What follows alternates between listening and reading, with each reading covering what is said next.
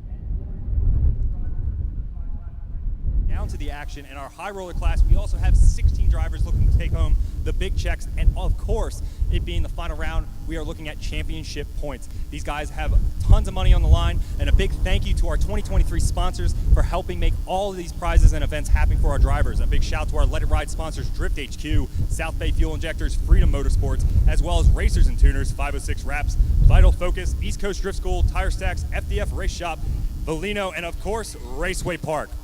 As we gather up our drivers, just hang tight and we'll get to the action here momentarily.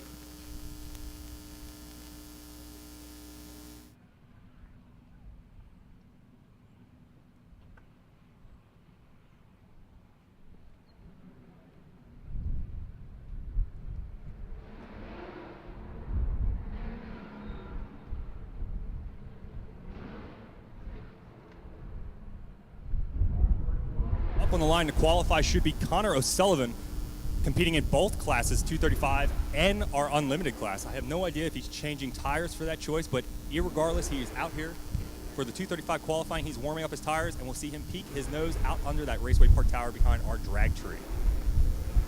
Definitely an exciting event, Mike, to end the season. We've got a points battle in place for both classes, like you said earlier, and another interesting fact is that we are split 50-50 in the high roller. We have 8 Canadians and 8 Americans, so it's getting a little personal here in the stadium.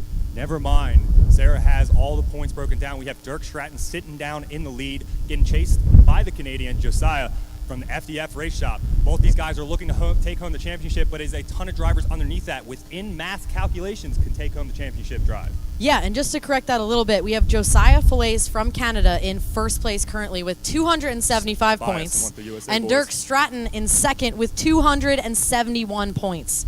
Our points race for the high roller series is separated by 4 points. It's literally anybody's game out here. All right, it looks like we got Connor O'Sullivan on the line, ready to take his first qualifying lap here of the 235 class, the final round of the Gambler here at Raceway Park.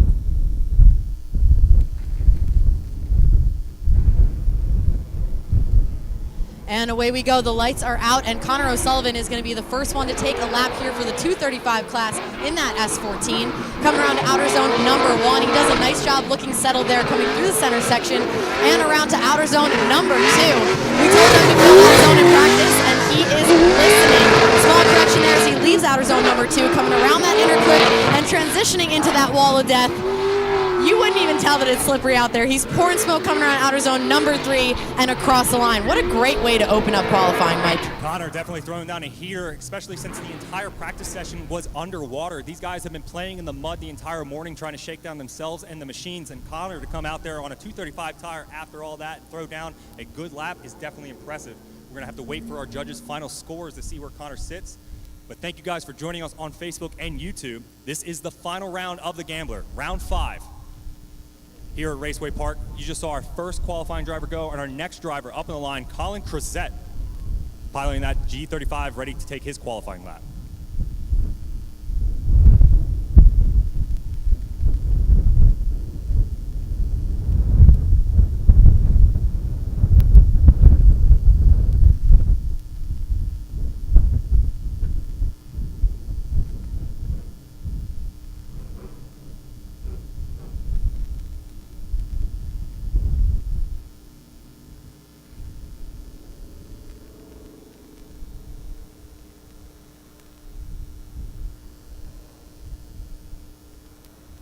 Hang tight as our judges are doing some math as our first driver coming out here, setting down the qualifying pace. Colin Crozet waiting patiently behind that drag tree here at Raceway Park's tower to take his first lap to see if he can get some points on the board and get into the show later today.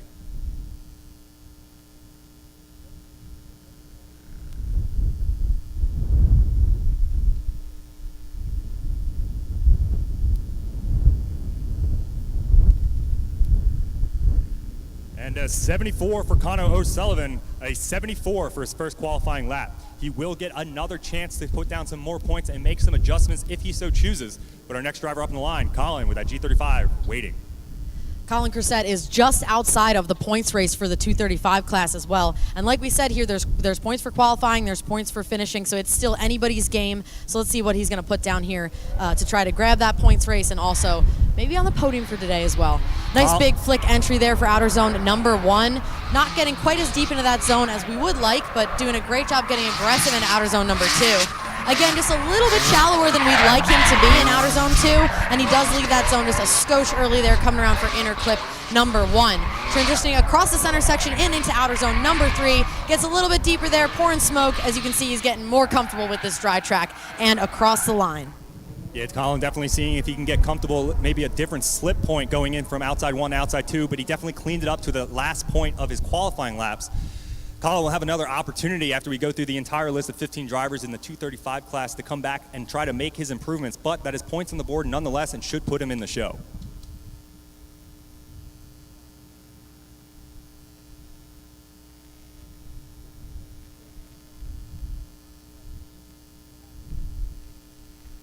Our next driver sitting on the line while our judges are doing the math of Colin's first qualifying run. That's my dad, Rich Whiteman, piloting his SR20 coupe, sitting right behind that repurposed drag tree.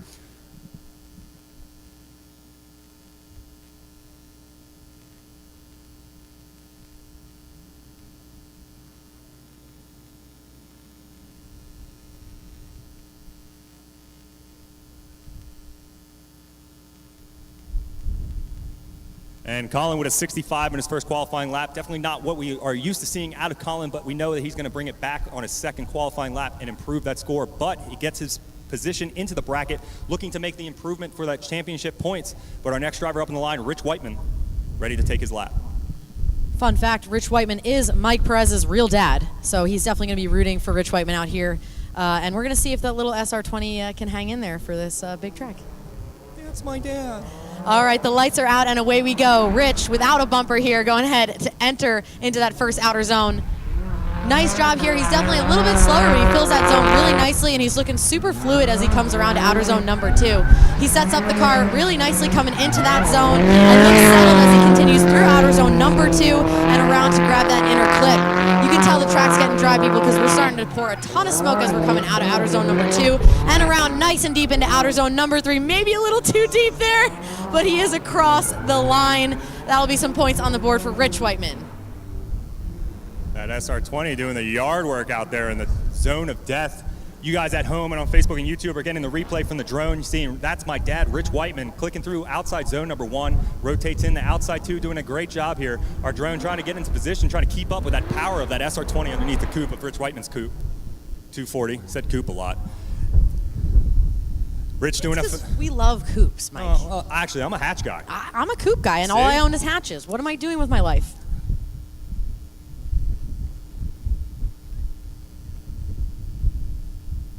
We are waiting for our judges to finish the math up on Rich Whiteman's first qualifying lap. While we wait for the math to be done, Nate Chen will be our next qualifying driver in that 235 class, piloting that FD RX-7. I believe that still has a 500 horsepower V8 underneath the hood, unless he swapped it out from the last time I've seen it. Nate's always throwing down out here at the Gambler. Looking forward to watching his first qualifying lap. You guys are at home are still watching Rich Whiteman peel away the mud on the outside of the outside zone 3. Sorry, I had to recount. Jumping back from the road course to the stadium at every round of the Gambler definitely confuses me. But you guys need to sign up for the Raceway Park Gambler. You guys missed it this year. I swear to you, there are some heaters out here. These guys have massive rigs, crazy machines, and great drivers coming from all over the place. And we got 8 drivers coming all the way down from Canada just to throw down the ego. It's wild out here, Mike. That is going to be a 73.3 for Rich Whiteman. And we have our next driver, Nate Chen, going to send it into outer zone number 1. Wow, he's looking really comfortable in that car. I don't think I've seen him drive that yet this season. He's doing an awesome job getting into outer zone number 2. Getting settled and coming around that inner clip and transitioning into outer zone number 3, setting it up nicely. We're just grabbing the edge of outer zone 3, but looking absolutely great in that RX-7. Nicely done by Nate Chen. Definitely a solid qualifying lap out of Nate. You can see Nate blasting out of that Raceway Park tower, coming down and flicking into outside 1 with some aggression. Definitely not something normally we see out of Nate. Definitely getting comfortable in this FDRX7. He's been putting a lot of seat time in this chassis. He also drives cars in Pro Spec and Formula D as well. So Nate is no stranger to getting it done for what the judges need to see in qualifying. We'll have to wait for our judges to finish the math here. They're taking a while.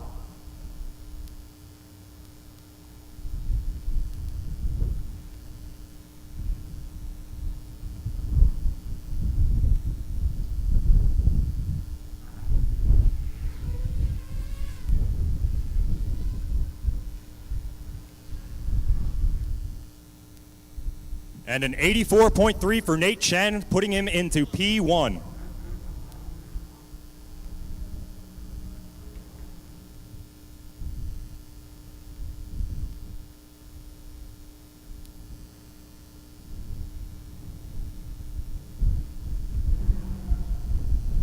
All right, next up on the line, we have Chris Meyer in that LS-powered E46. Chris is number 1 in the points right now for 235, and you can see why with that aggressive entry to grab outer zone number 1.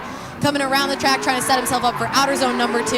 Doing a great job as he comes around outer 2, maybe about midline there, but looking absolutely settled, getting nice and deep, exiting that zone. Maybe a small correction coming into that inner clip, but he's tossing it in there to grab outer zone number 3. Again, just maybe a little bit shallow, but doing a great job putting some points on the board there for his first qualifying run. Chris Meyer, no stranger to the podium here at the Gambler. You guys are witnessing on Facebook and YouTube live Chris Meyer taking his first qualifying lap in the 235 tire class.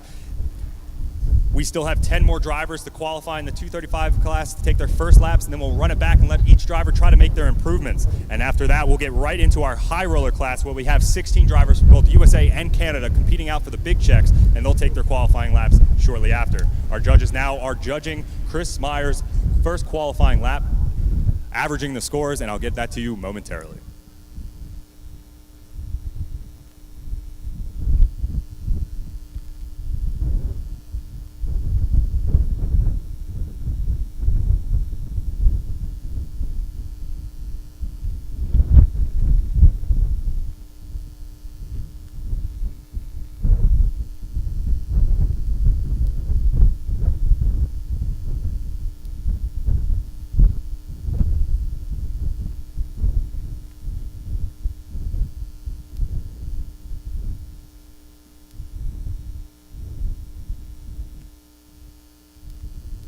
And a 79.3 for Chris Meyer.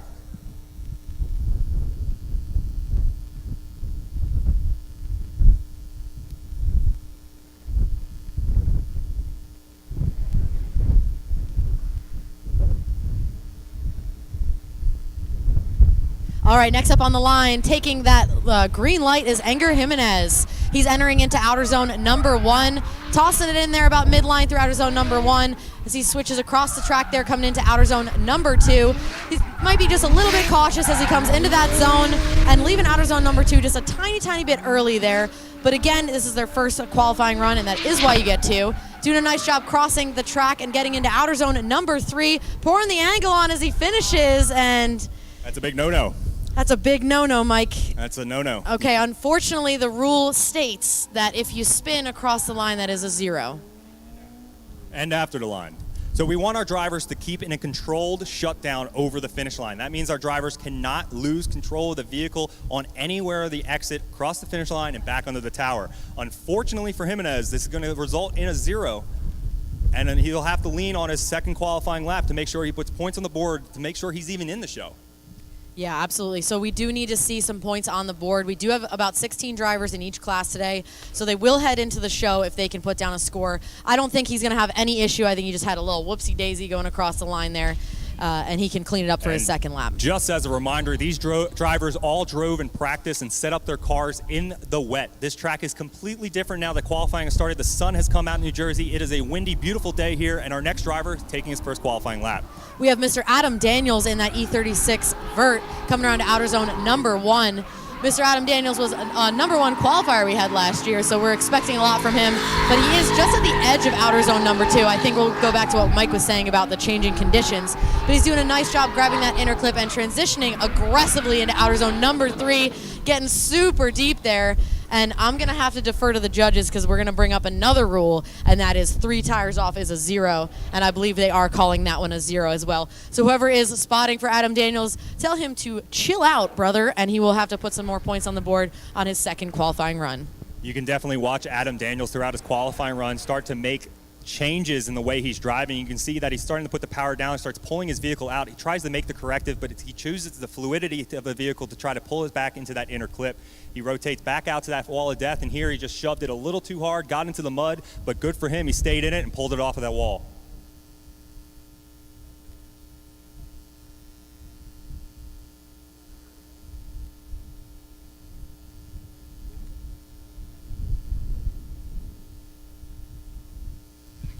Up next on the line, we have Nicholas Galarno coming down from Canada, I believe, in that black RX-7. He takes the green light, and he's going to head into entry. Let's see what he's got for us. Nicely timed entry, but doesn't really snap to angle at the proper timing there, if I was to say for myself. But he does a nice job coming around outer zone at number 2. There's a tiny bit shallow there just at the edge of that zone. But you can see he's really wheeling it around outer zone 2, grabbing that inner clip and tossing it into outer zone number 3. Again, just at the very edge of that zone. But like we were saying before, they have 2 qualifying runs. I think we're going to count that, guys. All right, we're counting it. Don't flirt with that, guys. Make sure your car is settled across the line there. Try not to spin after, because if you do spin, it's not under control crossing the line. That will be a 0. But that is some points on the board. We're going to defer to the judges and see what they have to say. That RX-7 definitely has a beautiful bodywork done to it. A widened car, has a roof, holes all over it, scoops all over it. It's got turbocharged V8 underneath the hood, or at least I am assuming, based on the intercooler. But that thing is pretty, so I don't blame him for trying to keep it off of the wall. Like we stated before, we have to give credit where credit is due. These drivers are coming out here completely blind to these conditions. They have no idea how these vehicles are going to decelerate going into all these zones. So kudos to every driver that is putting a taillight on the wall. But the rest of these drivers have another chance to put down some more qualifying points to get back into the show. And that will be a 48.3 for Galarno, 48.3. Again, like we said, in his run, just was a little bit conservative the entire time, but hey, that's some points on the board, and he does have another run. Next up is Kevin Robridge in that RX-8 coming into outer zone number 1. Again, just grabbing the edge of that zone there, transitioning through to outer zone number 2. Again, just at the very edge of that zone, just a little bit shallower of a line than we'd like to see, but he does look fluid and under control as he comes across that inner clip and transitions into outer zone number 3, doing a nice job getting into that zone and keeping control of the car over the line. I think we can attribute this slightly conservative runs to changing conditions. What do you think, Mike?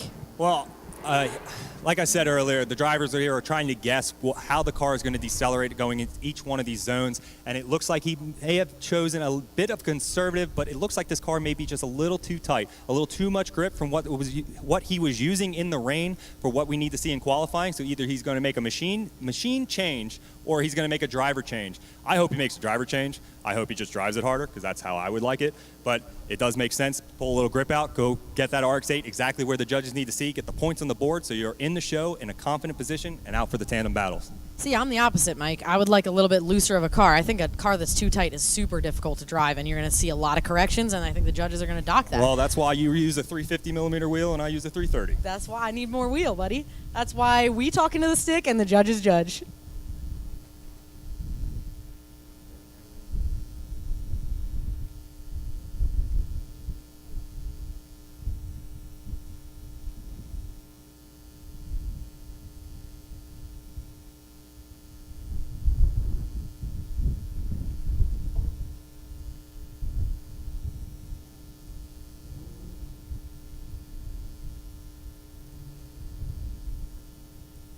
And that will be a 49 for Kevin Robridge.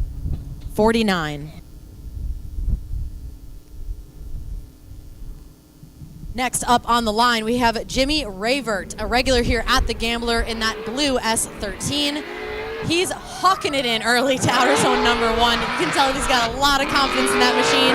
Coming around to outer zone number 2. He's really giving it all she's got, Captain, around that second outer zone, maybe leaving just just a little tiny bit early, and then coming across that inner clip and around to outer zone number 3. Again, a nice big flick to get in that zone. Maybe just slightly shallow in all the zones, but again, a really aggressive run and putting some points on the board. Nicely done there by Rayvert.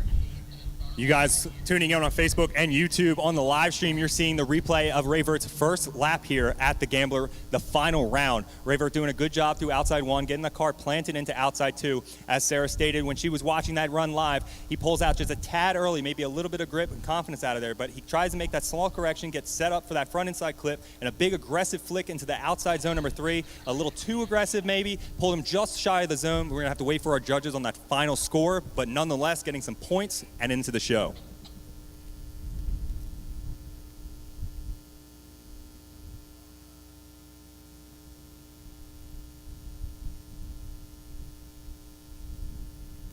Andrew Cate. Andrew Cate,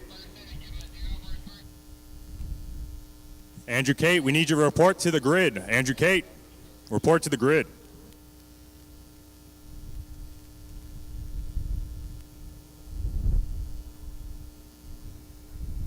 All right, last call. Andrew Cate, we need you to head up to grid so you can do your qualifying run. We do not want to give you a 0. We're not big meanies up here, as opposed to what everyone thinks about us. You got less than a minute. 57, 56, 55. But in the meantime, since I don't want to hear you count, we do have a score for Jimmy Rayvert, and that is going to be a 66. A 66. You get to say numbers, but I can't say numbers? You can say some numbers later.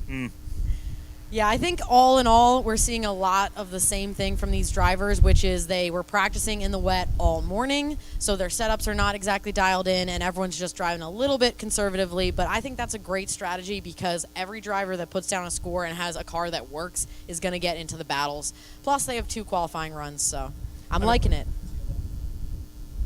Andrew Cate, I need you to report to grid. Trevor Root Jr., please report to grid. If you guys don't understand that joke, Andrew is piloting Trevor Root's old chassis while Trevor Root's going to be piloting his Pro Spec Formula D car.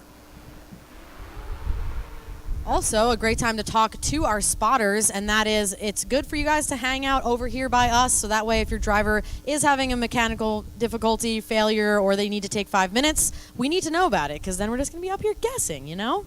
So we invite our driver spotters to please join us on the deck or on the bottom floor of the tower. You guys can see the majority of the action up close and personal and get directly to our judges booth to have any questions, concerns. Please do not hurt our judges. They are nice people.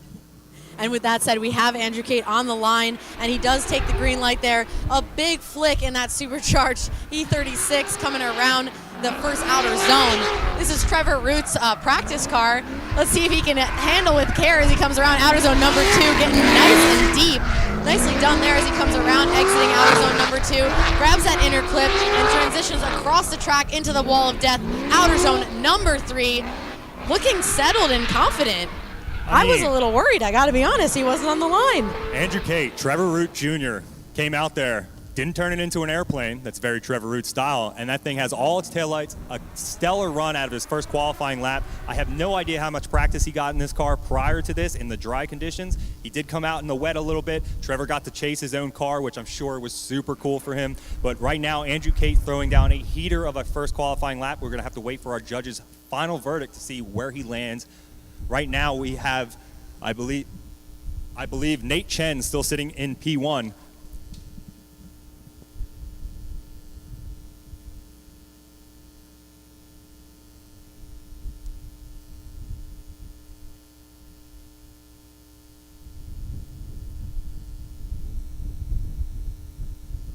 And a 72.6 for Andrew Cate, a 72.6.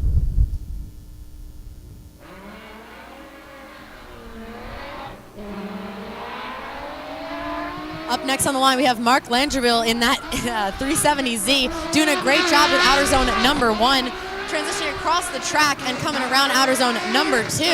Someone was telling me this thing is supercharged, and I think I see it now as he's exiting outer zone number 2 and grabbing that inner clip, transitioning across the track, pouring smoke and coming in really hot to outer zone number 3.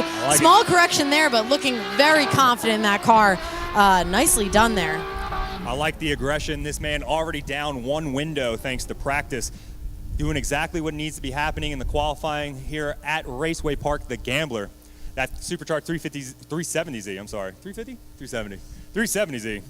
There it is. It was unforgettable. They all look like a computer mouse, Mike. You're I not hate to wrong. say it. That is a cool computer mouse. Look at you got the scroll wheel in the middle there. Like, that one does have a scroll wheel. I mean, that's a top quality mouse. That's one of those like Bluetooth mice. You're right. That's not corded. That's a gaming mouse. We're just waiting for our judges' qualifying scores to see where he's going to place in the show. This is our 235 tire class. If you guys are just joining us on Facebook and YouTube, welcome. This is the final round of the Gambler. We have our 235 tire class qualifying right now with our first sets of runs, and then we'll have our high roller class following after the second qualifying laps. And a 79.3 for Mark Lenderville. That is going to tie Chris Meyer for P2 in the qualifying order at this point. And Nate Chen is still sitting at P1 with that 84.3. But it's still anyone's game because we have to finish getting down our qualifying order, and then we'll send them again. Francis Knuckle piloting that white 370Z, getting that green light underneath that Raceway Park tower, ready to take his first qualifying lap. I have to say, I take back the mouse thing because I really do love a Nismo bumper. A big flick by Knuckle into outer zone number 1. Moving across the track as he grabs outer zone number 2. A small correction getting into that zone, but still nicely done and settled, just grabbing the very edge of outer zone number 2. Coming around the track to grab that inner clip, pouring on all the angle, but too much angle, and that will be a 0 for Francis Knuckle.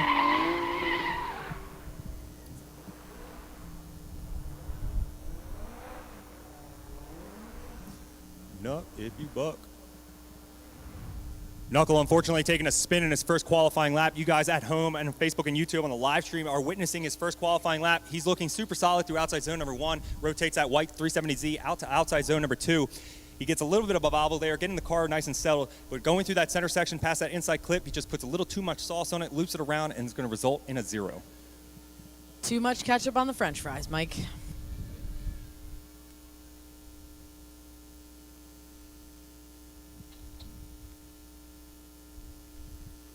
All right, the lights are out, and away we go. The next driver is Andrew Fable, Mr. SR20 himself. He did not get any hot laps today, but let's see if he can give us one heater of a qualifying run. Coming into outer zone number 1, does a nice job getting about midline with that zone, looking settled and nice and deep into outer zone number 2. You can tell he just drove this track at BMI because he's coming out of outer zone number 2 super wide to grab that inner clip, and he's moving across the track as he tosses it in. Ton of angle into outer zone number 3 and across the line. Nicely done there by Mr. SR20 himself, Andrew Fable. Fable out here, feeling comfy. And that S14, you guys on the live stream are watching him take his first qualifying lap.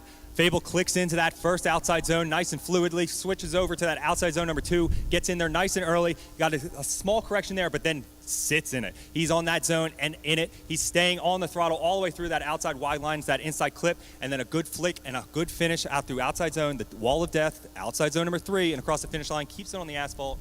A phenomenal job out of Andrew Fable.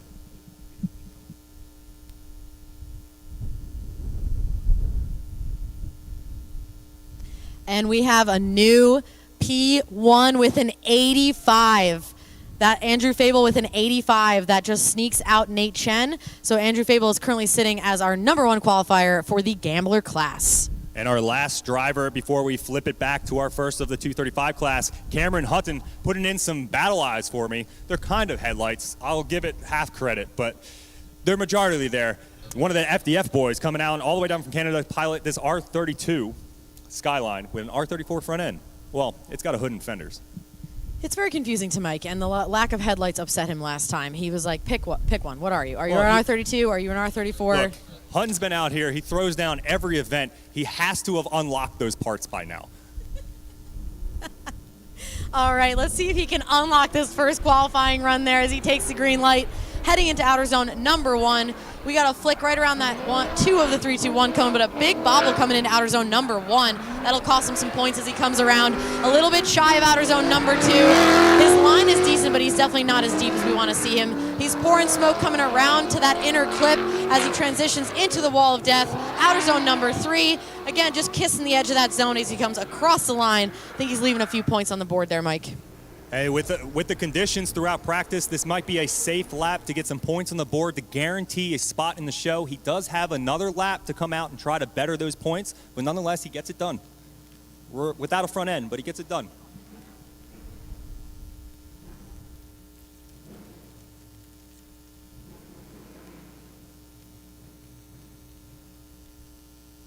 At this time, I need my 235 qualifying drivers to please report back to the grid for your second laps. At this time, Connor O'Sullivan will be taking his second qualifying lap. Looks like he's already parked behind that repurposed drag tree underneath that Raceway Park tower, ready to go. You guys on the live stream getting a sweet side shot of that O'Sully Racing S14, ready to take his second qualifying lap. And that will be a 47.3 for Cameron Hutton, a 47.3. Just a good opportunity to clean it up and grab some more points there, getting a little bit deeper in those zones. And a bumper. And a bumper for Mike. And with that said, we have Connor O'Sullivan taking his second qualifying run in that S14. Big flick before that first point of the 3-2-1 cones. Filling outer zone number 1 nicely as he comes across the track to grab outer zone number 2. Coming around nice and deep there. Screaming across the outer zone number 2 to grab that inner clip as he transitions across the track to grab outer zone number 3. He's looking confident. You can tell that first qualifying run really set him up. That was really nicely done by Connor O'Sullivan. Connor already sitting on a 74 from his first qualifying lap, waiting on our judges to do the math for a second. You guys on the live stream are seeing the replay. O'Sully throws it into outside zone 1 nice and early, and a good confident grab of that first outside zone. A good fluid transition to the outside 2, a little shy of that outside 2, but then gets the rear axle into where it needs to go. The judges are looking and peering for that. We are right there in that white tower, so we can see all of these zones. We can make sure that these taillights hit the wall, and you know what? Honestly, we just want to see people Trevor Root everything. Turn these cars into airplanes. Don't do that. Don't do that. It's not my car. Turn the car into an airplane. We cannot advise that. I'm not your dad. I can't tell you what to do or not to do. They're your taillights. You don't know that, Mike. I'm pretty confident. There's like an 83% chance that I didn't do anything wrong.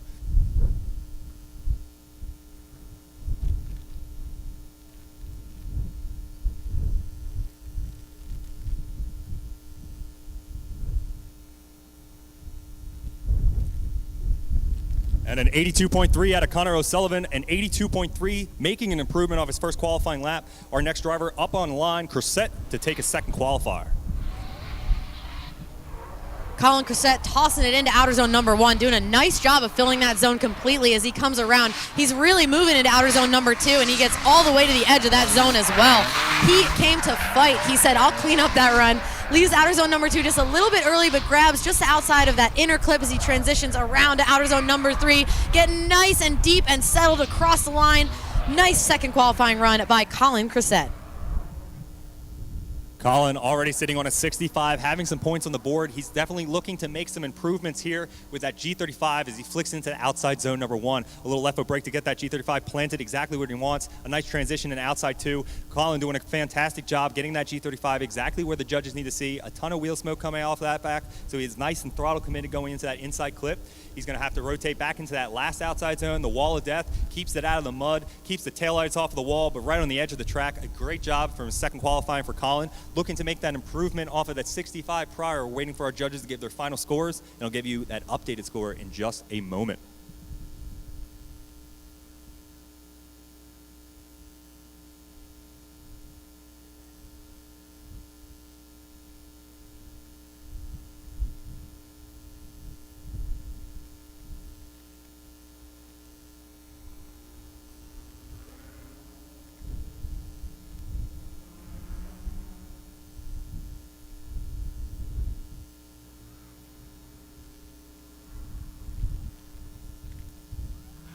And he definitely finds some points with an 83.6, an 83.6 for Colin Cressette. That's my dad. Up next on the line, we have Rich Whiteman. He's really all of our dads, really. We all want to see him kick ass in that low horsepower car, probably the lowest horsepower car here, but he really sends it, as we can see, into outer zone number 1 and transitions across the track around to outer zone number 2. We can hear him clutch kicking the absolute crap out of that car to try to keep it sideways all the way through that long outer zone of number 2 coming around to that inner clip. He's pouring smoke as he comes across the track, tossing it into outer zone number 3, looking nice and confident across the line there. I mean, the least we can say is that he's giving it all she's got. I don't know if you guys can hear on the live stream, but Rich Whiteman's left leg is literally beating the crap out of this 240. He's doing everything he can to keep the wheels spinning here, but still putting out some tire smoke. I'm actually quite impressed for that little SR that could. I'm proud of him too, man.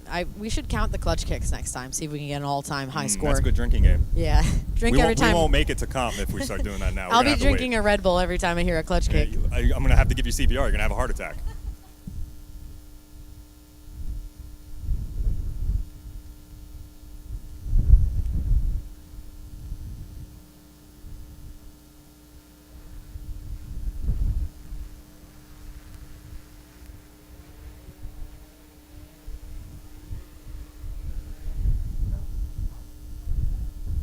And Mr. Consistency, that's my dad, Rich Whiteman, with an identical score with another 73.3. This isn't bracket racing, but he's doing a great job. At least he's consistent, Mike. Up on the line, we have Nate Chen to take his second qualifying lap. If I remember correctly, his first qualifying lap was quite the heater in that car. That's the first time I've seen him drive it. And it looks to be a repeat of the first one, filling outer zone 1 really nicely, looking super confident as he comes around. Absolutely planted in the throttle for outer zone number 2.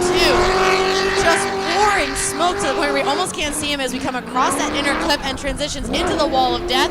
Outer zone number 3. And across the line. That was almost perfect, in my opinion, Mike. I mean, I like this aggression. This might be a new Nate. I've never really seen Nate kind of. He said, this is Chen. New chassis, who dis? I know this car. This is a great car. This was a good car prior. And Nate's taking it. He's got a good paint job on this thing. It's looking fantastic, and he's driving the balls off of it. He's doing a great job. Already sitting in that P2, looking to take out our new P1 qualifier. But Nate Chen sitting with an 84.3 priorly, already putting in the scores now from our 3 judges up here, so just give us a moment. It should look like a heater.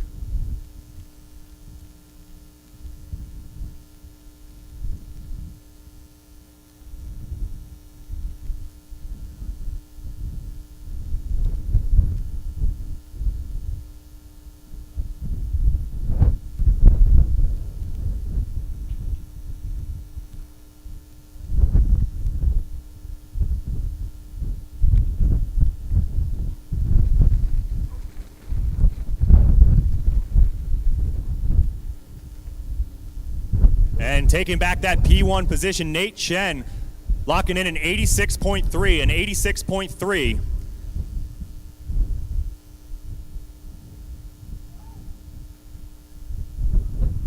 Up next on the line, we have the current points leader, Chris Meyer, in that E46, which is also V8 powered, coming in.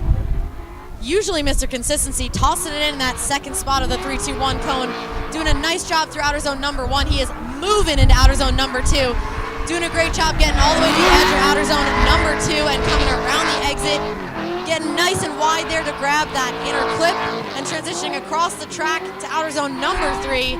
He's a man on a mission as he crosses the line. Definitely more aggressive than his first run. You can tell these drivers are getting super comfortable with this track, and I like watching drifting on a dry track so much better than the wet, but hey, that's just me. I prefer it wet. But anyway, Chris Meyer with a 79.3 in his first qualifying lap, looking to make these improvements now. Now that it's dry out, Sarah's preference, maybe get some more points on the board. I just like tire smoke, Mike. I'm here for all the tire smoke, all them big V8s, and saving your butt. I like saving money. But more importantly, I do enjoy these guys going out here and spending all their money to put on a hell of a show here at the Gambler. This is the final round at Raceway Park. If you guys are not here live and in person, make sure you share that YouTube and Facebook link. Tell your friends. They can listen to me and Sarah ramble all day long. We're finishing up our 235 qualifying drivers right now as we have Chris Meyer that just completed his. We have Jimenez up next. Nate Chen stealing back that P1 from Andrew Fable. Andrew still has one more qualifying lap, looking to steal back that first place position. And an 81.3 for Chris Meyer, an 81.3 on his second qualifying lap.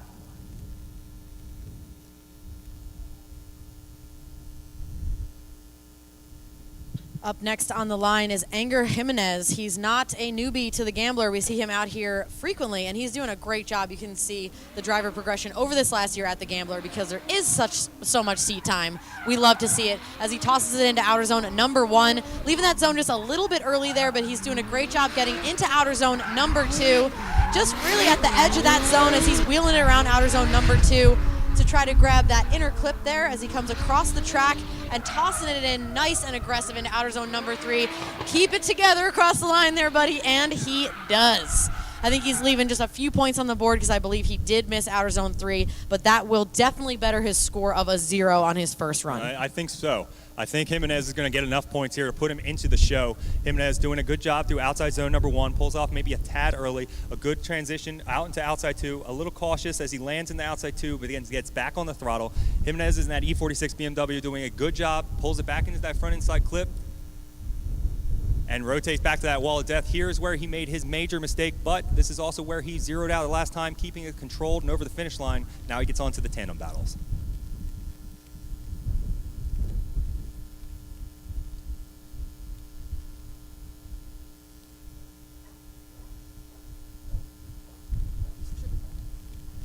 And a 61.3 for Jimenez. That's going to put him into the show. Definitely an improvement off of his first lap. Yeah, I mean, props to him for realizing what went wrong and in what zone and correcting it. And he definitely, like we said before, all of these drivers will make it into a top 16 bracket, so we will see him in the show. And I want to see him battle Tandem, so selfishly, I am glad. Up next on the line, we have Adam Daniels. He's known to toss a heater or two, maybe a little too hot into outer zone 3 wall. You see how his taillights look? What he's got for us today as he tosses it in nice and early initiation to outer zone number 1. Gets about midline through that zone, but he's tossing it in nice and deep into outer zone number 2. He does a decent job wheeling around that zone past the judges and around nice and wide to grab that inner clip as he comes across the track one more time into outer zone number 3, and just a little bit cautious there as opposed to the usual Adam Daniels, which is half the car on the wall. He's stoked about that run, Mike. Well, he should be. That's going to be some points on the board. Sitting on a 0 in his first lap, Adam Daniels needed that. And you can see that with his arm out the window as he came over the finish line. For you guys joining us on the live stream, you're seeing the replay as Adam Daniels rotates into outside zone number 2. Daniels not scared of licking the backside of that car off of any of the walls here, as Daniels looking nice and confident and fluid throughout the entirety of outside zone number 2. Gets nice and close to that front inside clip. A nice confident drag into outside 3, keeps it off the wall of death. And here you can see him starting to celebrate because he knows he got it done, and he's now into the show, onto the battles right after we get done with our qualifying of the high roller class. We have a few more drivers left, about halfway through our second runs of the 235 tire qualifying. I repeat, right after this, we'll have our high roller qualifying, where you have 16 drivers, 8 drivers from Canada, 8 drivers here from America, battling it out, plus a points championship. You guys aren't going to want to miss this. Once we get through what I say is the boring stuff, but these guys are still throwing out here, getting into Danger's Way, and throwing it down out at the Gambler, the final round here at Raceway Park. Our next driver up on the line, ready to shoot. Up next, we have Galarno tossing it in there to outer zone number 1. He does miss that zone a bit. I wonder if, I believe we're looking at a mechanical failure because I heard the car rev up and not go anywhere across the center section. So unfortunately, that is going to be a 0, and he's going to have to rely on his first score, which is a 48.3. And while we're here giving out scores, we have a 68.3 for Adam Daniels, so he is in the show as well, bettering that 0. But, you know, things happen. That's why we have 2 qualifying runs, so that if you do run into a mechanical failure, you make a mistake, whatever, the conditions are changing, like we saw here today, you do have 2 qualifying runs to try to put down a decent score. So. At least whatever happened there didn't result in him riding off that car. You guys can see throughout the drone footage that some of these walls have a slight movement to them. They're not exactly lined up. That's from guys throwing in heavy going into this wall. We've seen some major crashes over the years here at Raceway Park for both multiple series that have held events here. But right now at the Gambler, our next driver up in the line shooting out with that RX-8 out from the Raceway Park tower. We have Kevin Roberge in that RX-8, super bright livery there, tossing into outer zone number 1, getting in just a little bit late, but he's moving across that center section as he sets it up for outer zone number 2. He's feathering the throttle through outer zone number 2, just at the edge of that zone as he comes out of 2, grabs that inner clip and transitions one more time across the center of that track, getting nice and deep into outer zone number 3 and across the line. Definitely an improvement from his first lap. Don't quote me, I'm not a judge, but he's already sitting on a 49 from Q1. He's looking to make improvements here with that RX-8 as he flicks into that outside zone. A tad shy, gets in a tad late, but he's in there nonetheless, getting some points on the board. Once again, a tad late into outside 2, but he's starting to get that car settled off. We're going to see how the judges are going to weigh those little balance mistakes there as he's getting that car settled for each one of these zones. But sitting with a 49 in his prior lap, he already has some points. He's in the show. This is just basically to see where he's going to land in our bracket.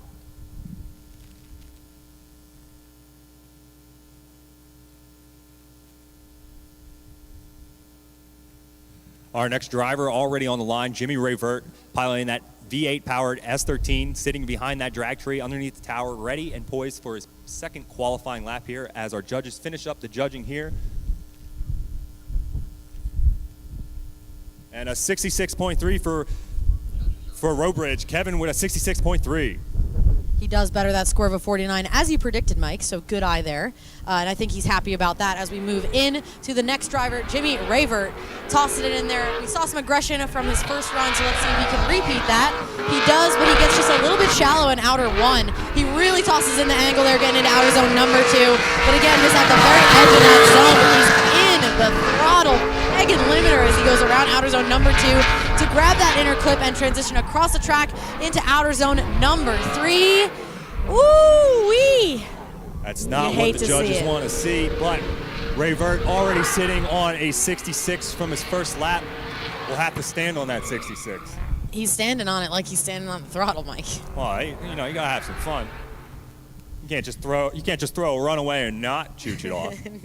You do like to see it. I think it's just a setup and the changing track conditions. He was tossing in a ton of angle there. You could tell he was really fighting the car. But I like the aggression. I want to see it dialed in tandem battles. So let's go ahead and move on to our next driver. Jimmy Rayvert will hang on to that 66. I do enjoy seeing a driver that already has some points on the board trying and throw some extra aggression to get that sauce into that run and see what they can do, not only in qualifying, but what they're capable of in their tandem battles later. Woo, Trevor Root Jr. getting aggressive, already sideways way before he needs to. This is Andrew Cate in Trevor Root's spare car, doing a nice job with outer zone number 2 and coming around, getting way deep into outer zone number 2.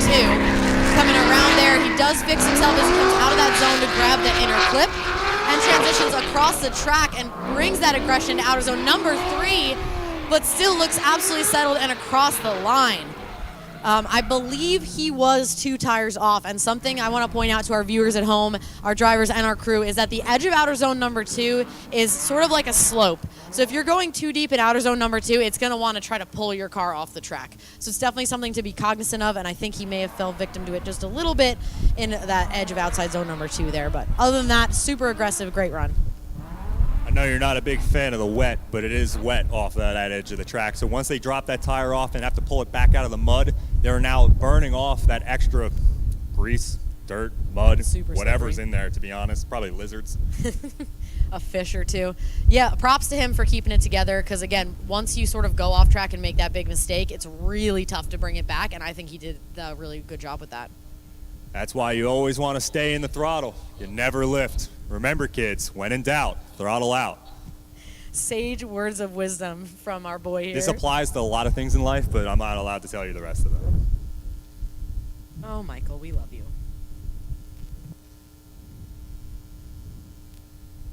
Sitting with a 72.6, Andrew Cate looking to make his improvements here. Definitely not going to be high with that mud drop, but our judges are doing a lot of pen work, a lot of writing. Well, they're probably looking at that off track. The 2 tires off is a deduction, 3 tires off is a 0. So they're probably just seeing how heavily that deduction weighs in their minds before they're going to give us a score.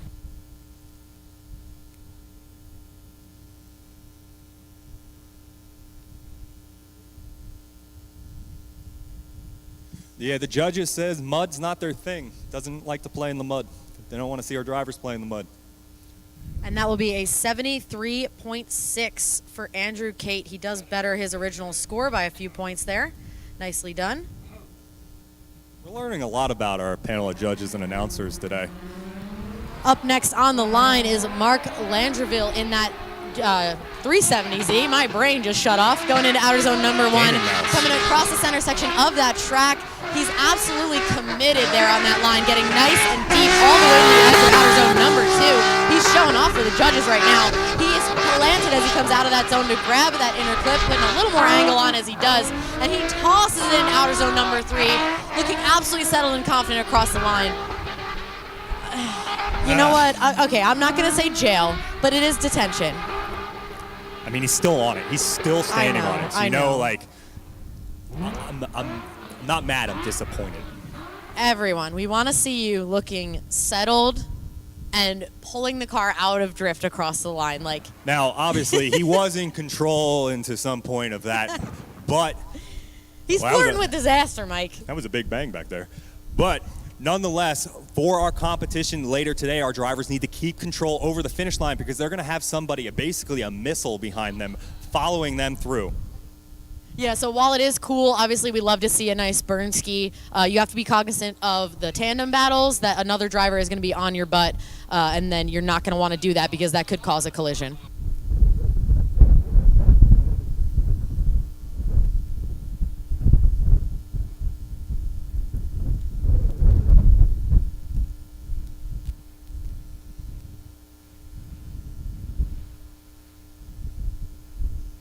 Just hang tight here while our judges are calculating the scores, and we will let you know as soon as we have a score to share with you. Well, if I'm hearing what's on the radio correctly, we heard a pretty loud pop.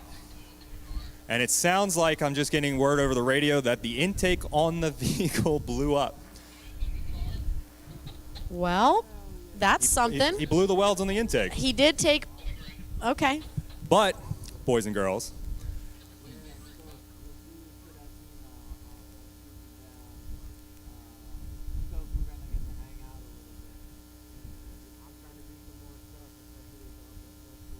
So I hope whatever mechanical failure that he had is not going to prevent him from tandem competition. He does have a little bit of time because we are going to run our high roller qualifying, but I hope he can get it back together because I really wanted to see this car tandem. I mean, he threw down a great qualifying lap here. He was obviously stoked on it as he came over the finish line, but I mean, I've done it. We've all done it. And here is our other 370Z. Too much celebration too early. Knuckle, let's make sure he doesn't have the same sort of issue, and it looks like he doesn't coming into outer zone number 1, transitioning across the track there into outer zone number 2, getting just the edge of that zone as he comes around in front of the judges. Not quite as deep as we'd like to see in that zone, and he does grab inner clip, the one and only inner clip on this track, and again tossing into outer zone number 3, just a little bit shallow. Okay, you know what? Where's their dad? I'm telling. Guys, we love to see it, but you can't do that in tandem battle. You're going to get a door full of car. Luke, this is your fault. It's okay. There's one more drivers meeting where I can bully them. Okay, I will say it. If you do a spin across the line like that, I will bully you over the mic.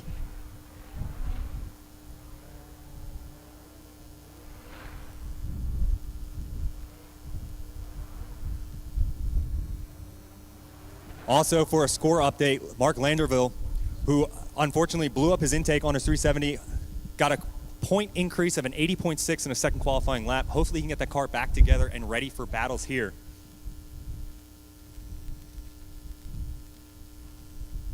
And Knuckle probably excited to the fact that he has some points on the board with that white 370Z. He's going to get into the show with his 0 in his first qualifying lap. Definitely an improvement.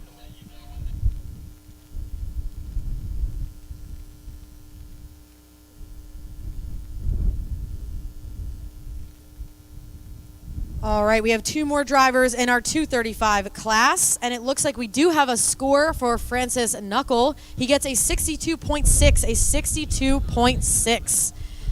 And next up on the line, we have Andrew Fable, Mr. SR20 himself, getting ready to try to better his score of an 85, which I believe is P2 at this point. So anything else here is gravy.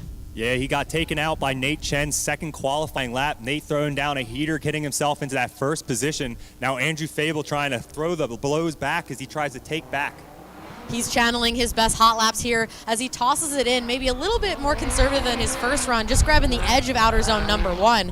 Fable, who is that? Come on, step it up.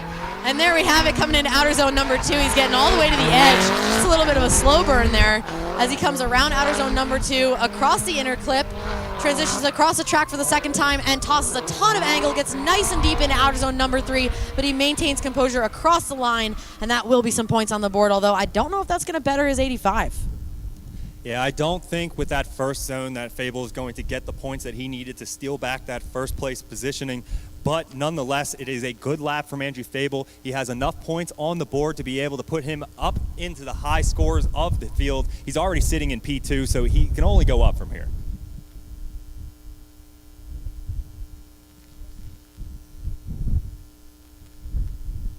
We have one more driver of our 235 class, Cameron Hutton, with that unlocked or locked Skyline missing all sorts of parts. He put battle eyes in there for me. I am proud of Cam. So like all this smack I'm talking to is just I want to see an R34 front end out there.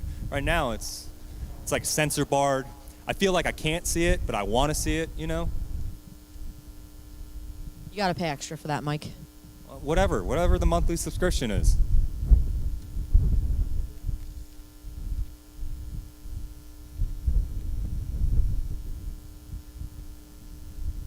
And a 76.6 for Fable. He's going to keep that 85, landing him into P2 right under Nate Chen, currently sitting P1, our last driver on the line, ready to take his second qualifying. Hutton in that FDF Skyline, waiting and poised for our judges and our drone pilots to be ready to go.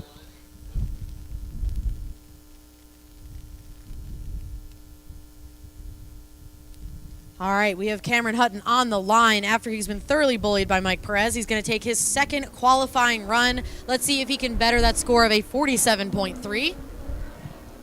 Tossing it in there right about where you want to enter, but he doesn't quite get into outer zone number 1. He's moving across the track nice and quick into outer zone number 2. He's about midline through outer zone number 2 as he comes around, wheeling that thing out, getting nice and wide, exiting 2. Grabbing that inner clip as he transitions across the track for the second time. Tossing it in there, a ton of angle to grab outer zone number 3 and across the line.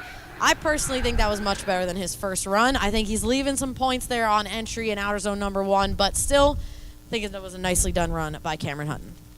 Hutton already in the show thanks to his points of his first qualifying lap with a 47.3, so he can only go up from here, but that is going to lock in Nate Chen as our first place qualifier in our 235 tire class. Congratulations to Nate Chen and that blue FDRX7. At this time, all our high roller class qualifying drivers, I need you to report to the grid. I repeat, all high roller class drivers, please report to the grid. And we will announce the rest of the qualifying order and your scores if you guys are curious in the drivers' meeting. We'll also have the bracket for you there, so make sure you attend that one before Tandem competition. But yeah, congratulations to Nate Chen coming away with P1. I think it was well-deserved.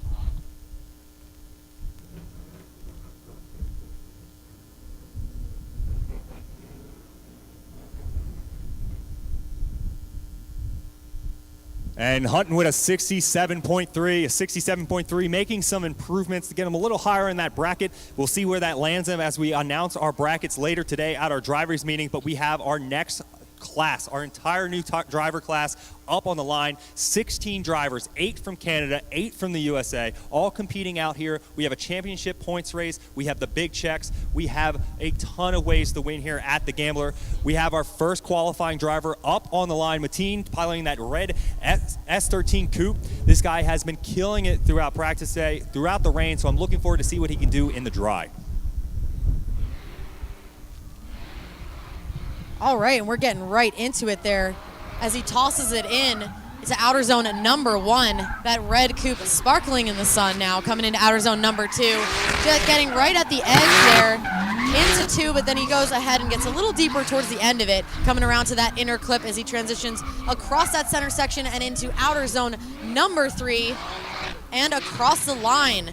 There you have the first run of our high roller class, and we got some points on the board.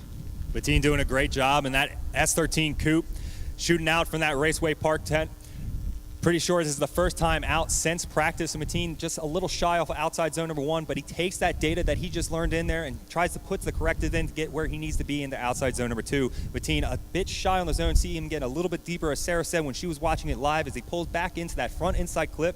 Maybe a tad tight over that front clip, but a good shove into outside 3, getting that rear axle where it needs to be. Maybe pulling out of that zone just a tad early, maybe a little bit of machine, but I'm definitely looking forward to Mateen taking his second qualifying lap here at the Gambler. This is now the high roller class. This is an unlimited tire. You can run what you brung. This is everything you got. There is some heaters out here. These guys have come all around the country and in other countries to come throw down at essentially the greatest place on earth.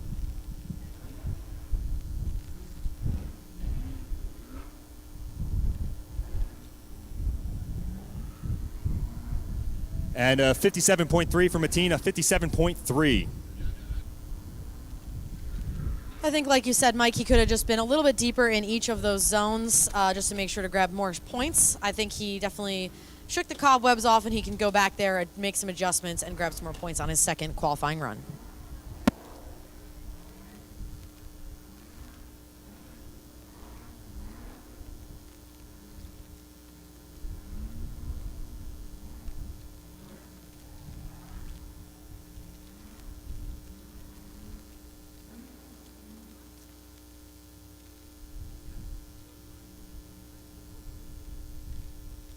Up next on the line, we have Jaden Martirana, Jay the Drifter, as he's known. Apparently, he is the youngest driver here today at 15 years old, if I hear correctly, which is awesome. We love to see that out here. We love to see some young guns, the next generation, driving that Corvette. Let's see what he's got here on his first qualifying run.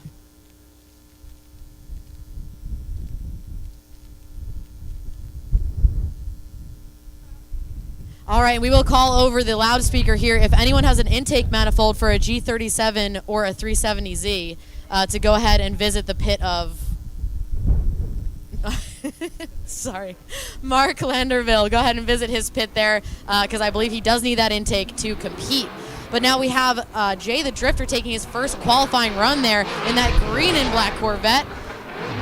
Just pouring in the throttle inputs, coming into outer zone at number 2. Doing a nice job just at the very edge of that zone. Does a few corrections there as he's leaving that zone. But the throttle commitment is definitely there as he comes around to outer zone at number 3. And again, just a little bit shallow in those zones, but overall a great qualifying run for his very first qualifier.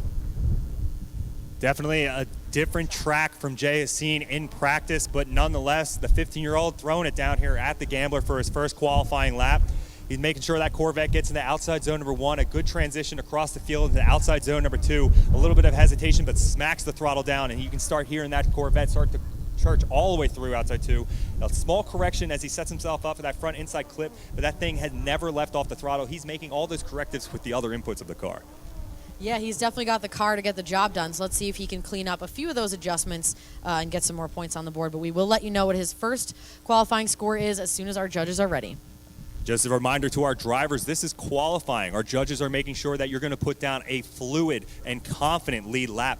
It does not matter how fast you go, as long as it looks fluid and consistent. So I think the speed matters for, like, the, I guess, X factor, if you wanted to talk about that. So our judges are going to award some more points if you were to do the same run, hitting all the zones, do it perfectly, and then do it fast. That's like some bonus points, like extra credit, if you will. I like to call those, that last fast is like the last 90, the last 10 points of a perfect score. Yeah. Is that where that speed's going to come through, but it's not necessary to get a good qualifying score on the board to get you into the bracket, into a strong bracket feed, so you can get all the way to the finals without having to battle the greatest and latest. Appreciate it. And that is going to be a 72.6 for Jay the Drifter, a 72.6 for Martirana.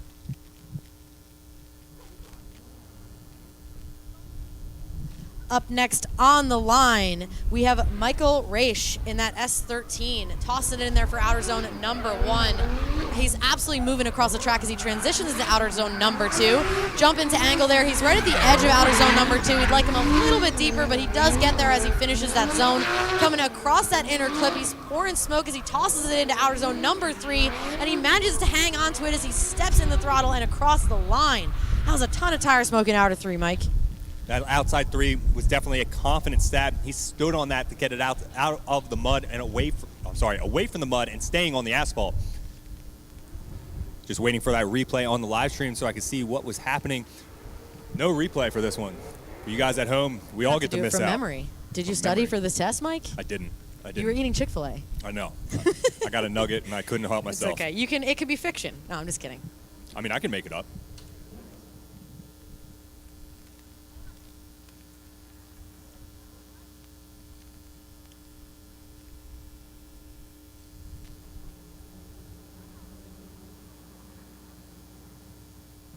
All right, and that is going to be a 75.6 for Michael Raish, a 75.6. That is currently P1. Congratulations. Sorry, Chick-fil-A nugget really got in there. I would do it for the Chick-fil-A Our next too, Mike. driver on the line, Connor O'Sullivan, also piloting the same car, changing the tire setup to run the high roller class. He also running the 235 class, already getting some laps in. Looking forward to see what he can do on the bigger tire. And I think some of the viewers at home might be used to seeing him in an E-chassis. He's brought an S14 with him today, so he's earning some points in my book. But I think it's awesome that a driver is going to come out and try to run both these classes. I think it's going to be cool, and let's see how he does. You know, we all eventually grow up and stop driving S-chassis. Never grow up, Mike. All right, Connor O'Sullivan tossing it into outer zone number 1, looking absolutely confident, same as those previous runs he's taken. Coming around to outer zone number 2, he's absolutely committed in that throttle. Pouring smoke at the edge of outer zone number 2, tossing the car around to that inner clip and across the track back to outer zone number 3.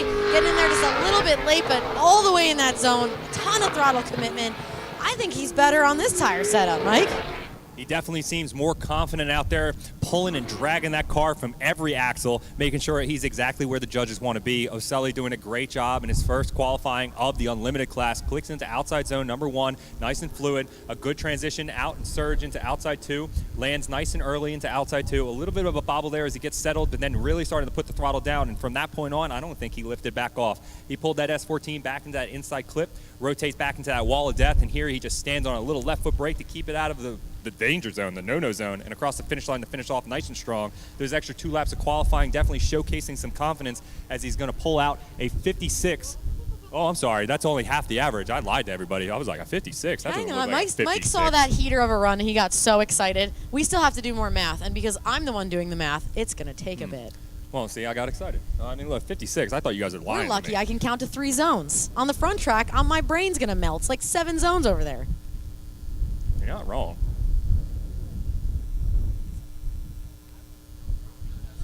Ah, there we go. An 85 for Connor O'Sullivan, putting him into P1. O'Sullivan sitting P1 in the unlimited high roller class. Yeah, nicely done there. And then we have our next driver. This is not Dirk Stratton. This is Mark Raj. Okay, sorry about that. We're going to announce the run. Here we go into outer zone number 2.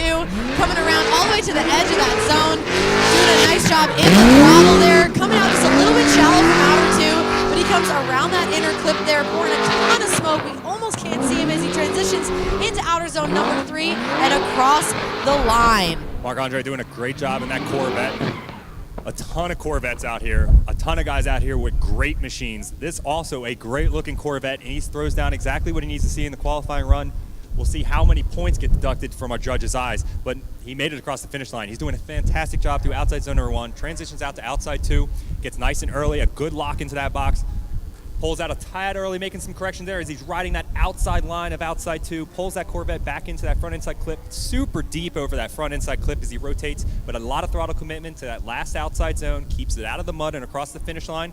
No 360s, makes us proud, and moves on. Approved. It is approved by the announcers. Good job. I blame Luke Fink for the 360s. Rodriguez did a great job. I think he left just a few points on the board. He could have been a little bit deeper in each of those zones, but the commitment was there, the throttle was there, the fluidity was there, just a little bit deeper in each of the zones, and that would have been pretty much perfect in my book. Definitely not a bad way to put out your first qualifying. Definitely that front inside clip needs some tweaking, but otherwise a great run out of Marc-Andre.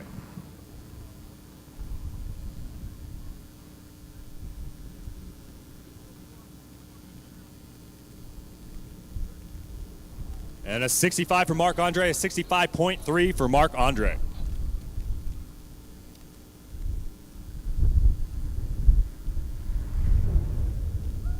Up next on the line, we have Sebastian Gauthier joining us from Formula Drift.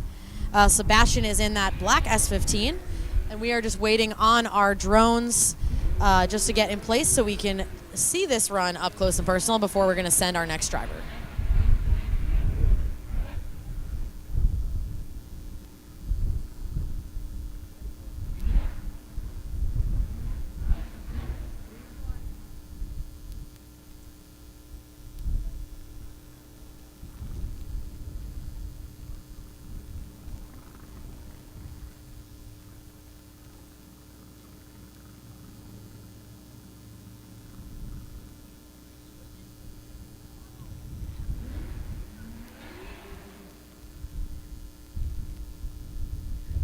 All right, we got a down drone.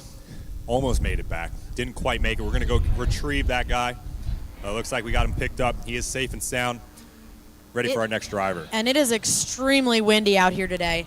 So this is a great time to thank all of our grid workers, all of our media, and our drone pilots for braving this weather. We've had almost every single type of weather already today. And shout out to Gus, who is running grid. It was his birthday yesterday. Shout out to our boy there. He's doing a great job. We love to see everyone coming out helping us put on these events. So thank you, guys. Sebastian waiting to take his first qualifying lap here, shooting out from that Raceway Park Tower. And it looks like our drones are back, and we're going to send Sebastian Gauthier into his first run. He's entering right around that one spot of the 3-2-1s, but he doesn't get quite as deep as we'd like to see him into outer zone number 1. Transitioning around the track into outer zone number 2. He's popping and banging his way around that zone, but again, he's just right at the edge. We need to see him a little bit deeper as they're coming around to that inner clip, transitioning across the track and grabbing outer zone number 3. He almost misses that whole zone. Again, a great run, but not deep enough. He reached for it. He definitely reached for outer. He gave it a little kiss, a little smooch, if you will. It's delicate, gentle, if you will. Sebastian doing a great job going into outside zone number 1, pulls out a tad early, rotates into outside 2, pulls off that zone, gets in a little late. Ton of throttle commitment, great looking car. Sebastian definitely at some points on the board looking to clean this up in the judges' eyes, but points on. He's in the show. We have 16 drivers in our unlimited high roller class, so he, with points, will be in the show. But now it's to see what bracket he's going to have to feed himself through in order to take home the win today.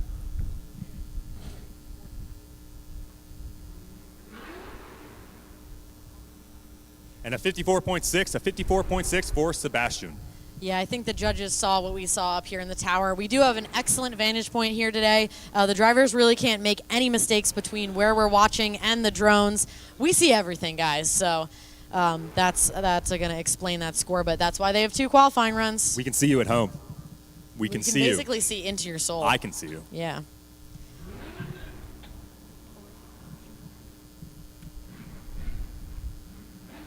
Up next on the line, we have Gabriel Beaurivage taking his first qualifying run as he tosses in that FRS or BRZ or whatever you want to call it and misses the first outer zone completely. Unfortunately, maybe even straightening in that center section there. Coming around to outer zone number 2, and he's just inside that zone as he comes around to grab that inner clip, transitioning across the center of the track and to outer zone. Oh, and that's going to be a 0, unfortunately. Now, we've talked about this with the 235 class, but we haven't mentioned it yet for the unlimited class. These drivers practiced all morning in the wet. So a lot of these drivers have not seen a dry lap yet, unfortunately, so we might see some errors here on their first qualifying runs. But so far, knock on wood, everyone's been able to keep it out of the wall, which is all I can ask for.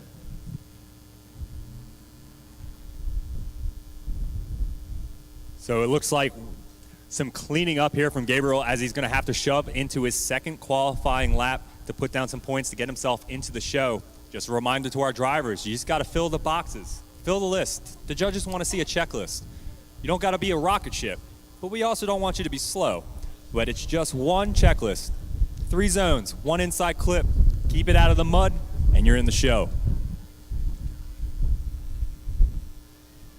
Up next on the line in his big boy car with his big boy pants on, we have Trevor Root joining us from Formula Drift Pro Spec, tossing it in on the wall. Trevor Tree coming around outer zone number 1 and around to outer zone number 2. He said, I already drove this track this car, and I'm going to show you how it's done. Nicely done there, maybe 1 or 2 corrections in outer 2, grabbing that inner clip and transitioning into outer zone number 3 of the wall of death. Wow, Trevor Root reigns supreme in my eyes. That was an excellent run. Well, you can see why I was making fun of Root and his camp of turning cars into airplanes. Right off the hit, Trevor Root, Trevor Tree, shoving it into that wall. Outside 1, licking the taillight off of the concrete there as he rotates back into that outside 2. A confident drive in outside 2. Trevor Tree, a little left foot brake, a little bit of hesitation there as he's trying to get that car to settle off into outside 2, but nonetheless, he is moving forward the entire time. A good pull for that front inside clip, dumps it into outside 3. Trevor Root, planted.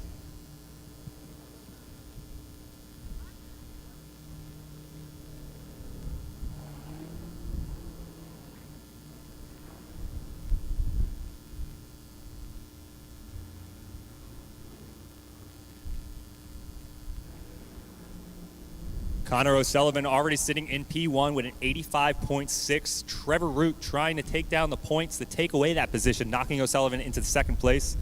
O'Sullivan competing in both tire classes, having plenty of seat time to dial himself in the machine in. Putting on that bigger tire definitely showed a little more confidence under Connor. And it looks like we have our final score. It's going to be an 83.3 for Trevor Root, an 83.3 putting him to P2. Up next on the line, we have Samuel Galvin in that S15, tossing it in there right around that second part of the 3-2-1 cones, but he does enter a little bit inside, missing outer zone number 1. He's coming in shallow to outer zone number 2, although he is on throttle and committed, as we've seen over and over here today. Pouring smoke coming around for that inner clip and transitioning. Let's see if he goes wide enough. Just about wide enough to grab outer zone number 3, at least the second half of it. But again, nicely done as far as throttle and commitment. I think these drivers just need to adjust their line just a little bit. Again, where they were in the wet, they're being a little conservative, and now we need them to step it up. Yeah, this strawberry face hatch is working its way down. That first inside clip pulls completely away. It doesn't even try to get that first inside clip, but rotates back through, does the similar out-tum to outside zone number 2, and he starts to realize his mistakes here. He starts to get that machine exactly where it needs to be, getting that rear axle in the box, and pulls that S15 front right across that front inside clip, rotates down to the wall of death, keeps it nowhere near the mud, pulls off the zone great. If he can land a tiny bit earlier, he's locked in. And as Sarah said, with the changing conditions all throughout practice, it's not uncommon to see. It was a safe run, got some points on the board. He is in the show, ready to go. He's got one more lap to try to make his improvements here, but nonetheless, he gets to see Tandem battle. And a 54.3 for Samuel. Up next on the line, we have P2 in our points battle right now, Dirk Stratton. He's only 4 points behind our leader, and he's out to prove a point as he tosses it in, getting all the way to the edge of outer zone number 1. You guys can see why he's 2 in points right now, coming around to the edge of outer zone number 2. He's absolutely screaming around the outside of that track, completely planted, no adjustments from what I can see. Coming across that inner clip and tossing it nice and wide. Maybe a small adjustment going into number 3 and across the line. What a way to first qualifying run. That might be better than Trevor Root's. I'm all excited. I'm standing up in the tower. I'm a big Stratton fan, but I'm a big V8 pouring tire smoke fan, Mike. And Dirk is going to give you that every time. This man stands on that throttle. I'm pretty sure there's like a little lever. He just clicks it on, and then he just dances with the other stuff. But he just floors it, and he is committed, confident the entire time. He's been piloting this machine for years.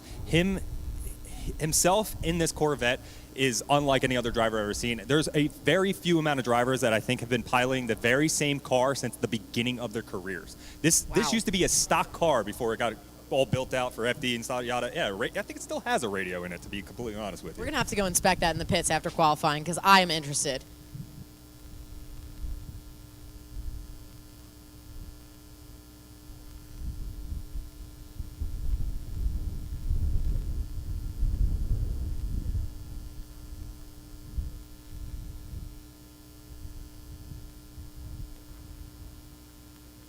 And your new P1 with an 86.6, Dirk Stratton, taking away the top spot from O'Sullivan. But O'Sullivan's not done with another qualifying lap.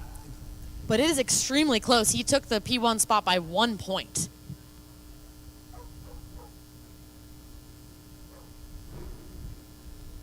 All right, up next on the line is Michael Pelchat in that 240. I believe it's a red, white, and blue S14. S15, my bad. Coming around, entering right at that 2 spot of the 3-2-1 cone, getting super wide in outer zone number 1, feathering the throttle across the track, and planting it into outer zone number 2. Really nicely done there. Coming around outer zone number 2, really great collector to set the car, coming across that inner clip, transitioning around to outer zone number 3.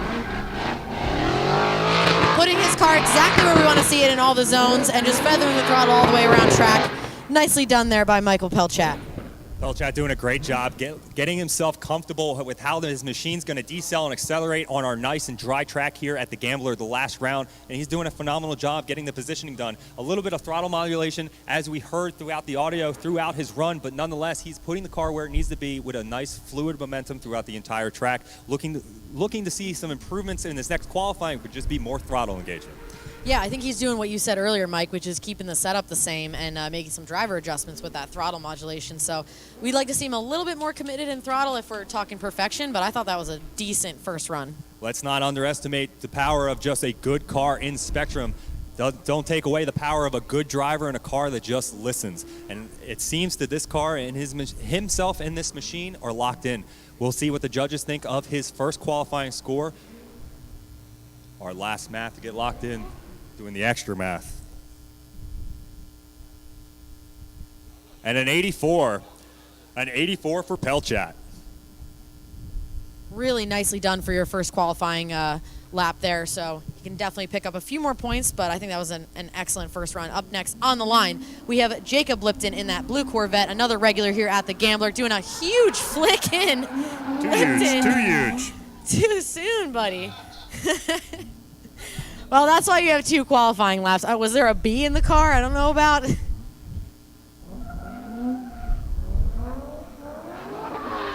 Now, we love a nice aggressive entry, but that might have been just a little bit too much. Do not let her water that down. If you guys want to do that every time, I'm okay for it. I want to see consistency. I want to see people driving with the throttle. But hey, consistent carnage. I'm not a judge, so what I want doesn't matter. Exactly. I want consistent carnage.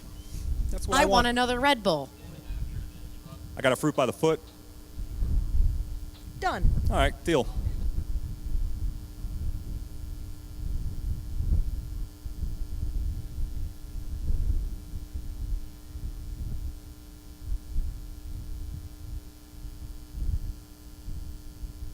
Up next on the line, and because I'm trying to pronounce everybody's names today and doing a terrible job, we have Brian Hoplamazian, also known as B-Hop, also known as Hopquake, trying to Hopquake this big boy car he's got out here today. Golan motor, MA Motorsports S13, tossed it into that first outer zone, looking pretty dialed there, coming across the track, floating it into outer zone number 2.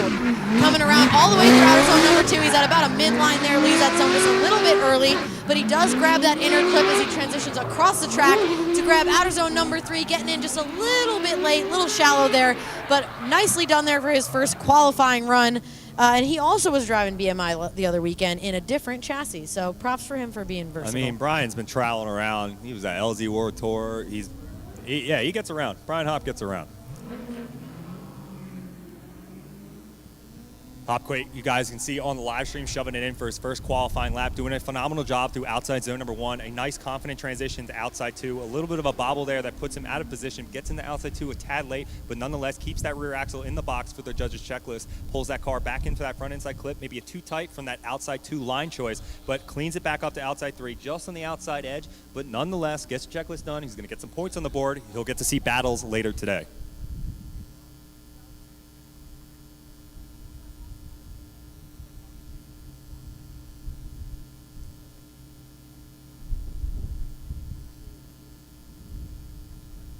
And a 73.6, a 73.6 for Brian Hop.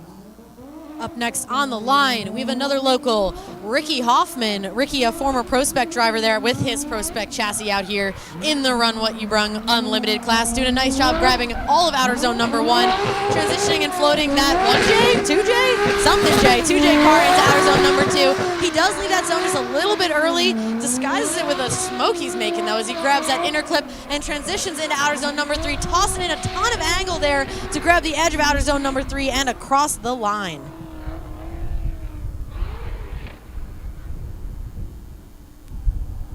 Ricky Hoffman out here with his front bumper on. No rear bumper, though.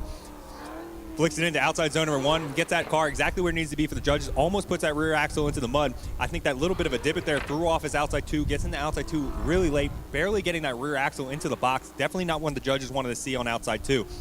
Pulls it back into that front inside clip. Ricky's no stranger to the walls here at the Gambler. Throws it in confidently into that walls of death, but then stands on a little too much, trying to keep that car into the zone and pulls it out just a tad early. Definitely not what the judges want to see out of Ricky, but nonetheless, points on the board should get him into the show.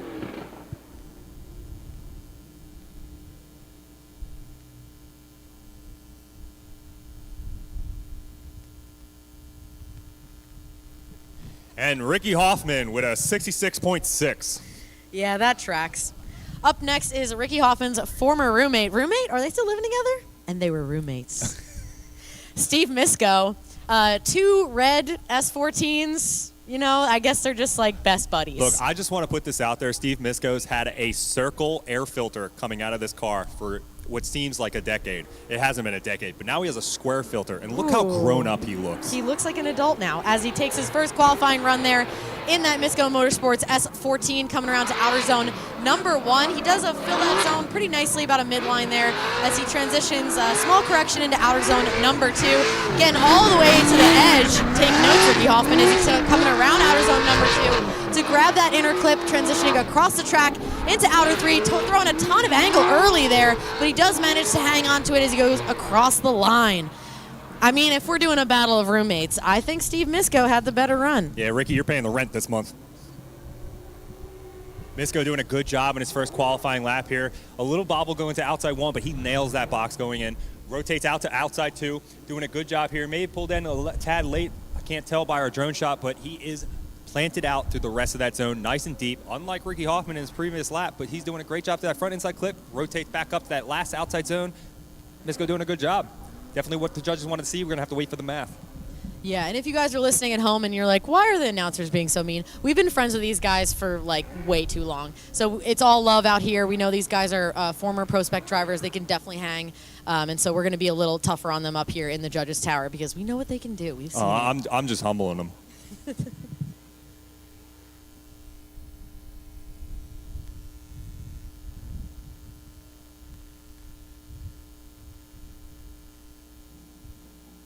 And Steve Misko with a 74 for Steve. Now we have our final driver of the first qualifying laps for the high roller class, Josiah Falaise, who is currently number 1 in points by just 4 points. He's brought his Corvette today, and he's here to win, coming in super wide to fill outer zone number 1, transitioning across the track, getting nice and deep in outer zone number 2. Sort of feathering that throttle. He exits outer zone number 2 just a little bit early, but he's right positioned well to get that inner clip, coming around to outer zone number 3 and grabbing all of that zone as he comes across the line. Now he is head-to-head with Dirk Stratton for points here. It's going to be a battle today, Mike. So, if you guys are unaware, Josiah recently piloted that FDF S14. I believe he recently sold that car, but he is out here now with his Corvette. So like I said before, everybody eventually grows up and gets out of an S chassis. Call me Peter Pan, baby. Josiah doing a great job throughout his qualifying laps here, definitely putting down the checklist that the judges need to see. Our points leader showcasing what he's got. We're going to have to see how our judges do the math here today to see his first qualifying lap. At this time, our high roller class, I need you to report back to the grid for your second qualifying laps. I repeat, high roller to the grid for Q2s.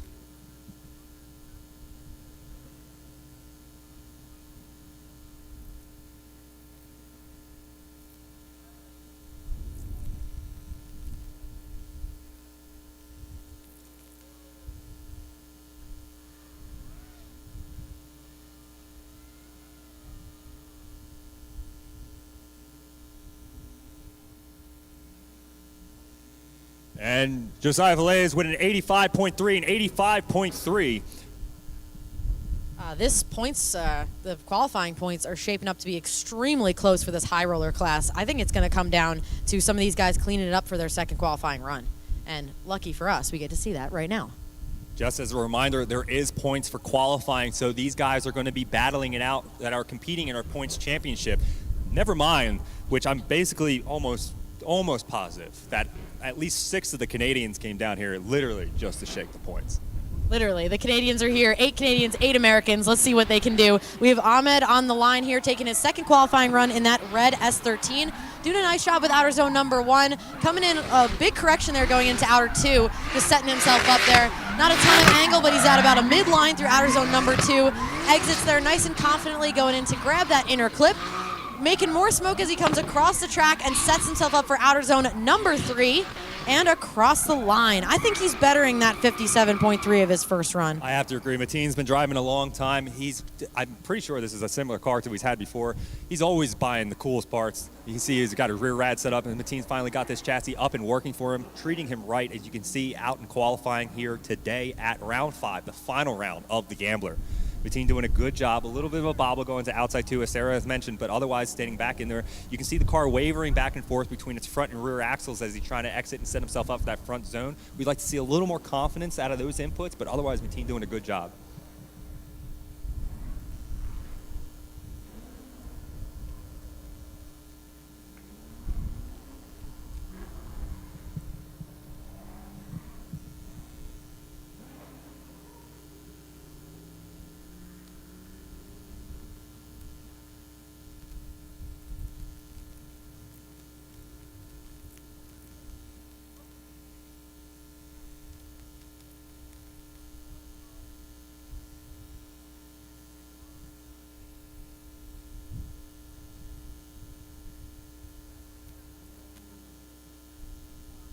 And a 68 for Mateen, a 68 for Mateen. A couple more points on the board for Mateen. Looking forward to seeing the rest of the Q2s as all these drivers now understanding what the track conditions are, making some improvements for both themselves and their cars. Up next on the line, we have Jaden Martirana, Jay the Drifter, as he is popularly known. In that Corvette there, he's spinning the tires well before entry there, flicking it in nice and aggressively, grabbing just the edge of outer zone number 1.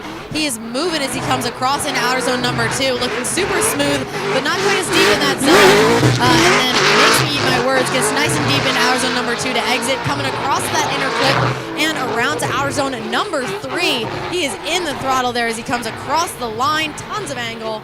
I think he grabbed a few more points from that first score of a 72.6.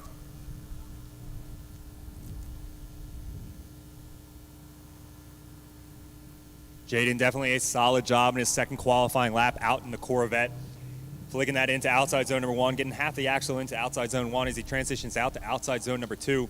Jay doing a good job keeping that throttle down as he pours the smoke out of the backside of that Corvette as he finishes off outside zone 2 with confidence, sets himself up well for that front inside clip. Maybe a tad tight on that inside clip as he rotates back to the outside 3, but Jay doing a great job. Nice confident drive out of that Corvette. That 15-year-old really showcasing what it's capable. That sim drifting, I believe Jay's been down the clutch kickers, been back. I believe he was a Florida, competing down in Florida at least for a while, but Jay's been thrown down. I'm pretty sure he has a prospect license as well. He's going to be an absolute weapon because he's growing up in drifting, and I'm stoked to see it. I love to see the next generation getting into it and doing like really well, especially against drivers who have been doing this for much longer. He is a prospect driver. I think he just got done with the LZ World Tour as well up in Canada.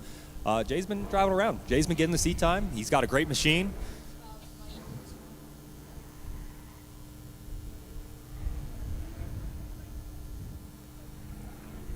And a 69.3. A 69.3 does not better his first qualifying score of a 72.6. Up next, we have Michael Raish there in that S13 coming around to outer zone number 1. He gets into that zone at about a midline coming across the track, getting into outer zone number 2. He gets in initially, but then gives it a little too much sauce, Nope. And that is going to be a 0. No, sir. No, sir. He will keep his first score, which is a 75.6, a pretty decent score there. And like we said, everyone who puts down a scored run will be in the top 16 bracket that we have later today. Now, let's not take down Michael's enthusiasm. I love anybody that comes out here knowing they have points on the board, trying to throw some more extra aggression, some extra throttle commitment. Start using the other inputs of the car to really stand on that throttle and make that car navigate through our course here, which is much elegant aggression as possible. Up next on the line, we have Connor O'Sullivan, our dual-class warrior here. He's in the 235 Gambler class as well as the high roller class. So he's changing tires, and he's here to put up some points in both classes. Nicely done there on outer zone number 1, but he could have been a little bit deeper like he was in his first run. Again, not quite as deep as he was in that first run in outer zone number 2 either. And I don't know if he's silent there. A little bit of a mechanical failure, I believe, but that is going to be a 0, and he's going to have to head in to competition with his first score of an 85.6. Well, honestly, I think that was a wise choice because if he did have a slight mechanical gremlin or something that was going to come up to him, he has a ton of battles. He's competing in both the 235 and the high roller class, so that means that machine has to outlast the entire weekend, 2 sets of battle brackets. So if he heard something weird, could have been a good shutdown. Maybe it was a quirk. Either way, he's going to rely on his first qualifying lap. Up next on the line, we have Marc-Andre Rodriguez there in that Corvette. This is not Dirk Stratton, everybody. coming into outer zone number 1. Little left foot brake to set himself up better for the outer zone number 1. I do remember he did better than his last run there. Getting super, super deep into outer zone number 2. Let's see if he can hang on to it there as they get around. Leaves that zone just a little bit early, sort of the same spot where Connor O'Sullivan was having a bit of an issue. And he tosses it in nice and deep into outer zone number 3, leaving that zone just a little bit early, but he does complete that lap. I believe, guys, if everyone's watching, especially spotters, outer zone number 2 is getting real grippy towards the end of it. I think that's maybe where those last 2 drivers had a bit of an issue, but that will definitely be some points on the board. Let's let our judges calculate. We'll let you know when we have a score.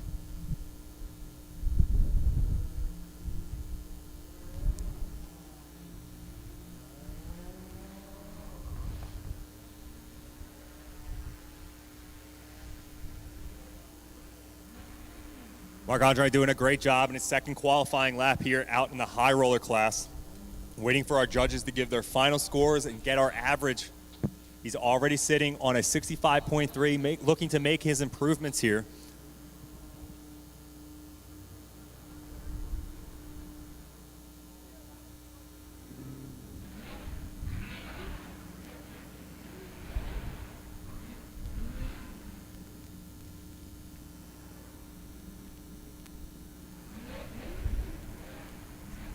And the 61, he's going to rely on his 65. Marc-Andre with a 65 as his last qualifying score.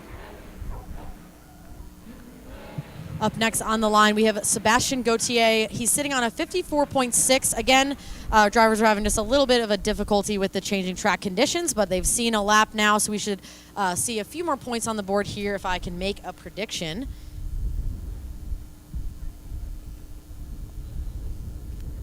Our drone pilots are ready. Sebastian is on the line, and let's see what he's got for us on his second qualifying run.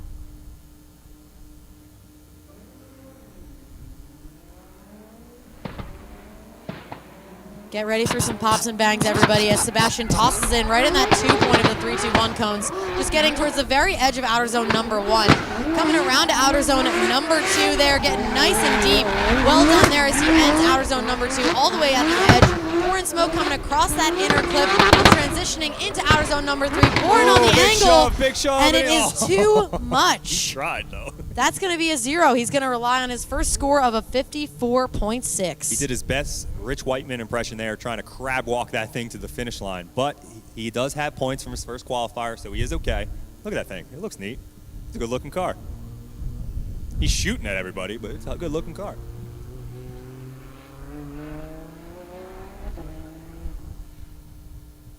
Although we do have 2 classes here, everyone likes to think that the 235 Gambler class is the less exciting class, but I think we're proving here that our 235 tire guys, our gamblers, can go up against our high rollers, no issue, and we can have 2 essentially equally as entertaining competitions. It's sort of 2 for the price of 1, Mike.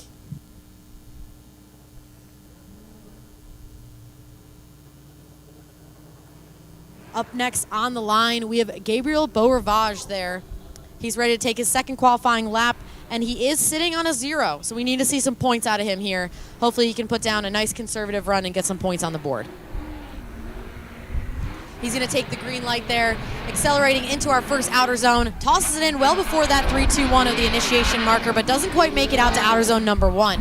He's really moving across the track as he pours on the angle there for outer zone number 2. Doesn't quite get into that zone either as he comes around to grab that inner clip, coming across the track for the second time, and sets himself up to just get the very edge of outer zone number 3 and across the line. So this will be a scored run, but unfortunately I think he's leaving some points on the board because he's just getting to the very edge of that zone. A decent line, but he needs to be deeper. Well, sitting with a 0 in his first qualifying run, his goal this lap was to make it through the lap, and he did. He did make it through the lap. He's going to get some points on the board, which will put him into the battle brackets.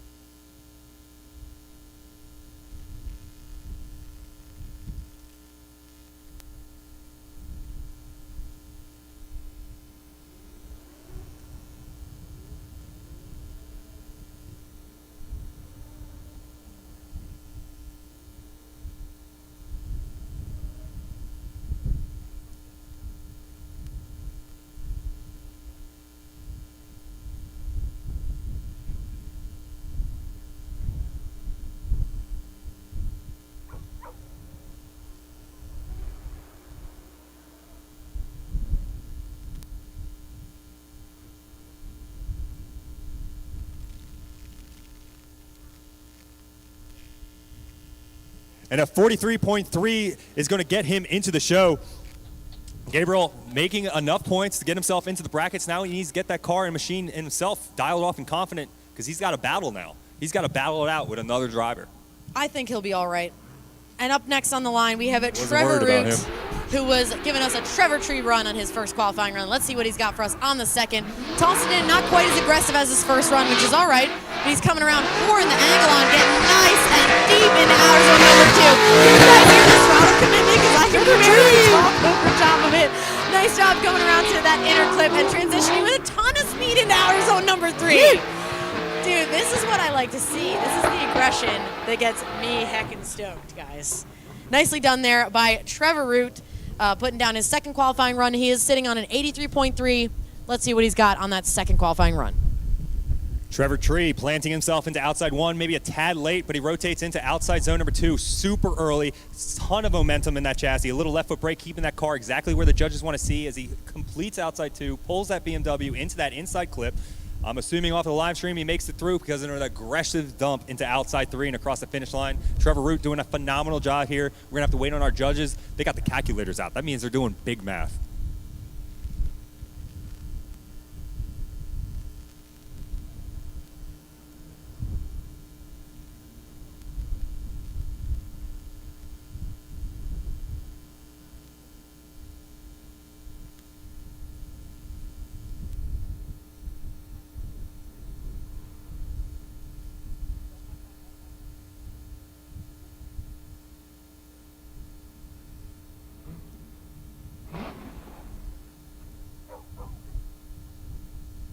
And an 81.6 and 81.6 out of Trevor Root.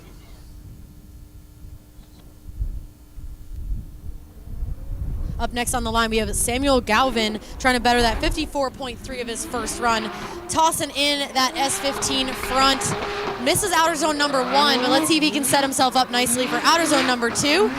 Getting in that zone at about a midline. Nicely done as he's pedaling through there. Finishes outer zone 2 completely. Comes around to grab that inner clip as he's transitioning with a ton of smoke and speed through to outer zone number 3. He sets himself up nicely for that zone and across the line. That'll be some more points on the board, I believe, in my opinion. Sam did a great job there. He's already sitting on a 54.3 from his first qualifying lap. I think he's going to peel off a few more points out of the judges here in his second qualifying. That first outside zone definitely not helping his case here, but he does clean it up for the rest of the run.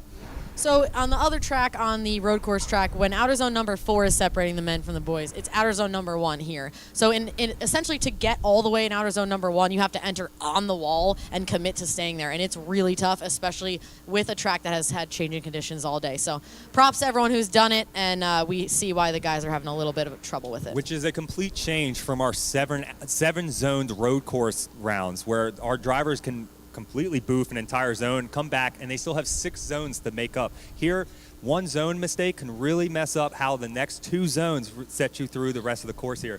But he's going to get a 68.3, a big leap in points for Sam. He's going to move into the battle brackets with some extra confidence and a little bit of an ego boost. I think the Gambler is the only series, Mike, that's on more than one track. Am I talking out of my butt here?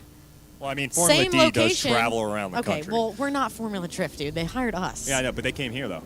They did. They did. Come here. All right, up next, we have Dirk Stratton in that Corvette, sitting number 2 in the points. He's got a point to prove as he comes around outer zone number 1, filling that zone completely, doing what we said, which is a nice late entry, coming around all the way to the edge of outer zone number 2. He's absolutely screaming on the throttle, putting a ton of angle to end outer zone number 2. Coming around to grab that inner clip as he transitions super wide, grabbing some dirt to go around to outer zone number 3.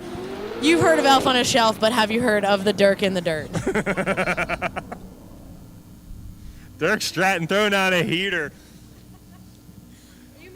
Stratton doing a good job through his second qualifying lap. Taillights right on the backside of the wall. That outside 1 doing a phenomenal job. The transition to outside 2, a ton of confidence, a ton of throttle commitment through here. The Corvette literally rocket ships out of the zone into that front inside clip. He has set himself up almost perfectly for that exit and a deep dive into outside 3. Literally shoves it in the mud, drives it out into the zone, and finishes off nice and solid. Dirk Stratton already sitting number 2 in our championship points, waiting for our second qualifying score points. He got an 86.6 in Q1. Waiting for our judges to finish doing their math, and I'll update you guys of Dirk's second score.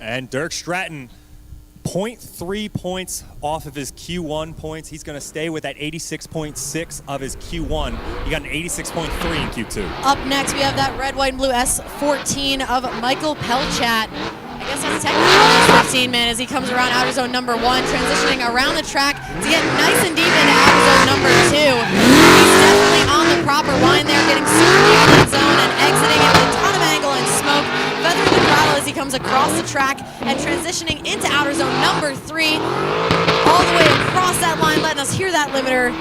And that'll be some more points on the board. He is sitting at a nice 84, though. I wonder if he's going to better that score. You can only go up from here. If you guys are watching on the live stream, thank you for joining us for the final round of the Gambler. You guys are watching the second laps of our Q2 laps of our high roller drivers. Right now, Pelchat piloting that S15 throughout our stadium track here at the Gambler, doing a phenomenal job, clicking off that front inside clip, rotating out to that last outside zone, keeping it out of the dirt, right on the asphalt, right in the box where the judges like to see it, and finishes off nice and strong. Good second qualifying lap out of Pelchat, already sitting on a confident 84. As Sarah already said, we're just waiting for our judges to finish scribbling and doing math.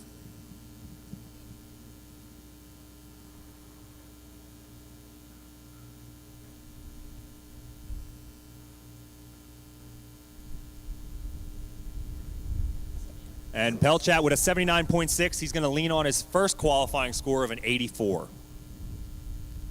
And Mike, the live chat has so graciously brought up the point that, is it an S14, is it an S15? A lot of these guys are on a 14 chassis and putting on a bunch of S15 body panels. So, you know, I think it's whatever I decide it is. You got to look at the quarter glass. It's the quarter windows. If they're pointy, they're an S15. If they're bulky, it's an S14. If they're not existent, it's probably Ricky Hoffman's. Nice. Up next, we have Jacob Lipton here, tossing into outer zone number 1. A ton of angle, but not too much like his first run. He is sitting on a 0, so we want to see him put some points on the board here. Almost straightens out coming out of outer zone number 2, but he manages to stay in it. That'll definitely be a little bit of a deduction there as they come around the track, transitioning into outer zone number 3. Nicely done there for outer 3 as he comes across the line, and that'll be some points on the board for Lipton.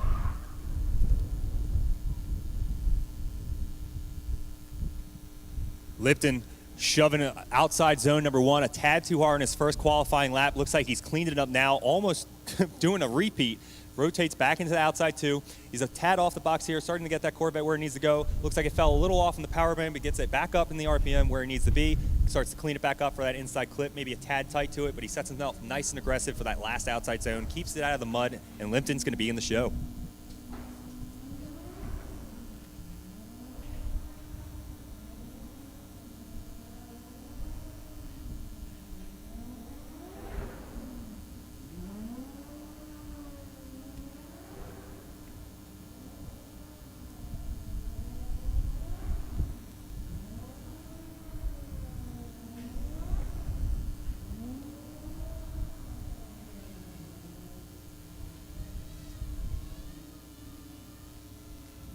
And a 59.6 for Lipton. That will get him into the show, a 59.6. Up next on the line, we have Brian Hopplemazian, B-Hop himself, trying to better that score of a 73.6. Tossing in there nice and aggressive into outer zone number 1, picking up the throttle as he heads into outer zone number 2, coming around the edge, getting nice and deep there into outer zone number 2. A couple of throttle corrections there in the middle of that zone, but coming around to that inner clip and transitioning, big E-brake pull going into outer zone number 3, sets himself up nicely and across the line. Did you guys see the forearms on that guy? We can see into your cars from our vantage point, by the way, so we get a nice up-close personal look at what you're doing. And Brian wasn't wearing any pants.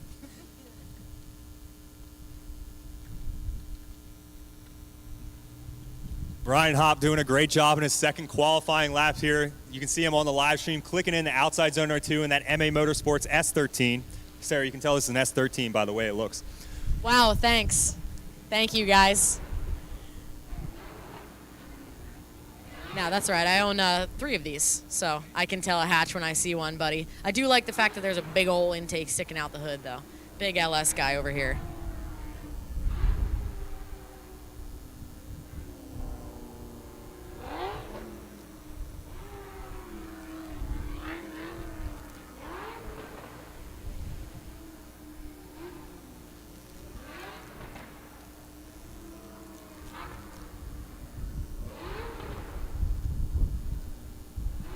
Brian Hopp with a 77.6, bettering his 73.6. So 77.6 for Brian Hopp's second qualifying lap. Up next on the line, we have Ricky Hoffman, and I know for a fact, Internet, that this is an S14 and he just has S15 tails in it. But he's going to go ahead and take his second qualifying run. He blamed the first one on a lack of boost, so we'll see if he can have a little more boost here as he transitions from outer zone number 1 to outer zone number 2, getting nice and wide, pouring smoke. You can tell he turned it up a little bit in the pits there after seeing Misko's run. Coming around to that inner clip and transitioning across the track and into outer zone number 3. Hey, I'll give it to him. That was much better than his first run. Nicely done by our very own Ricky Hoffman. You can see him missing that quarter glass there. You can see that he doesn't have any glass in the back window. Well, just that by one side. the way that you just look, and there's no glass. I'm pretty sure I may or may not have something to do with that, but I can't remember. It's been a minute. Don't admit to anything. I don't know what you're talking about. I'm not Laura. Ricky Hoffman doing a phenomenal job in his second qualifying lap here. I think in the pits he's turned the little knob, turned the boost up, and maybe he's got a little more balls underneath him now that he's putting the throttle down and getting that S14 exactly where it needs to be in our judges' eyes. We'll see how the math works out for Ricky Hoffman's second qualifying lap. I wonder if he knows his car's on fire.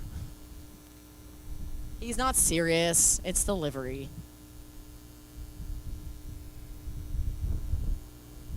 And a 75.6 for Ricky Hoffman, a 75.6, making quite a big jump and improvement there. I guess that boost knob helps. I guess that boost knob does help. That's what it's there for. And let's see what Steve Misko has to answer with his adult-shaped filter that Mike told us about earlier. You're not a circle track car with that circle filter anymore. Great job, Steve Misko, as he's tossing it in there nice and early, getting super wide. It's the filter. One tire off there, coming around to outer zone number 2. Entering super smooth, getting all the way to the edge of the track, even catching some mud there and tossing it into the crowd. As he makes a small adjustment, exiting outer zone number 2, grabbing that inner clip and transitioning around the corner to outer zone number 3. Nicely done there by Steve Misko, but will he get a better score than Ricky Hoffman? It's a little side bet. I mean, he's already sitting with a 74. So he's already 1 point behind Hoffman's second qualifying of 75.6. Misko doing a phenomenal job. It was a ton of aggression. He's almost dipping one tire on the edge of the course in every zone. I don't know how the judges view that, but I think that's pretty cool. I think it's the filter. I'm just going to, all the credit goes to that square filter. Congratulations, Steve Misko, on this filter. You didn't even recut your hood, though, but like, baby steps. These cars are both really beautiful through the live stream. Like, if you don't look at them close enough. Every drift car should be 50 feet and 50 miles an hour. Absolutely. That's the best way to look at them.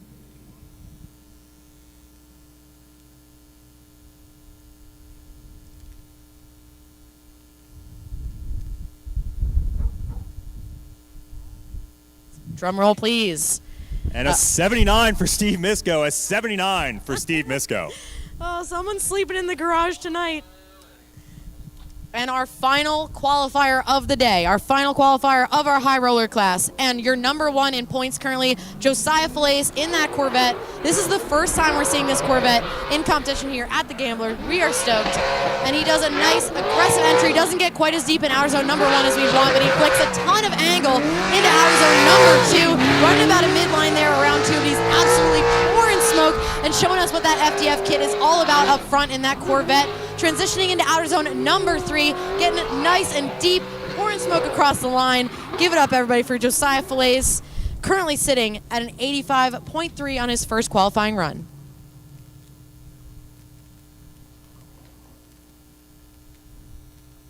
So we're waiting for Josiah's final math to be given from our judges. We'll average that out. As Sarah already said, an 85.3 from Josiah. He's looking out to take our P1 driver, Dirk Stratton, with that 86.3. Josiah, like Sarah has already mentioned, that FDF Corvette, it's first time seeing Gambler competition here. The final round for this year at Raceway Park.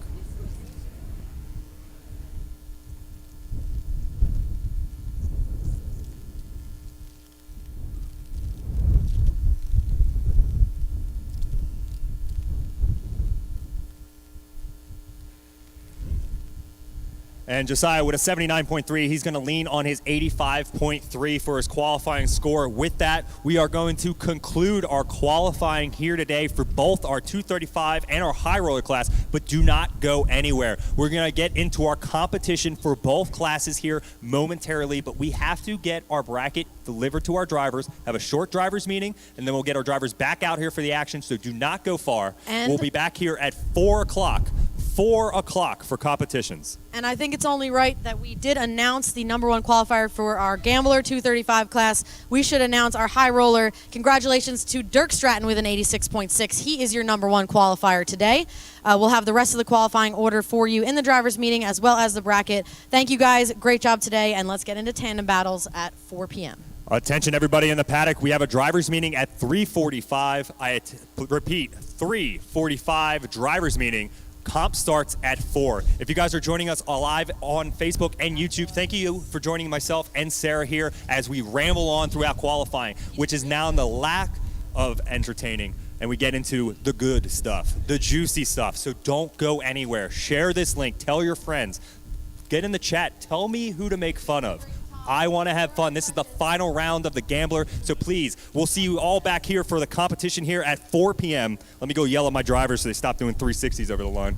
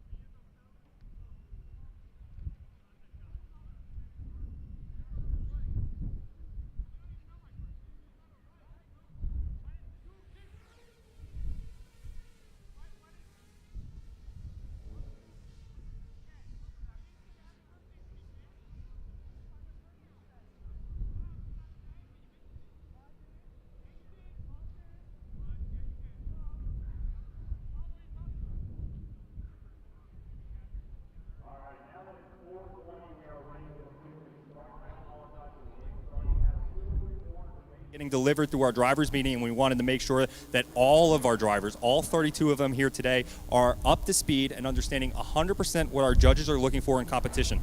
We don't want to have any hiccups throughout our show, and you guys joining us here online, live stream via Facebook and YouTube.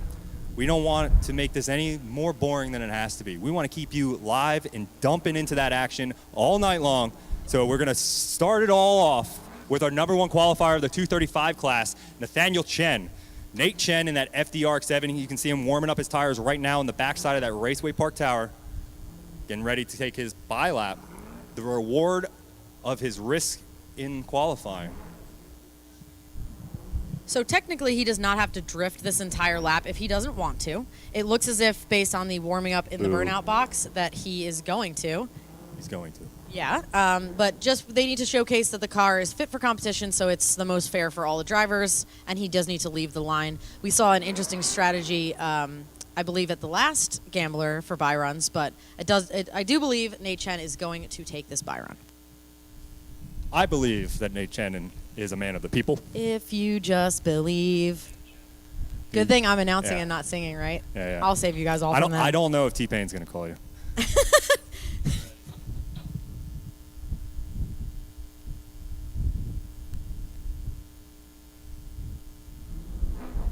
And the lights are illuminated on that repurposed drag tree.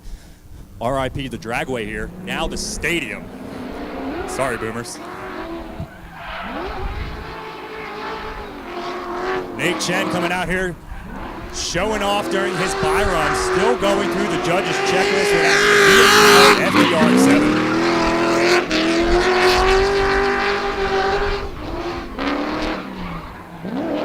Keep it out of the mud on that wall of death. Nate doing a great job. Make some noise for Nate Chen taking his bye run, our #1 qualifier in the 235 tire class. And based on that run, you guys can see why he's doing an excellent job in that new to him chassis here tonight.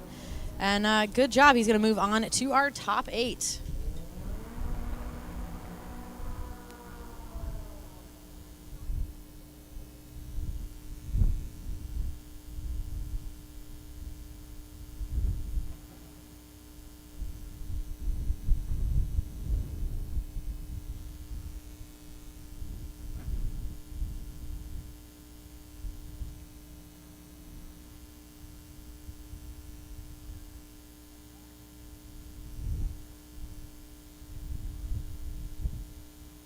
Now we have our first battle. We're moving down the bracket to Rich Whiteman and Adam Daniels. Everyone's cracking up here in the tower because I'm just so gosh darn funny all the time. But the lights are on, and away we go. We're going to have Rich Whiteman in the lead and Adam Daniels giving chase, qualifying 8th and 9th respectively. Let's see what our dad, Rich Whiteman, has for us today. Rich Whiteman with a nice job filling outer zone #1, but Adam Daniels right on his door in that first outer zone. And keeping that way in the second outer zone, staying behind that lowered horsepower car really nicely in the chase position, but Rich Whiteman has given him a great canvas to work with. Mike wants to see some contact here. Tag him in the face. It's a little early in the competition for that, Mike. And they're across the line, and our first official battle in the books. What'd you think of that besides hit him? I mean, Adam Daniels did a fantastic job, but Rich Whiteman in that SR20 powered coupe doing a great job in the lead, giving the real estate for Adam Daniels to play with. Whiteman doing a great job with that axle in that back first outside zone. Daniels is trying to make up that room as they go into outside zone #2. Daniels starting to make his move now as Whiteman's trying to give a little bit of a wiggle as they set themselves up for that front inside clip. Daniels staying at the park point, letting him transition, gets into position where he needs to be, knowing he has a slower car in front of him, not trying to make too many mistakes, doing a solid job in the chase. It's now Adam Daniels' turn to lead, and Rich, my dad, is going to have to chase.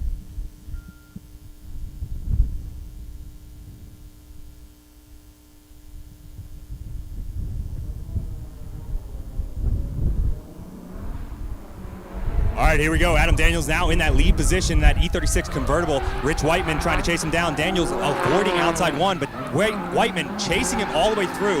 Nonetheless, going into outside 2. Daniels now getting that rear axle deep into outside 2 as Rich Whiteman starting to poke at his door handles. Both drivers working away into that front inside clip. Daniels a little shy off that line. Whiteman follows his line through and starts to dive, makes his move into outside 3. As Daniels putting it on the power now, as Whiteman's shortly behind him. Both drivers cross over the finish line unscathed and survive this round of battle. We'll have to go to our judges to find the final verdict. But, I mean, that was a good way to start the kickoff. I know. That was a very evenly matched battle. I think each driver did a fantastic job in the lead and chase positions respectively. Hoping for a little replay, and here we have it, a little side-by-side so you guys at home can check out these battles. I don't know. I mean, to me... Daniel's in that outside zone 1. I think that might be his nail in the coffin. I think that may be the kiss of death there, especially in our tandem battles. All of our drivers were doing a great job, so you can't really make any errors here. And I believe we do have a decision.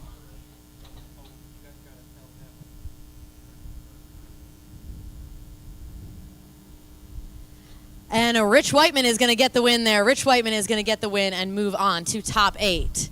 And with that win, he's going to steal that Let It Ride token thanks to Drift HQ. Rich Whiteman, now the owner of the Let It Ride Drift HQ token. If you are unfamiliar with the Let It Ride chips, those chips allow a driver to... sorry, let me start completely over. Those Let It Ride tokens are awarded to our drivers throughout qualifying randomly. 3 of our drivers have been awarded those Let It Ride tokens, and each time they go into battle have the opportunity to double the value. I'll get back to explaining that very poorly after our next battle here, as we have our next 2 drivers up, Oselli versus Knuckle. O'Sully with a big entry here, not quite getting all the way out to outer zone number 1, allowing Knuckle to get closer to him in that 370Z. O'Sully cleaning up in outer zone number 2, but Knuckle's putting it on his door as they come around the end part of that zone. And across that inner clip, transitioning across the track, O'Sully pulls away and gets nice and deep into outer zone number 3, but Knuckle is right there. Great job, guys. Knuckle deep. Michael Jonathan Perez. Knuckle was deep. He was. Oselli did a great job, but Oselli Knuckle was did a great deep. job. As we were saying in the drivers' meeting, you cannot have a good chase without a good lead, and Osully was absolutely planted in outer zone number 2, super smooth, and that allowed Knuckle to really get right on his door. Thank you for your descriptors, Mike. Look, I'm calling it like I see it, and Oselli gave a great lead lap, gave all the real estate for Knuckle to get in where he needed to be. That 370Z of Knuckle, trying to put himself into position. Now he has the responsibility to do the same exact thing for Oselli, and we get to see the S14 of Oselli start to bark at the door of that 370Z. Nismo bumper, because you like that. Nismo bumper, we do like that. All right, the lights are out, and away we go. This time, Knuckle is going to lead, and O'Sullivan will give chase. Knuckle leaving a little bit to be desired in outer zone number 1. Coming into outer zone number 2, and O'Sully's on his door. Knuckle giving it all she's got, trying to run away, but O'Sully is right there.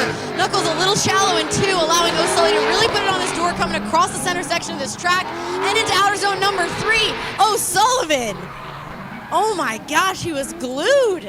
Connor trying to take the door handles out of that 370Z across the Gambler track here at Raceway Park. Let's see if we can get a side-by-side replay of each runs next to each other.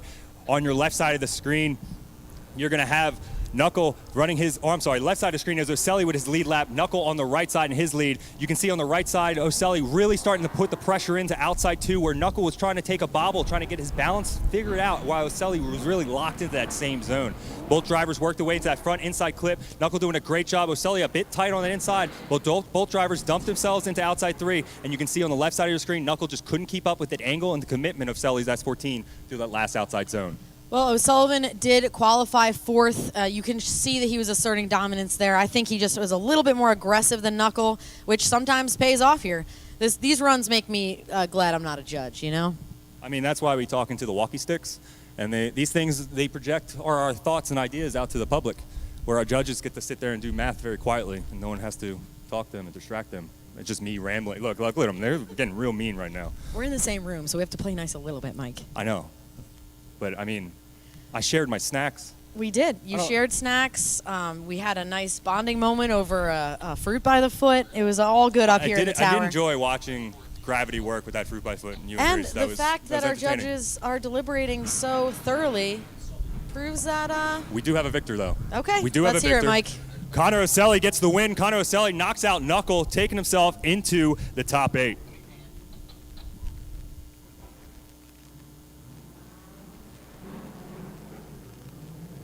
Jumping right into our next battle here. Chris Meyer taking the lead, getting chased down by Jimmy Revert. Chris Meyer collects himself right into outside zone number 1. But Jimmy Revert's right on the back bumper as both drivers dump in. Jimmy with an aggressive fix to get himself back into position here. Chris Meyer on phase as he finishes off outside zone 2. Both back back into that front rear side clip. Jimmy's trying to get back into position now, but Chris Meyer is poised, set and locked and loaded into that death zone. Jimmy Revert trying to keep as much as he can into the picture here, but across the finish line, we'll have to flip it back around where Jimmy will take the lead and Chris the chase.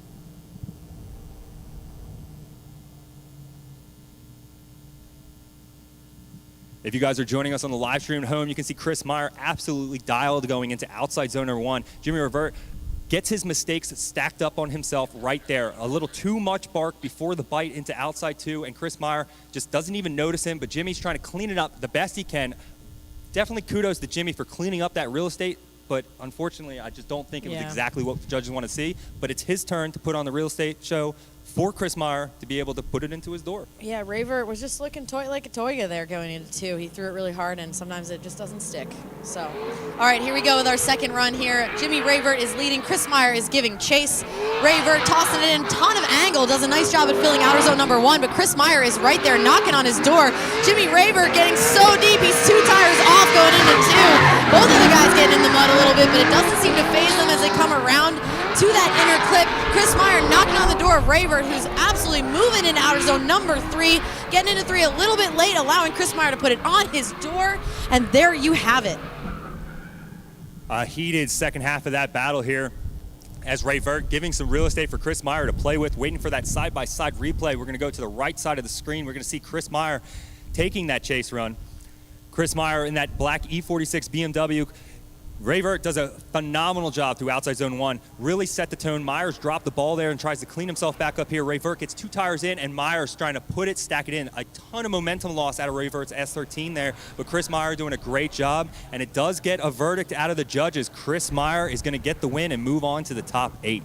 Yeah, I think it came down to just that error on Revert's part there, unfortunately. Again, like we said before, just one small error can get you out of competition here.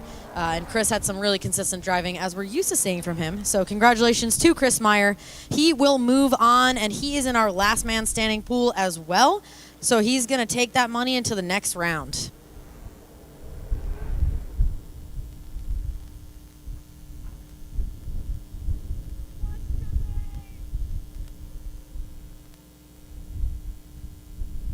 All right, for you guys following our bracket here with us live and in person at Raceway Park, we're going to move to the right side of the battles here.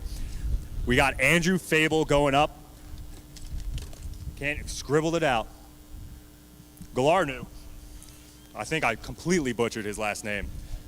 But we got our right side of the battles coming up. We have an entire new stack of field of drivers coming through, and don't wait around too long as we have our high rollers competing later today. Here we go, Andrew Fable taking the lead. Andrew Fable is in the lead position, and Galarno is giving chase in that RX-7. Fable coming in nice and deep into outer zone number 1 and coming around the track to get super wide into 2. Oh, no. Oh, no. Unfortunately, again, not a judge, but from my perspective, that was too much angle. Andrew Fable fell victim to the outside of the track, like we were saying in practice. It is sloped, so if you dip those 2 tires, you're really flirting with disaster between the slope and the mud, and I think Andrew Fable sent it a little too hard and spun. So that is going to be a 0 in the lead position. Nicholas got so lucky here. Nicholas was trying to follow Andrew Fable's phenomenal outside zone 1 line. He tries to clean it up here going to outside zone number 2. Fable dumps the wheels into the tire in the mud, and Nicholas just scathed away, probably just nicking Fable's front fender, taking out a couple zip ties, breaking some fiberglass, but otherwise it seems like both cars mechanically are still fit for competition.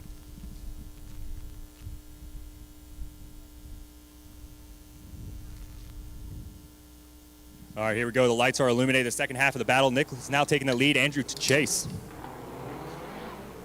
Nick in that FD-RX-7 needs to initiate getting himself into that first box of the checklist, and he does not. Fable shortly behind him as both drivers try to dump themselves into outside 2. Nick a bit shy off outside 2, but here comes Fable trying to bump in the door of the RX-7 as both drivers work away. Nick completely avoiding outside 2. Let's see how he does on that inside clip. A phenomenal job, but Fable's right there on the door handle. Fable needs to know he has put everything on the table here, and he does, as trying to get a mistake out of Nick, but both drivers make it over the finish line. We'll have to wait on our judges' decision on the final, but unfortunately, I don't know if Andrew Fable's mistake in the lead is going to be able to get him a victory here today. Yeah, unfortunately, that was a pretty big error, zeroing on his lead run, and although he had one hell of a chase, I don't think it's going to be enough, but we're going to wait for the judges to make it official, and it is. Nick Galarno is going to move on to the next top 8, knocking out Andrew Fable, Galarno qualified 15th, so that was quite an upset. We're excited to see what he has for us in the top 8.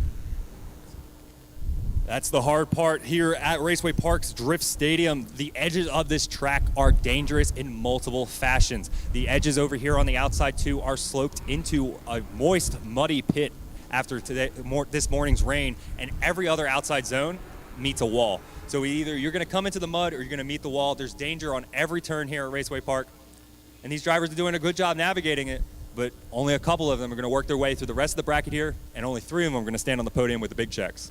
Ooh, the big checks. That's my favorite part. All right, we are going to move on to our next battle. So we have Kate and Hutton going up against each other. Kate was in the last man standing battle, so he is up against Chris Meyer to win some money here in the Gambler 235 class. But Hutton is looking to knock him out in that R32/R34, at least it has headlights. He didn't unlock Mike. the rest of it yet.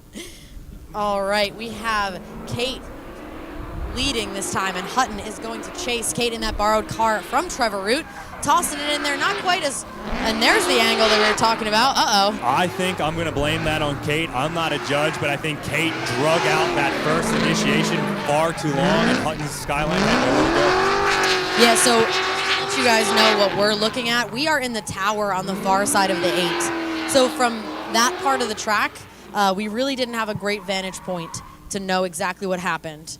So the judges, luckily, do have the drone footage. So the judges are going to take a very close look at that drone footage before we make a decision and let you guys know. Yeah, you can see Kate just throwing the handbrake on, didn't really get the angle, understood he maybe did it a little too early. Hutton going through the muscle memory, making sure that he's going to be in the place of aggression when Kate gets back on throttle, and unfortunately, I think Kate just waited a little too long.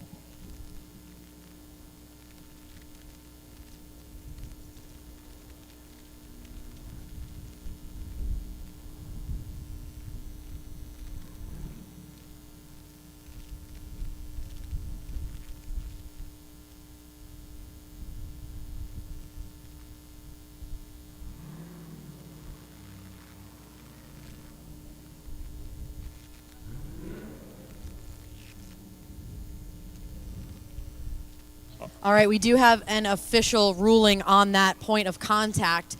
So because Kate in that gray E36, he entered and then sort of slowed up. What we want to see in that first outer zone is on-throttle committed driving. So Hutton was ready for that, and that's why he ran into the side of Kate. So unfortunately, that error is going to be on Kate. But now Hutton is going to lead, and Kate will chase him down. Hutton tossed it in for outer zone number 1. I think that's the best one we've seen from him all day, even though he didn't unlock the front of that car. Coming into outer zone number 2, Hutton is moving, but Kate is right on his door, trying to reel him in there and make up for that error in the lead position. Both cars coming across the track into outer zone number 3. Kate tossing in behind Hutton. Hutton is pouring smoke and across the line.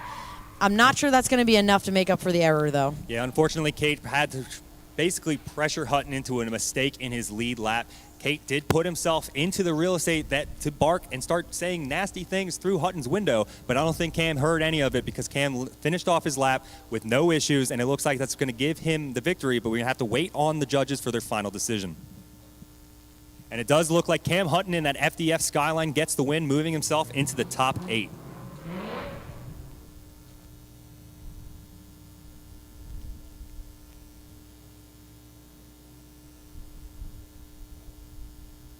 Yeah, just to give you guys a little bit more insight there, you can tell, especially from the side-by-side, there was like a double initiation on the part of Kate, so unfortunately that is going to be dinged against him for that contact. So let's move on to this next battle between Colin Cressette and Edgar Jimenez.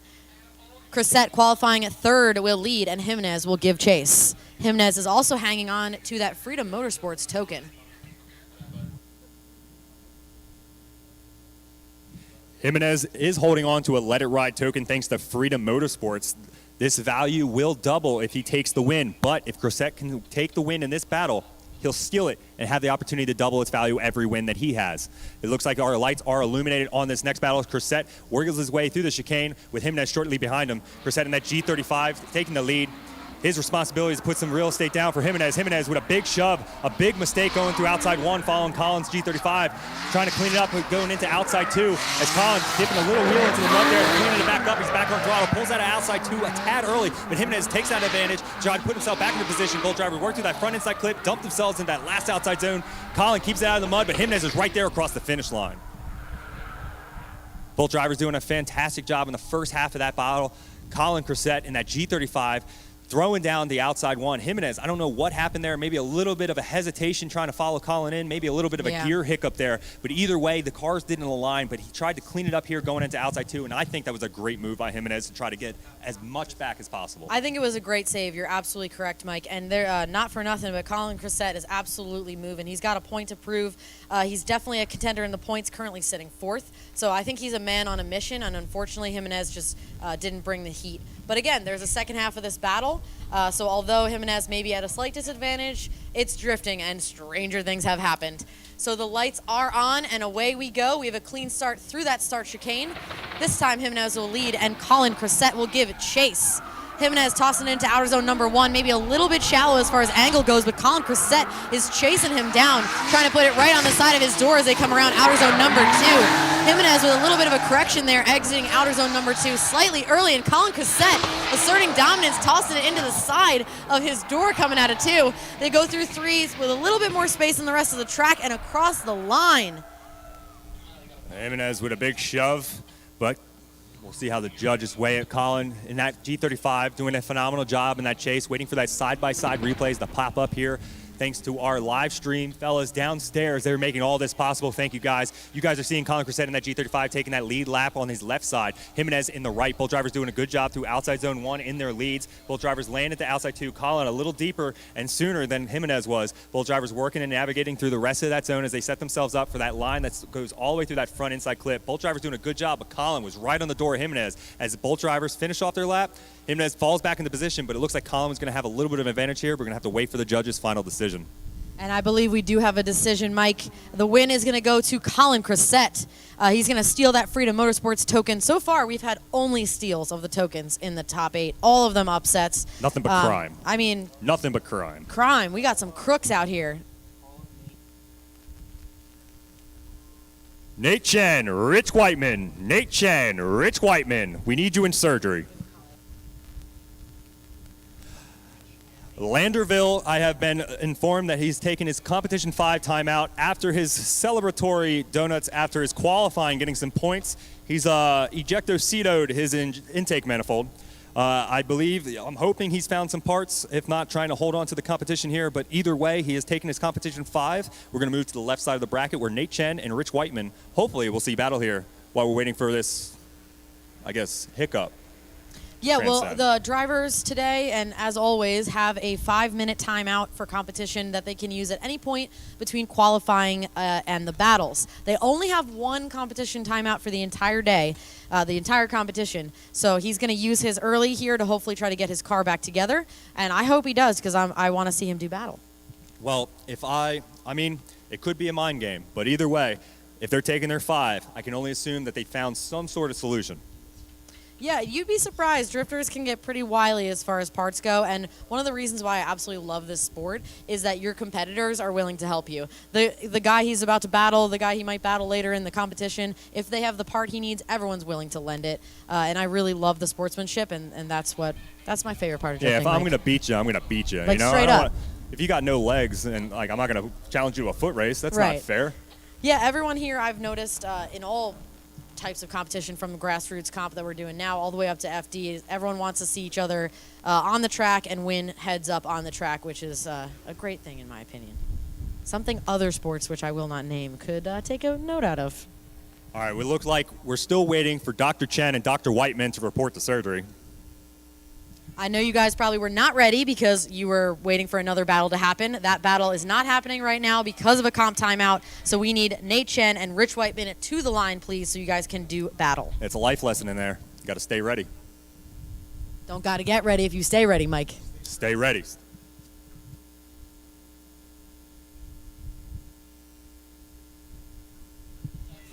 We can take this moment to thank all of our grid workers, our track workers, everyone who helps us put on this event today. Shout out to our media, hanging out in the bunkers, making it possible for you guys to look cool on the internet. If it wasn't for them, you definitely wouldn't. So shout out to our media. And thank you so much to our team piloting those drones so we can get a look up close and personal look at the drivers on the live stream. And of course, to our sponsors for the 2023 season, Drift HQ, South Bay Fuel Injectors, Freedom Motorsports, Racers and Tuners, 506 Wraps, Vital Focus, East Coast Drift School hosted at the beautiful Raceway Park, Tire Stacks, FDF, and Volino. Thank you guys so much for being a part of this 2023 season. It has been a crazy one. And make sure you guys watching at home, if you're feeling a little bit of FOMO, make sure you come out to the 2024 season as a driver, as media, as a spectator. These events are super fun. We love putting them on for you guys, so thank you. I mean, to be honest, in today's day and world, there's food trucks, there's a bar. I mean, like, where do you got to go otherwise? Right. Also, I always say, from a driver's perspective, because I do have my own car. I'm not very good, everyone. She's getting the cage, everybody. I'm getting a cage. Whoa, who is she? There is a ton of seat time at these events. Today, practice was not quite as long as it usually is because we had a pretty good driver turnout, but there's a ton of seat time. There's a ton of lessons to be learned here. If you have a legal car, come up, show us what you got, run what you brung. It's a great time. Kevin, we hear you in the chat. You can get a yeehaw, brother, but only because we miss you and we wish you were out here competing today. Dr. Sausage himself is in the chat, and he would like a yeehaw. Let's get a celeb yeehaw from Christopher Napkin. Yeehaw. And this is why we use our big throats.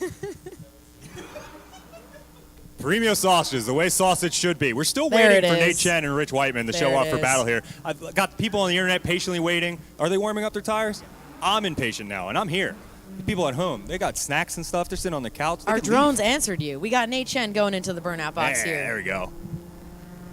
Nice job. Thank you, guys. You guys are getting an up-close and personal look at our dual burnout box there. We got one of our drivers on the far side, our lead driver, and then we have our chase driver on the close side, just to help speed up competition. I like that. I like the innovations. Definitely each time we're out here, we are making small improvements every time, taking driver input, other judges' inputs. They don't listen to me, but they listen to Sarah very well. We're making improvements here, and it's only going to get better and better.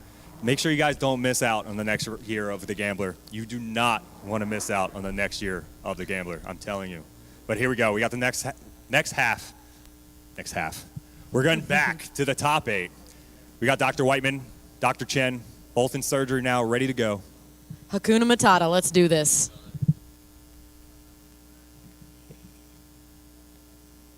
We've got our drivers on the line. They're getting their cameras placed on top there.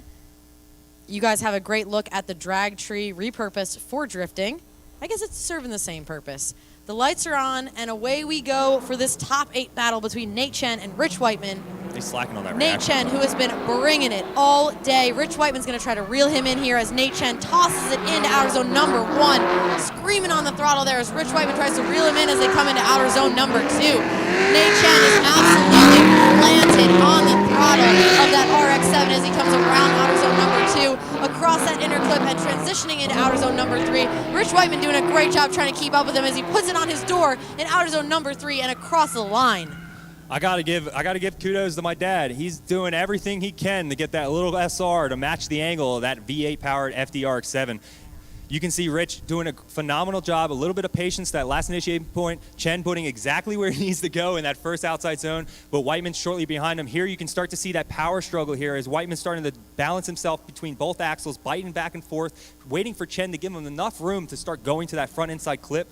Both drivers transitioned into that last outside zone. Nate Chen with a little bit of a foot brake, I think pulled him off of that zone, but Rich Whiteman saw it, did a great job behind him. He's gonna flip it around. It's now Whiteman's time to lead, and Nate Chen the chase.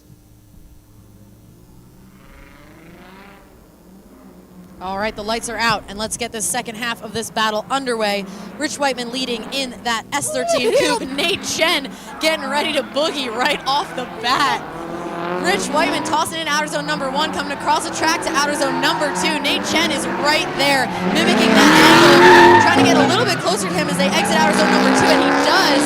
Rich Whiteman zooming through that inner clip and transitioning across the track into outer zone number 3, getting nice and deep, allowing Nate Chen to put it on his door. Guys, give it up.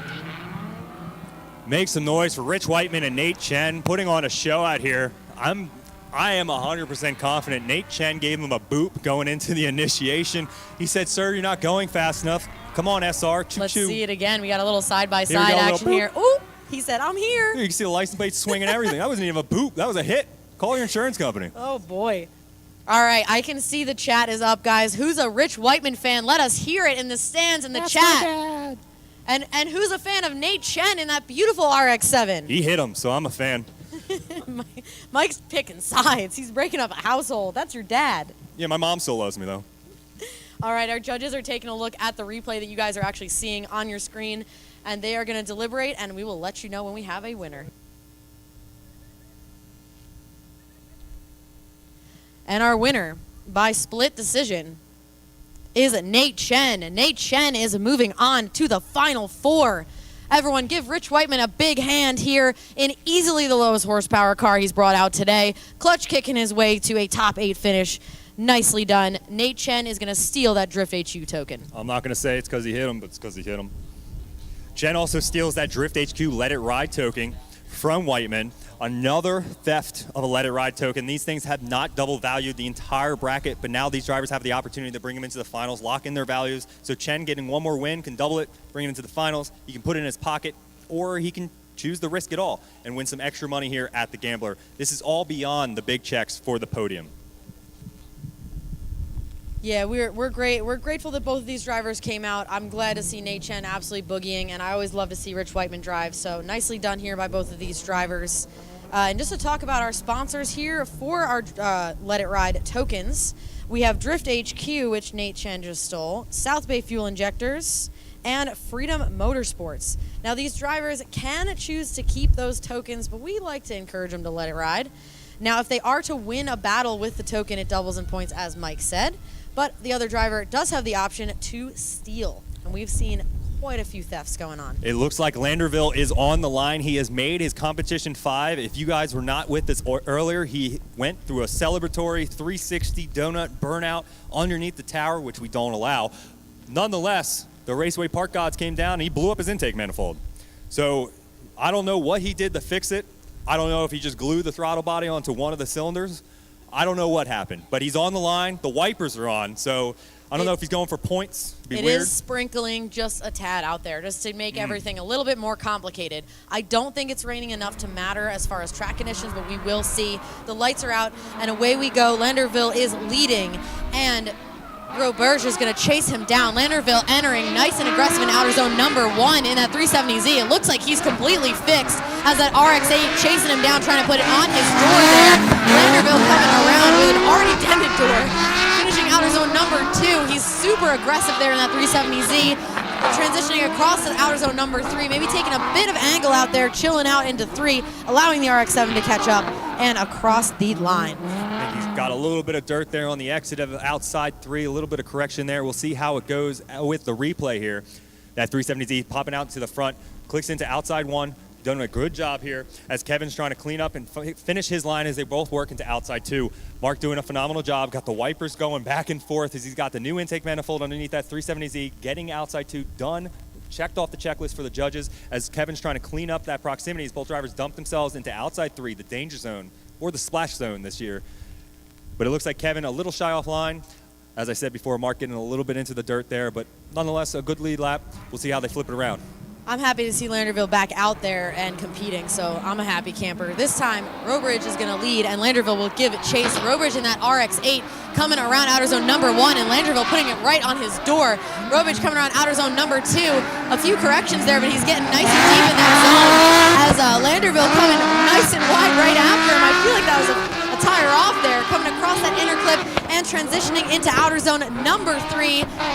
Landerville putting it on his door as they come across the line. And a spin from Kevin. Kevin with the RX-8 spinning over the line. Landerville's poor 370Z taking a beating today. Yeah, he did get his door dented in practice, and then the unfortunate incident with the intake manifold. That is pretty wild. We're going to have to take a closer look at that contact. I don't like to speak too soon because, again, not a judge. I will. I'd like to see the replay several times before we can let you guys know exactly what went down, just to make sure we make the proper call.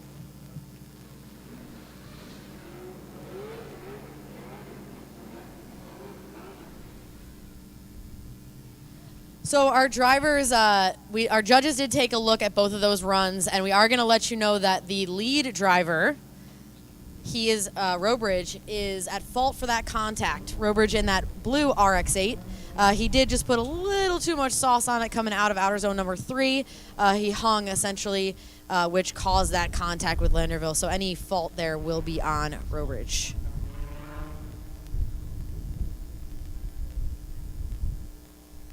And it looks like Mark Landerville is going to take the win, working his way into the top 8. Congratulations to Mark in his 370Z, taking that competition 5 timeout, getting the intake manifold back on. We're going to jump right back into our next battle here. We got Chris Meyer versus O'Sully. O'Sullivan qualifying higher is going to lead. Chris Meyer is giving chase, and we can see that aggression right out of the gate. O'Sullivan tossing it into outer zone number 1, and Chris Meyer is absolutely reeling him in coming into outer zone number 2.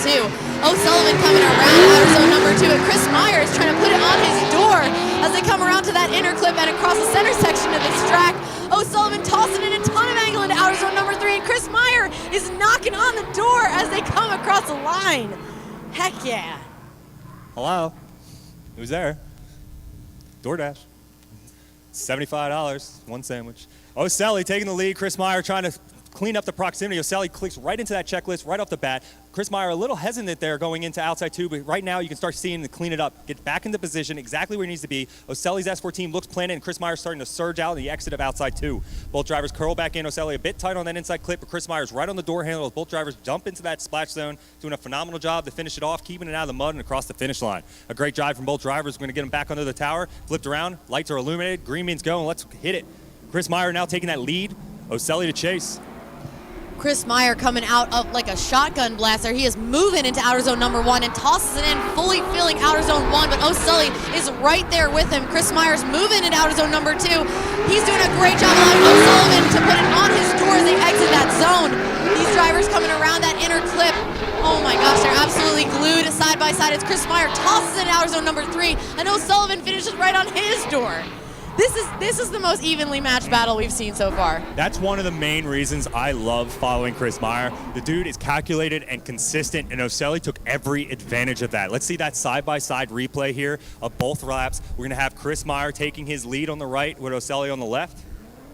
Yeah, and correct me if I'm wrong here, but I'm pretty sure O'Sullivan's main car is an E46. I think, honestly, the whole camp has like 14 of them at this point. So I don't know. Well, what I was going to say is that's, a driver that's used to driving that chassis engine combination. These drivers, very similar driving style, which is aggressive but super consistent, super planted, so it's easy to really get on their door, and they each took advantage of that.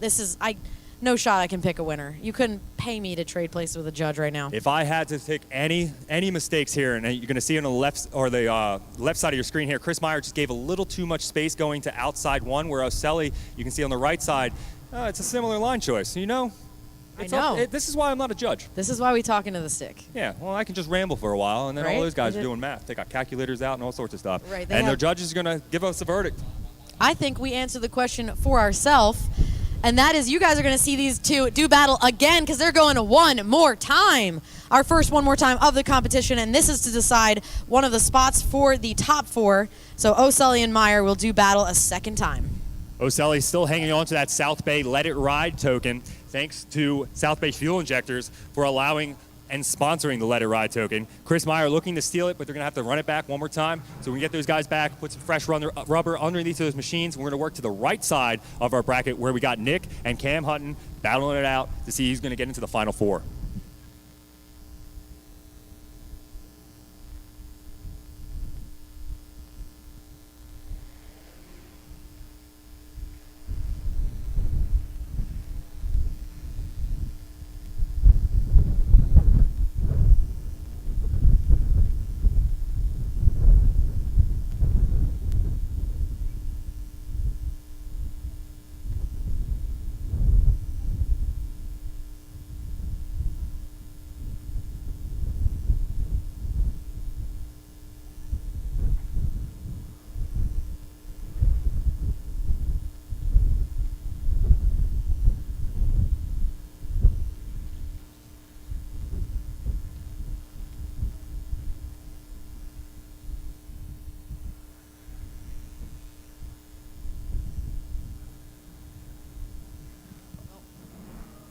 Oh, and it looks like we got our one more time battle ready to go. Oselli's going to take that lead and Chris Meyer to chase him as we go. They said we ready. Oselli taking that first lip into that outside zone 1. Chris Meyer trying to put the pressure on as both drivers work into outside 2. Chris Meyer balled right in position here. Falling back. Now's his point. He usually makes his move now. He's seeing a lot more poise, setting himself up for that front inside clip. Maybe a little more calculation for that transition. It looks like he's going to clean it up now, right where he needs to be, right behind Oselli's S14. A phenomenal job from our lead car, but Chris Meyer was there for the entire show. You got to love this part of competition. They were like, let's just run them straight up again. Both drivers said they were ready because obviously if they needed to change tires, our grid workers would have allowed that. But they were like, nope, let's line them up again. It's cool to see Chris Meyer learn from his mistakes and implement them into his second run. His last run, he made an aggressive surge here, knowing he could, but you can see his patience setting himself up at the transition. He has a much better line choice going into outside 3. Much better proximity all the way around. We're going to see how he does in his lead lap, giving the real estate to Oselli to play, and Oselli needs to really turn it up here. All right, O'Sullivan in the lead. I'm sorry, Chris Meyer in the lead, going through that chicane. Again, both of these drivers super aggressive. Chris Meyer showing us that as he tosses it into outer zone number 1, on throttle the entire time as he comes around outer zone number 2. O'Sullivan directly in his door as they come around outer zone number 2 and exit. O'Sullivan's almost identical, matching the angle coming across that inner clip as Chris Meyer tosses in a ton of angle and aggression going into outer zone number 3. O'Sully on his door. Nicely done by both drivers. I mean, over the finish line was even tight, but it looks like Oselli's outside 1 following the E46 of Chris Meyer is maybe a little lackluster. We'll have to go by the side-by-side to see exactly what's going on. Our judges are using the same replays to make their calls here today. So if you guys are joining us on the live stream, check this out. We got Oselli in the left-hand side taking his lead, Chris Meyer on the right. You can see Chris Meyer clicking into his outside 1 right off the checklist. Oselli is shortly far back, but Meyer on the left side of the screen was right where he needed to be. Both drivers doing exactly what they need to do, but Meyer is in the position sooner. Oselli's starting to make his bark points now, but you can see on the left side of the screen, Chris Meyer with that calculated decision, setting himself up. Oselli, a little bit of a deficit here, and you can see where that line choice of Chris Meyer really gave him the advantage in that chase position. Yeah, you can tell that Chris Meyer, I don't know if he's listening to you, Mike, but he was really aggressive on his entry, tossing it in there and like really staying behind that. So nicely done there on Chris Meyer's entry. Oselli was a little bit farther back than we would have liked to see him. I'm not sure he was expecting that extra aggression out of Meyer. Now, just my personal opinion, I always focus on the chase drivers, expecting our lead drivers to do exactly what they need. And this is where our judges come in. They are dialing into every single part of that lap. They're making sure that both lead drivers are doing everything they can to make sure that they have the greatest lead lap for our chase drivers. While I'm sitting here and watching our chase drivers, what choices are they making? What inputs, what mistakes did they choose to make throughout the run that really highlighted their deficits? And you can see here, Oselli, just that outside 1, he cleaned it up by outside 2, but we'll have to see on our judges' weight of how our the lead goes on who's going to take the win here. Yeah, what do you guys think? Who is a Chris Meyer fan? Give it up. What about a Connor Oselli fan? Who's looking to see him move on to the Final Four? Well, you guys don't get to pick. No, I'm just kidding. It's glad to see fans of drifting here. Who wants to see them go one more time again? All right, it looks like we have a winner. The verdict is Connor Oselli takes the win, knocking out Chris Meyer.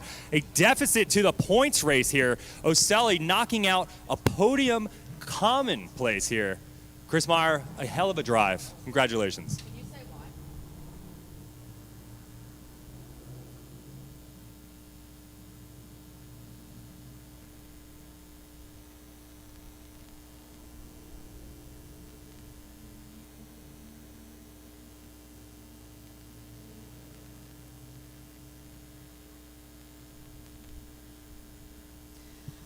Just to give you guys a little bit more insight there, the judges were really splitting hairs. They thought each driver was very evenly matched. It actually came down to just the performance of the cars across that inner clip zone. Chris was just a little bit on the inside of that zone for that inner clip, where the judges felt that O'Sullivan did a much better job on that inner clip, getting close but not over the point where he should be. So that just proves to you how close that battle is and that it came down to just mere inches. And that's why in competition drifting, traditional competition drifting, it is important that your lead lap is flawless. Without a perfect lead lap, you are creating deficits for your chase driver, which is a major mistake much worse than anything in the chase. Our judges have weighed all their decisions, and we're going to move on to our next battle here. We got Nick and Cam finally up on the line here. Nick piloting that FD-RX-7, Cam in that R32, not unlocked yet, R34 front Skyline from FDF Race Shop. All right, here we go. The greens are illuminated. It looks like Hutton's going to take the lead. Nick's chasing, Cam's taking lead, going right into outside zone 1. Nick's right behind him though in that RX-7. A little slow transition out of the RX-7 as both drivers work their way into outside 2. Hutton's out locked and loaded as Nick's in that RX-7 trying to clean up that proximity as both drivers work their way into that front inside clip. The Skyline a little tight on that front inside clip there as they both drivers transition to outside 3. We want to make sure that Nick keeps out of the dirt, and Hutton doing a good job coming over the finish line. Nick was a little far out of proximity there, but nonetheless, got it done. Yeah, I think Hutton's doing what he does best, and that is he cleans it up the farther he goes in competition. I remember the last time we saw him out here, he went almost to the finals, if I'm remembering correctly, and you can see him really getting better at outer zone number 1 as opposed to what we saw in qualifying and practice earlier. He's absolutely pouring smoke as he comes around outer zone number 2. And again, in the chase position, he's trying to reel him in, but not quite as close as we'd like to see as Hutton transitions into outer zone number 3. And Galarno, he is in the chase position. He's just not about as an active chase as we'd like to see. It is now Nick's turn to take that lead position, that FD-RX-7, sitting there with that turbocharged, I can only assume some sort of V8 center manifold at least. Sitting next to that FDF Race Shop Skyline. Cam Hutton piloting it in the chase now. Here we go with Nick taking the lead. Nick Galarno in that RX-7 entering, missing a little bit of outer zone number 1, but allowing Hutton to really get on his door. Again, he's a little bit shallow in outer zone number 2 as well, but Hutton's doing a great job adapting to that different line and still staying close to him in the chase position as both drivers come across the center section. And a spin. Too much sauce. A phenomenal avoidance. Sometimes you yee and sometimes you haw.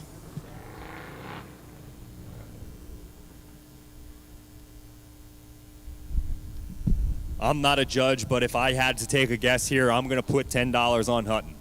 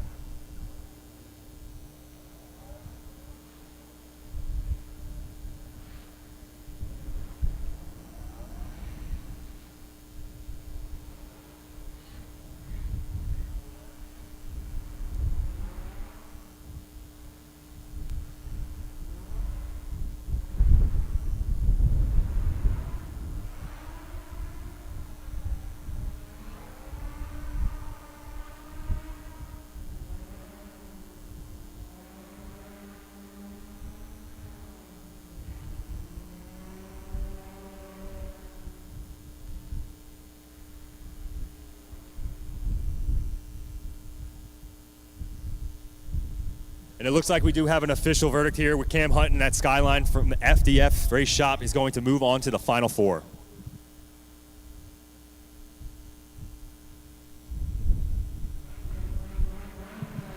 All right, the lights are on and away we go. Colin Cressette is leading, and Landerville is going to give chase in that Z. Colin Cressette tossing it in a little bit shallow in outer zone number 1, but he's absolutely moving across the track as Landerville is trying to reel him in.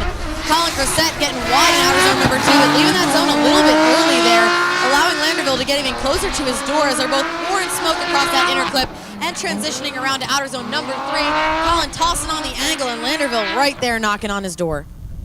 Colin doing a phenomenal job in that lead position. As Sarah just stated, he did pull out of the outside zone number 2 a tad early. It is an extended radius, so these drivers really have to fight and hold that car through the entirety of outside 2. You can see Colin's G35 really just wanted to take a natural arc there, a little too much angle on the start, and really just pulled it out and rode off that fluidity all the way through that front inside clip. You can see there that proximity that he gained really threw off Landerberg going through in the outside zone 3, but Colin doing a phenomenal job in the lead. He now has to keep that same energy up in the chase, but now Mark's job with that new intake manifold is to put down an 100-point lead for him.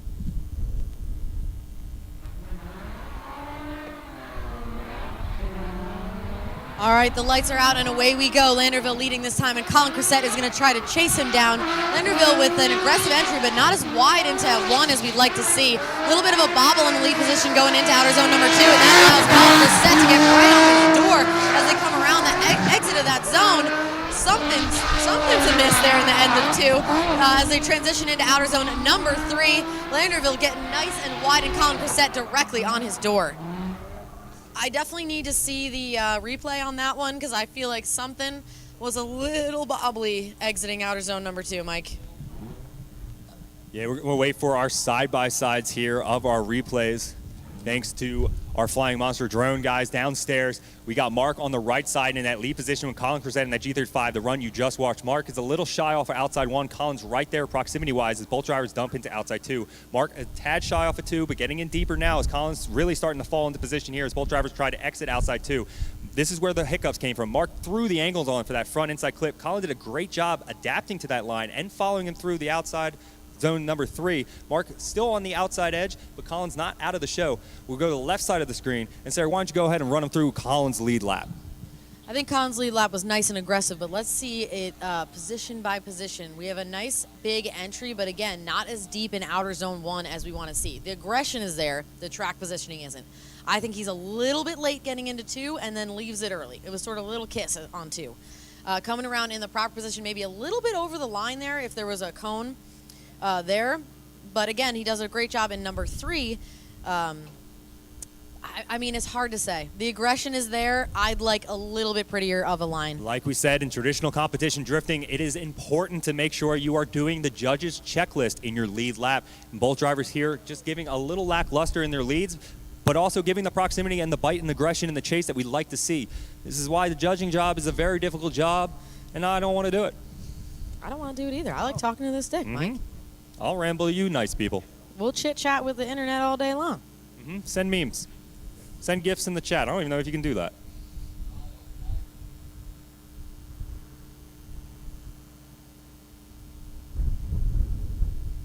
All right, it is official. We have a verdict. Our judges want to see it one more time. We're going to send our drivers back through. Hopefully they don't need rubber. If they need new circles underneath their machines, we'll let them put new tire underneath. But either way, they have to come back for another time for a battle. So this is the opposite side of what we just saw between O'Sullivan and Meyer, where their battle was so close the judges couldn't decide a winner. This is which errors are we going to pick up on the most? I think the guys definitely need to clean it up in this last battle. Again, they were great in certain areas and then just a little bit sloppy in others. So if your spotters are listening out there, boys, tighten it up, and let's see if you guys can do a better battle the second time around. Now, we saw it already with the one more time with Meyer and Oselli. Meyer really took that initiative and cleaned up all his mistakes, and that unfortunately didn't give him a verdict that he was looking for, but it was still cool to see. Mark and Cressette also have both an advantage here to be able to come back out the exact same track. If they don't even need circles, it's fresh in their brain. They can come spin it right around, but it looks like Colin's gonna go get some tires. It looks like Mark is as well. Oh wait, hold on, I might have spoke too early. I thought these things had angle kits. Why that dude just take a 4-point turn to turn that thing around? Michael. Again, we have another example of where the drivers could use the rule book to a T, but they've obviously decided to have the gentleman's agreement of run them head up, and I love that. Those things, that's like $400 on the rear axle right now. I'd be running them until they bald. All right, here we go. This time Colin Cressette is going to lead again, and Landerville will give chase. Colin Cressette listening to the judges and getting in that outer zone number 1. Great job there. Landerville putting it on his door as they come around to outer zone number 2. Colin Cressette getting deeper in that zone, but again, leaving it just a little bit early, allowing Landerville to really put it on his door as they come across the track and transition into outer zone number 3. Colin Cressette, nice and wide, super aggressive at Landerville on his door. Thank you for listening, guys. That is a cleaned up run. Boosted trumpets out there. I'm pretty sure both of these are supercharged VQ-powered vehicles. Oh, Colin's turboed. I'm sorry. Colin is single turbo because Sorry. I said something bad about a VQ like 3 events back, and they have not let me live it down. Rightly so. So we know that it is a single turbo under there. But nonetheless, this one more time battle is why we wanted to see them one more time. Colin did a phenomenal job in the lead. A little bit of errors here and there, but Mark is right there in proximity. This looks like a battle. That looks like a battle. I think Colin also did a much better job on that inner clip where he was a little bit too far inside, again, because he wasn't deep enough in two, but he cleaned it up. I liked it. And here we go for the second half of this battle. Launderville leading and Colin Cressette giving chase. Launderville just a little bit shy of outer zone number 1. Colin Cressette is reeling him in as they come across the track to outer zone number 2. Launderville coming around just a little bit shallow in 2, allowing Colin Cressette to really put it on his door as they come around to that inner clip. Nicely done there. Was there contact? Oh, you blew it. Cressette. Colin always out here fighting tooth and nail. Too much sauce on the taco, boys. When you're flirting with the line, sometimes you go over it, unfortunately.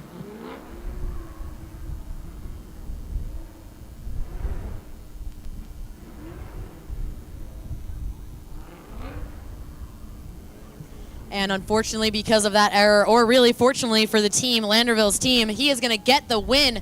Great job to his team. Shout out to his crew for being able to put that car back together after the intake manifold exploded. And great driving by Colin Cressette.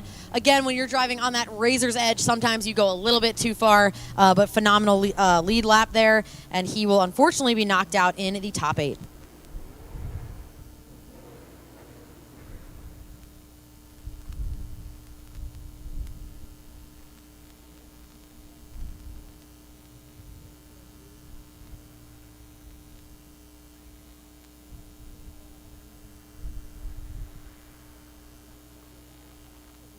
All right, Mark is also going to steal that Freedom Motorsports Let It Ride token and take it into the Final Four. We'll have to beat Cam Hutton.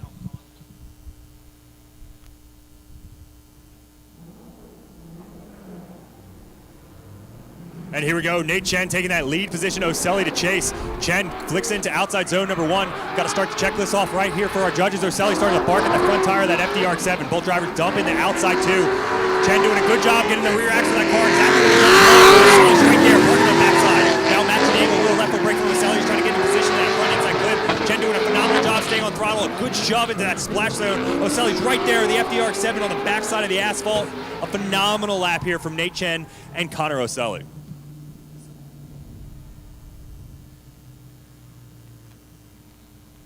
All right, you can see on the replay at home, Nate Chen with a good flick into outside 1, a lot of momentum, a little bit of a pull off half of the axle there, but Oselli is calculated right behind, waiting for his opportunity to dump into outside 2. Chen puts the power back down now, getting deeper into outside 2 as the zone goes on. A good play here as he starts pulling it back in, so you can see that white line running it into that front clip. He got slightly a tire off. Oselli following that line, maybe too aggressively going in, follows him down into outside 3. Chen doing a good job, and Oselli's right there on the side of the FDR7.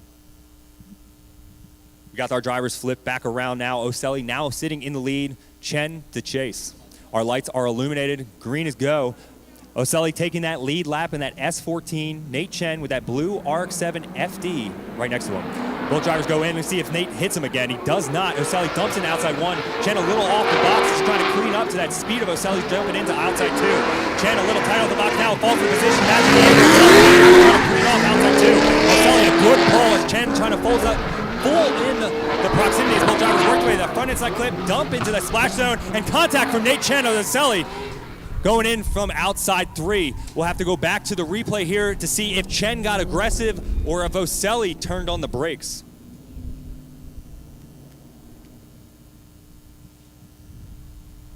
All right, we got our side-by-sides, but I want to check out this right side of the screen where Oselli flicks in a good flick. The RX-7 of Nate Chen shy off the box, trying to keep up with the proximity, gave him a little too much real estate there. Maybe that little boot from Rich Whiteman made him rethink how he's going to do his entry here. But Nate Chen cleaning it up now as they exit outside 2. Oselli pulling it back into that inside clip. Chen's in the right spot as both drivers dump in. Chen makes an aggressive move. Oselli trying to keep it out of the mud there, and I think Chen just didn't match the angle. It's really going to be up to the choice of the judges here. Oselli, if he lost a ton of momentum going into that, he was already in the zone. He should have been back on throttle and applying forward momentum. Chen, if he had to wait for that, has to match his angle into the land, into the zone, but Chen didn't exactly perfectly match that angle, which also makes me feel like he lost a little momentum there. But we'll have to wait for our judges' final verdict. If you guys are looking for that close-up personal replay, here we go. Oselli in the lead, Nate Chen in the chase. We're waiting to see that splash zone. That's that outside right zone, outside 3. We're still in outside 2 right now. Nate Chen doing a good job through here, trying to clean up proximity. The S14 of Oselli, obviously a faster chassis at its angle and set, composed. And here's the dump. Oselli looks like he's off throttle. I can see the spokes in that wheel coming through. I'm not a judge, but I'm going to say Oselli kind of floated that a little long. Nate got aggressive.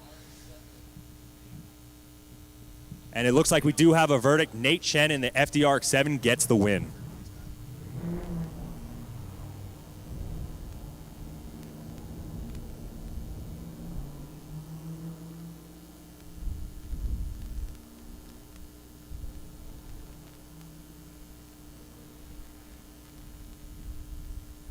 Thanks to Drift HQ, Chen doubles his Let It Ride token going into the finals where that value will now lock itself in. Chen has the ability to steal all his opponent's tokens and come home with some extra cash in his pocket.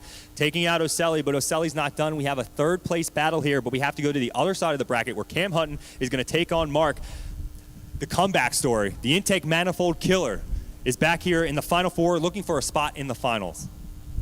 And while all that action was going on and I was a little bit quiet, we were investigating the points series battle right now. And I think we can make it official that Chris Meyer has clinched the points with 412 points. So he is going to be your points champion. So give it up, everyone, for Chris Meyer. Although he didn't get to go on farther in the competition, he does win points for the year, which is awesome. What's funny is if anyone watched the last round of Formula Drift, we have almost an exact same scenario here, which is all of our points contenders getting he got knocked farther than out. Chelsea. He did. He got top 16. He did. All of our contenders got knocked out in the top 8, so that's why we can officially announce him as clinching that points. Great job by Chris Meyer.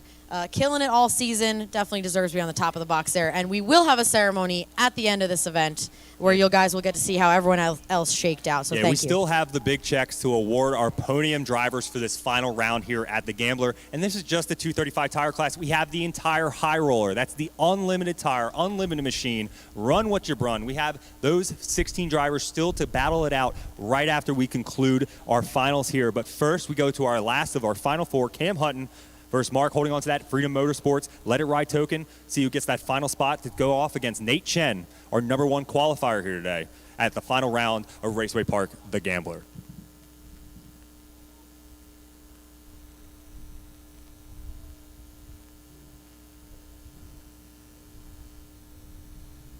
Oh, there he is, the man himself on the left, the intake manifold killer. Him and his team got that car back up and running after a failure in practice, took their 5-minute timeout, made it out to their battles, and now he's sitting in the Final Four. Kudos to himself and his team.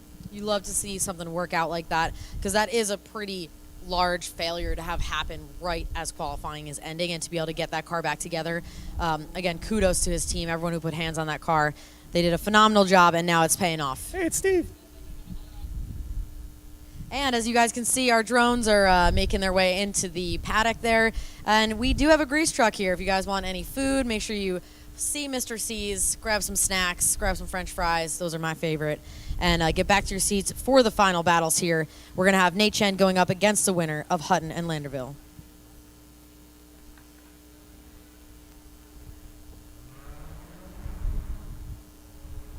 All right, it sounds like we have our drivers back in the burnout box, warming up their tires. I can see Landerville's 370Z in the front half. I can only hope that Hutton's Skyline is right behind him as we patiently wait for our second half of the Final Four battles here. That FDF Skyline going up against that 370Z of Mark.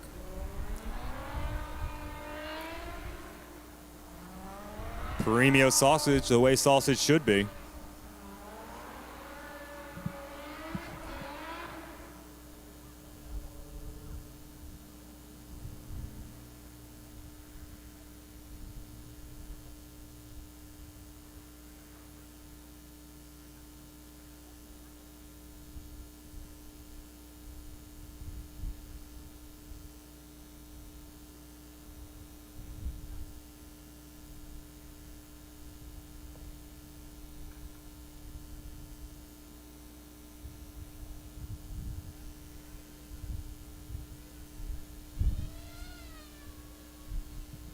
All right, our drivers are on the line. We see the drone has taken off.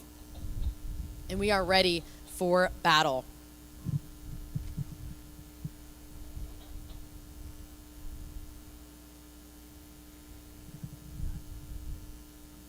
Yeah, the lights are on and away we go. Really Landeville, the little engine that could, is going to lead, and Hutton is going to try to chase him down. Landeville tossing it in with a ton of aggression, but he does miss that outer zone number 1 just a little tiny bit as Hutton tries to reel him in going into outer zone number 2. Landeville is coming around outer 2 nice and deep and allows Hutton to put it right on his door there as they come around to that inner clip. Both drivers transition across the track into outer zone number 3. Landeville coming around 3, nice and deep, tons of smoke, but Hutton is on his door. This is for the finals. This is for who's standing on the box somewhere.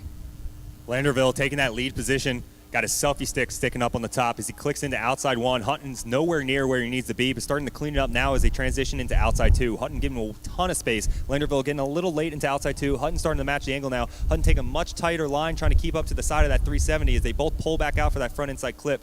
Hutton a little tight off that line as both drivers transition into that last outside 3. Landeville doing a good job with that repaired 370Z getting over the finish line. Cam Hutton is part of that proximity there, but we'd like to see a cleaner line chase. Ideally, yeah, but we're going to see the second half of this battle. This time Hutton is leading and Landeville is giving chase. Hutton is screaming into the entry there, entering right about the 2 of the 3-2-1 cone, getting nice and wide into outer 1. I'm telling you, every time it's better. As he comes around to outer zone number 2, but Landeville is chasing him down, trying to put him on his door there. He's not letting him get away that easy as Hutton comes around to that inner clip. Landeville still directly on his door as Hutton comes around outer zone number 3, nice and deep, and Landeville on his door to count it out. Oh my gosh. Landeville's hungry. Mark wants this. I think they worked really hard on that manifold, and he's like, it's not going to be for nothing. I mean, he's not scared to blow it up, obviously. He's not.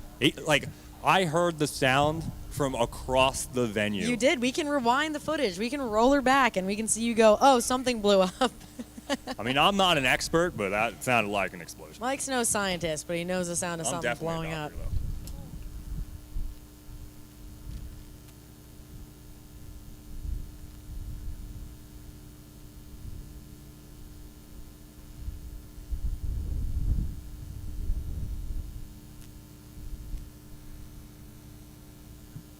The silence is loud as our judges deliberate. We've got the runs side by side there.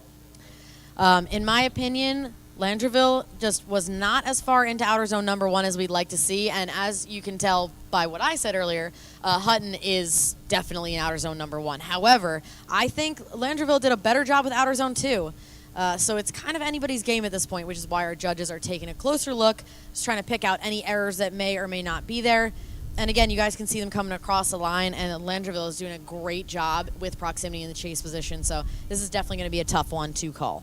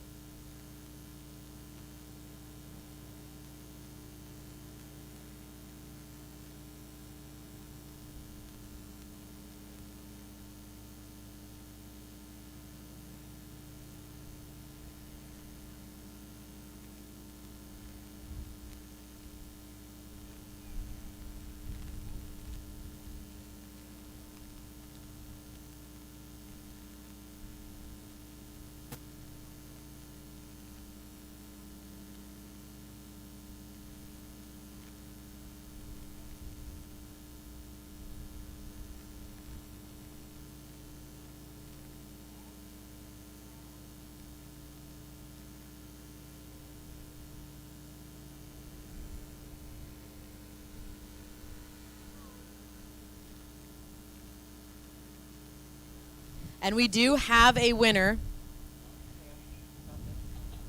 by split decision.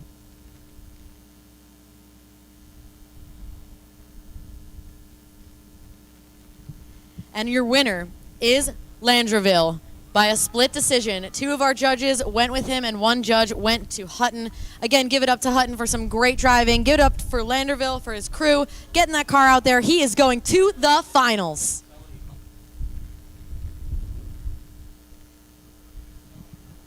We're not done with Hutton yet. He has to battle it out with Oselli for that third place position, the last box, the last big check here. So Oselli, we need you back to the grid. And Hutton, we're gonna basically spin you around for our third place, and then we get poised and set for our finals here. We have Nate Chen, our #1 qualifier, holding on to that Drift HQ Let It Ride tokens, as well as the South Bay fuel injectors. On the other side, going up against Mark Landerville, holding on to that Freedom Motorsports Let It Ride. All these tokens have now locked their values into the finals. It's going to be a winner takes all. Who takes down the big check, who's the second on the box, and who's the last. And we still have an entire another top 16 to run through with our high roller, an unlimited tire, run what you brung class. So stay tuned. We're going to get our third place battle here. We're going to get our finals of the 235, and then we got a whole nother top 6 to ramble through. Thank you guys for joining us here at Raceway Park. This is the final round of the 2023 Gambler Series. We already concluded our 235 point series, and a big congratulations to Chris Meyer taking home the points championship, getting knocked out in the 16, but he's still going to take home some winnings. Congratulations to Chris Meyer and his team for an entire year of great driving, but we're not done here today. I'm going to keep rambling until I get something of entertaining to talk about. Look at a drone. That's a cool drone. Look at that drone. That's a big one. All right, we'll get back to the action here momentarily after we hunt down Oselli and Hutton for our third place battle.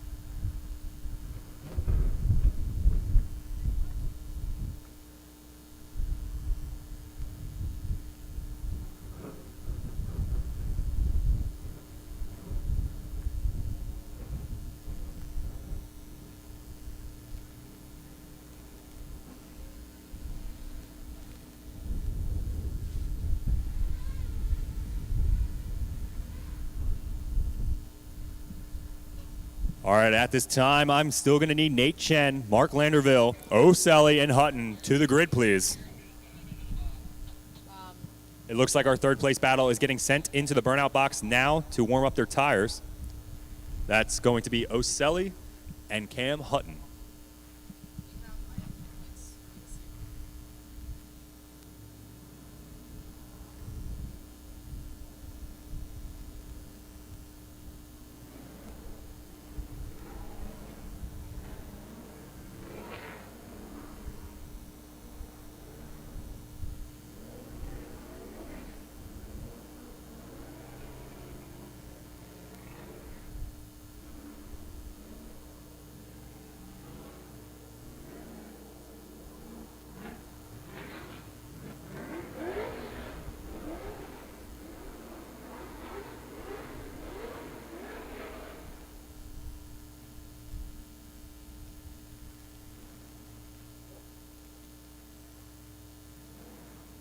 All right.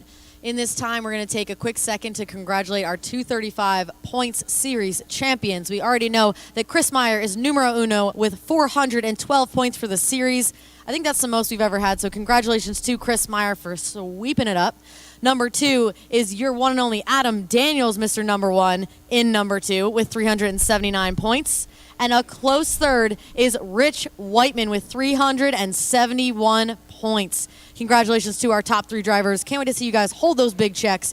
And thank you for coming out to all of the events. All 3 of those drivers are 5-round shower-uppers, so it pays to show up and put some points on the board. Shower-uppers.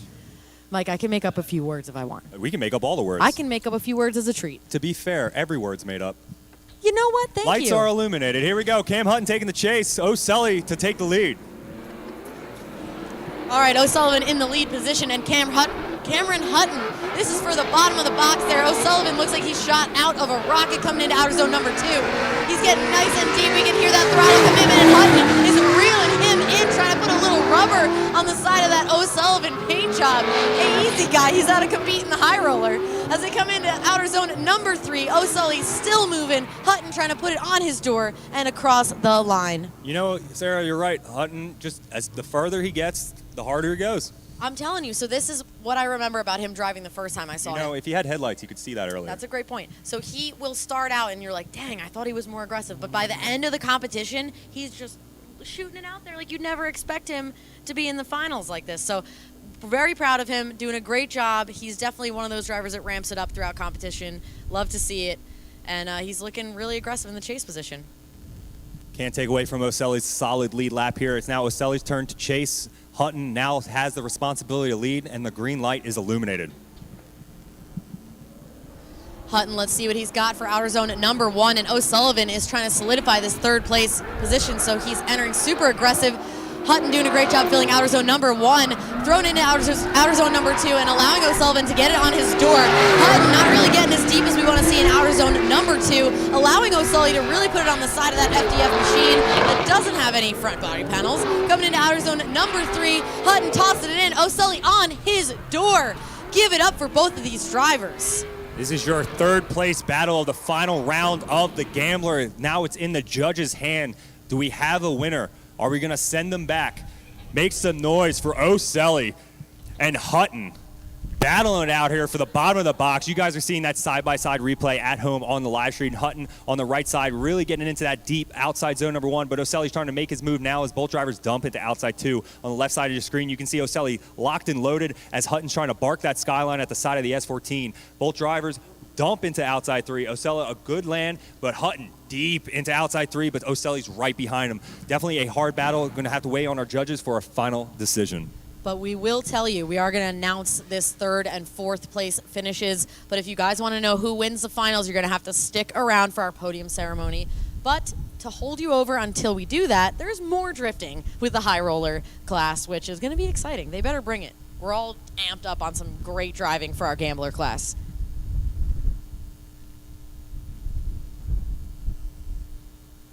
Yeah, they're doing big math over there.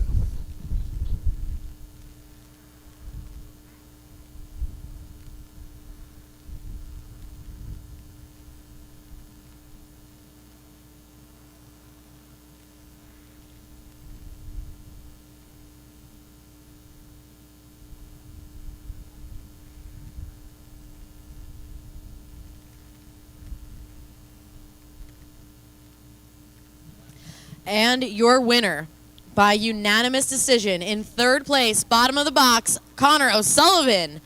Nice job. He's going to have to hurry up and get back to the pits and change those tires and get out for the unlimited class. But Cameron Hutton... Hutton's never going to get the experience points for that front end. Cameron Hutton with an amazing job there. Amazing drive, finishing fourth. We love to see him come out and progress here, and he is going to get those fourth place points. We'd love to see him come out for some more Gambler rounds next season. Yeah, great job, guys. We are going into the finals.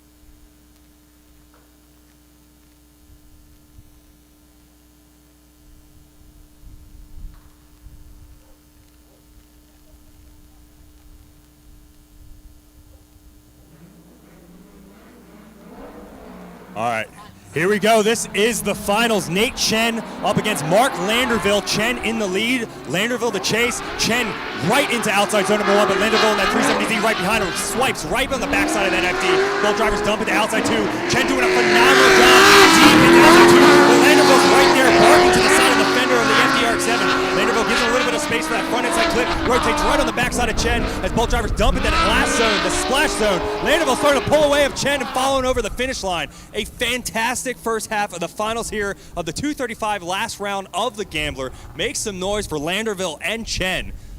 Whew, you guys got me yelling, you got me hyped. We still got another top 16. You gotta calm down. I'm gonna blow my load early.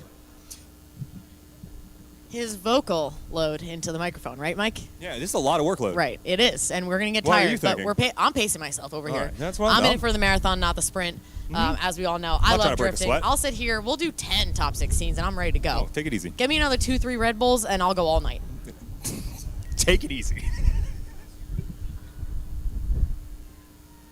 I need a health professional up here. All right, so the second half of our finals here, Nate Chen taking the chase, Landerville to lead.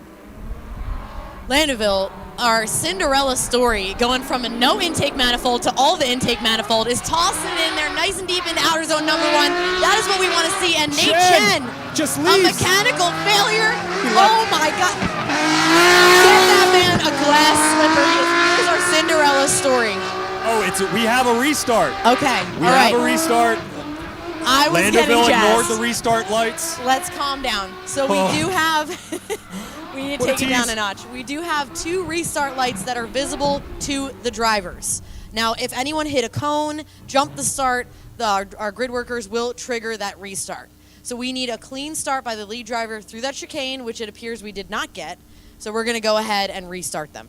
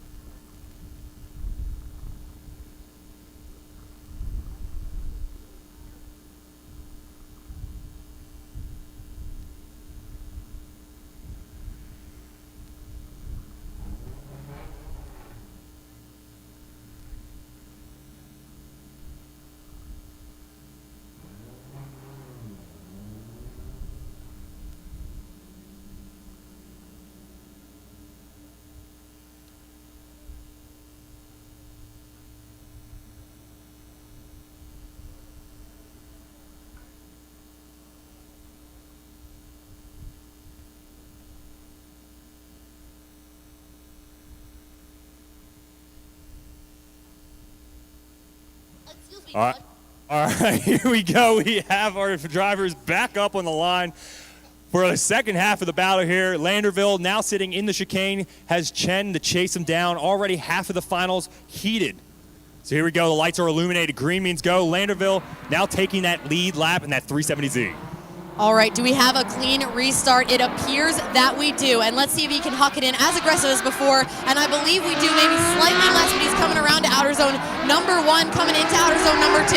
He's getting everything that car's got, and this time Nate is right on his door coming around to outer zone number 2. Landerville coming around that inner clip with Nate knocking on the door as they pour on some more angle and throw it into outer zone number 3.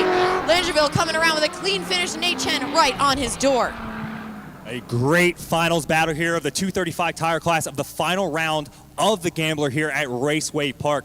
The sun is coming down. It's now golden hour, a legendary time frame here at Raceway Park as our finals of the 235 class are starting to finish up. We're going to have to wait for our final verdict from our judges who won here today.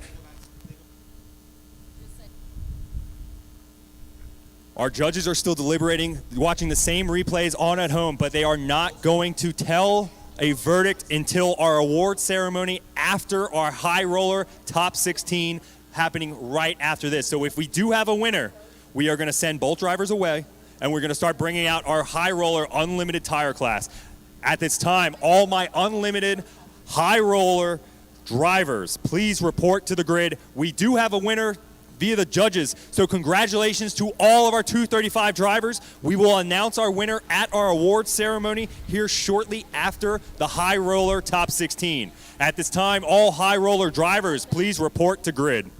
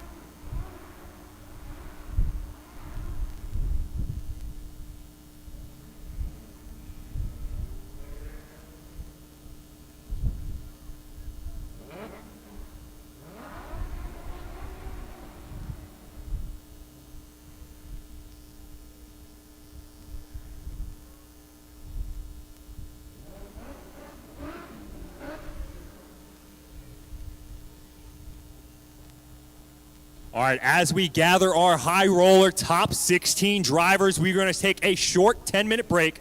Don't worry, I don't have a drivers meeting to take care of. These drivers know what they're signing up for. In 10 minutes at 6 p.m., we have our high roller top 16. I repeat, 6 p.m., our high roller top 16. So hang tight. We're gathering up our heaters of the drivers, getting all their rocket ships ready to roll, and we'll get back to the action here, the final round of the Gambler here at Raceway Park momentarily.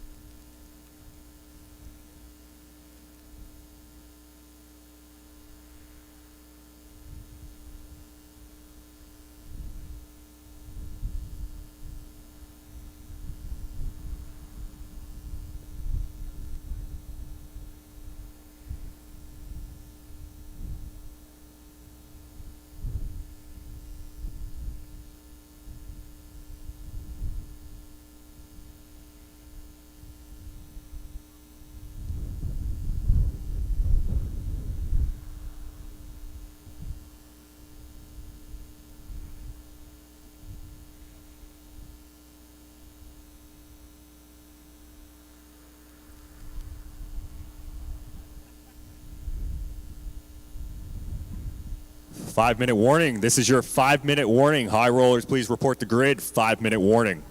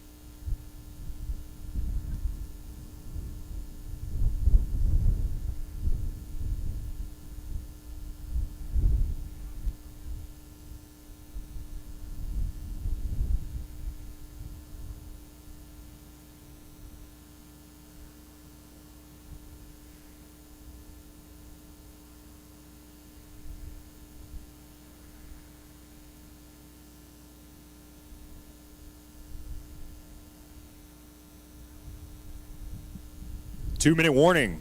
2-minute warning.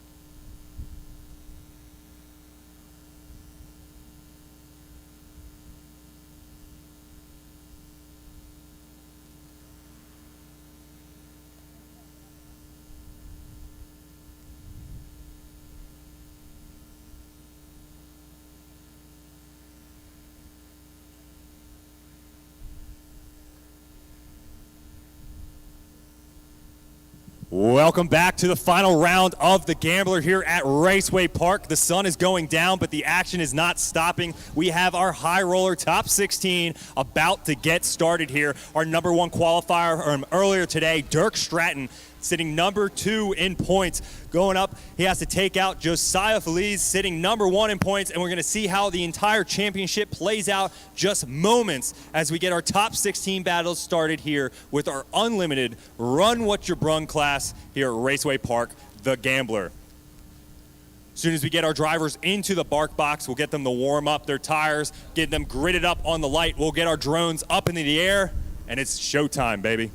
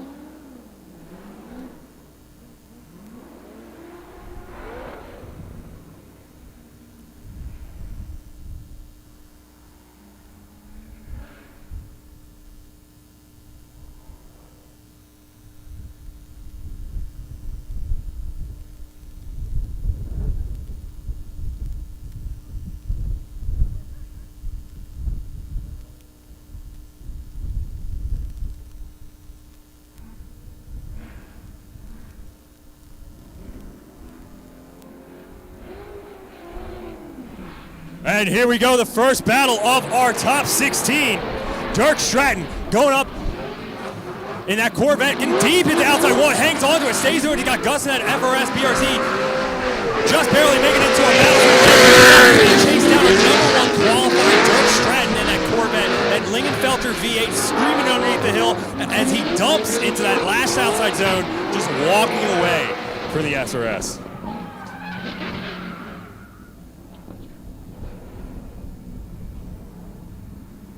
Gabe's out there in that FRS trying to put down as much as he can behind that Lingenfelter V8 powered Corvette of Dirk Stratton as both drivers threw down the first battle of the top 16 here. We have Dirk doing a phenomenal job getting all the real estate he can to Gabe, but unfortunately Gabe trying to clean it up now is right behind him doing that front inside clip, but Dirk just runs away from him, dumping into outside 3.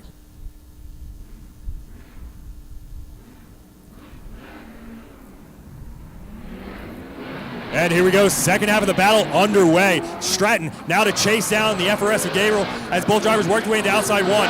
Gabriel a little shaky in as Stratton trying to keep the composure of the Corvette behind the odd line choice of Gabe's FRS. Screaming through outside 2. Gabe nowhere near where the judges need him to be. A little high off that out inside clip, but Stratton keeping his composure, making sure he doesn't make contact with the FRS and getting across the finish line. A great drive from Stratton, a lot of control, especially since he rocket shipped away from Gabe's FRS in the first half of that battle. We'll have to lean on our judges for the verdict of that first battle here of our top 16. Here's the side-by-side. You have Dirk Stratton taking his lead position on the left, the rocket ship himself going and chasing on the right. Gabe in that FRS/BRZ, we're unsure what it is at this moment, but Gabe is doing as much as he can, going as fast as he can, but unfortunately just not landing where the judges want to see him.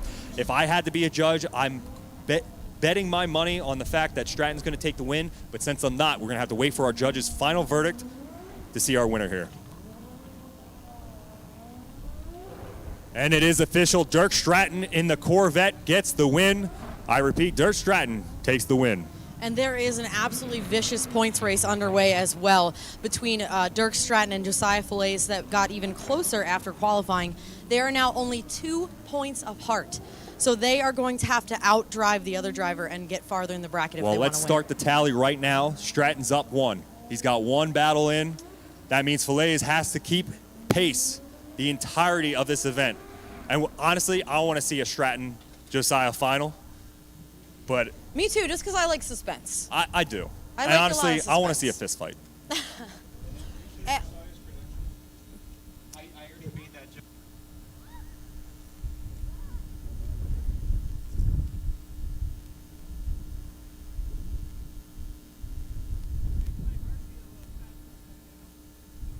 Our next battle up on the line, I believe, is Ricky Hoffman going up against Michael Rush.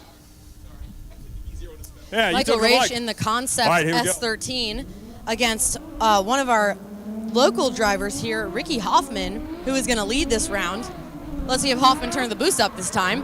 As he tosses it in there, getting a little bit shallow in outer zone number 1, but he's moving across the center section as he gets into outer zone number 2. Raish is knocking on his door. S-chassis versus S-chassis as they come around outer zone number 2. Across that inner clip. We can barely see him through the smoke there. Raish diving up to Ricky Hoffman's door. Ricky Hoffman tossing into outer zone number 3, and Raish knocking on his door in the chase position. What a battle, guys. This is still top 16. Mike putting the pressure on Ricky through that entirety of that battle. You can see Ricky taking that lead position, navigating through the chicane. Ricky doing a phenomenal job, rocket shipping out of there, getting into that outside zone 1, maybe pulling out a tad early. We'll have to go back to our judges, but locking himself into outside 2. And this is where Mike starts to bite on the side of the S14 of Ricky Hoffman. Both drivers doing a fantastic job on the exit, holding their composure for that front inside clip. And here Hoffman shoots forward, dives into the splash zone, but Mike is right there behind him. A solid drive from both Ricky and Mike as both drivers are going to switch it around, flip positions, and we'll get to the second half of this battle underway. Now we'll get the second half of the battle underway. Got to make sure the cameras are in place, because if the internet doesn't see, does it even exist? Did it even happen? Didn't happen. Didn't. All right, the lights are out. This time Raish is leading, and Ricky Hoffman is giving chase. Raish entering right around that 1 of the 3-2-1 cone. Just a little bit shallow in outer zone number 1 because he is moving through this course, and Ricky Hoffman knocking on his door and hitting him, in fact. Doesn't phase Raish in, at least as he comes around a little wide in outer zone number 2, which is a good thing. Coming across that clip like an absolute lightning bolt as he comes around to outer zone number 3. Ricky Hoffman trying to reel him in. Oh my goodness. Ricky got left in the dust. We're going to have to take a look at that contact there in outer zone number 2 just to make sure we know what went down, but that was quite the battle. Sorry, I was playing with Honey. Chris brought his dog in. I know, we saw a dog and we lost you on that one. That's okay. I was watching drifting, Mike. I was looking at that beautiful pup. But I hope my dog's not listening. I'm sorry, Doug. This is a great time to shout out our drone pilots for allowing us to have this sweet replay. Let me check it out right here. Ricky Hoffman dumps it in right behind the outside 2. Hoffman maybe in a little bit of contact there, but Mike trying to get back on momentum. We'll have to leave it into our judges' hands on who's going to be the verdict there. Definitely don't want to leave it there. You want to make sure that you're driving with the hardest intention you possibly can in our competition to make sure it doesn't get left in the judges' hands.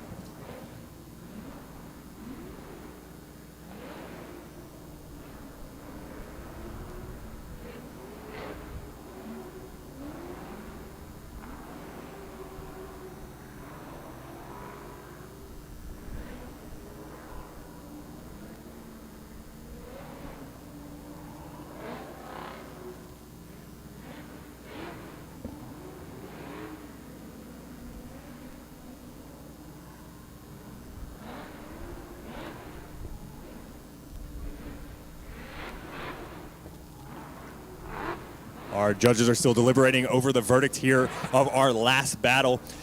If you guys are just joining us, this is the final round of the Gambler here at Raceway Park. We are running our high roller class. This is our unlimited tire. Run what you brung. Any machine that you want, bring it in. We'll let it fly. You could even decorate them for Halloween for the upcoming holiday. Now, there is safety. All right, there is a safety tech. All I'm saying is if you want to throw a couple two-tree ghosts on there, you'll be all right. You could. You could. I would love to see everybody out here at the Gambler next year competing in any class, 235 tire class or the high roller. Our judges are still deliberating over the battle that you're seeing on the live stream side by side. Mike and Ricky battling it out here in the final round.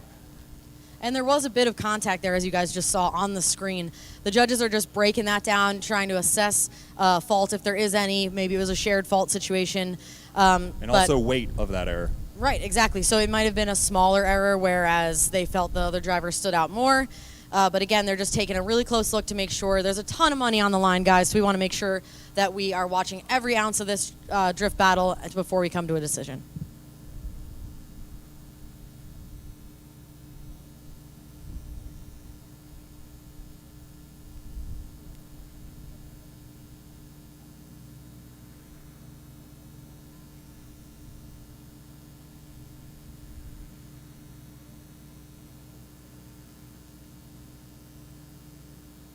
And although you mentioned there was 2 classes here in competition for the Gambler, there will be 2 classes next year.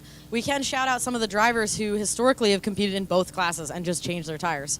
Chris Knapp did it last time we had a Gambler for an Unlimited and a 235, and Connor O'Sullivan was doing it today. We saw him finish 3rd, bottom of the podium. So congratulations again to Connor O'Sullivan. And he's not done. He's not done. He's not done. He's your number 2 qualifier for the Unlimited class. He came here to run, dude. I mean, if you got the circles, why not? You're already here. If you got the rubber, that's what I'm saying. That's what I'm saying. Put a rubber on. Let's party.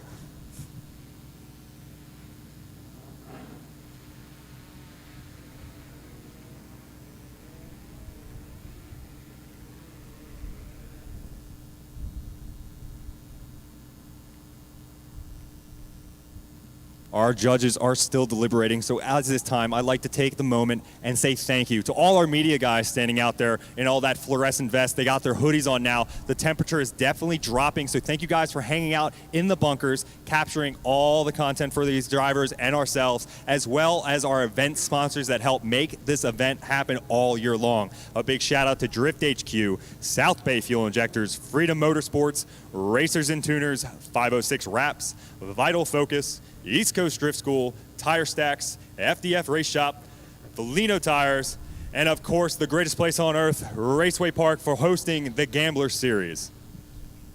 We love Raceway Park. This is basically my second home. I'm just always here. You are here a lot. I am. You're going to start riding dirt bikes or something? No. Ask Haley what happened the last time I tried to ride a dirt bike. Was it a real dirt bike or a pit bike? It was a pit bike, and to be fair, I was a passenger. That doesn't count. You weren't driving. Okay, thank you. That's not at fault. Definitely have PTSD, though. Going to stay away from them 2-wheel machines. With age comes a cage, baby. Oh, that's fair. Yeah. All right, it looks like we do have a verdict. We're going to send them one more time. We're going to lift these boys back around, let them get some fresh rubber underneath their machines, and then we're going to send them back out. Our judges want to see a definitive answer. And if you guys want some insight on what was tough for the judges to decide, I'm going to go out on a limb here and say the absolute tomfoolery going into outer zone number 2. Once the zone starts, we need you guys to be on throttle, boys. We don't need any sort of, filling around, not being on throttle, because that's, we believe, what caused the collision between aggression on Ricky's part and just being a little bit late to get back on throttle in the lead position. It definitely caused that accident. So we want to see some nice, clean, straight-up runs. And then we're going to get to see him run again, which is a nice treat.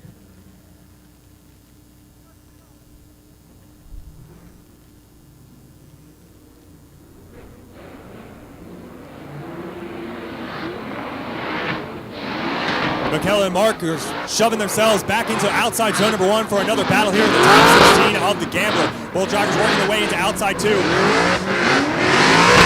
job going outside 2.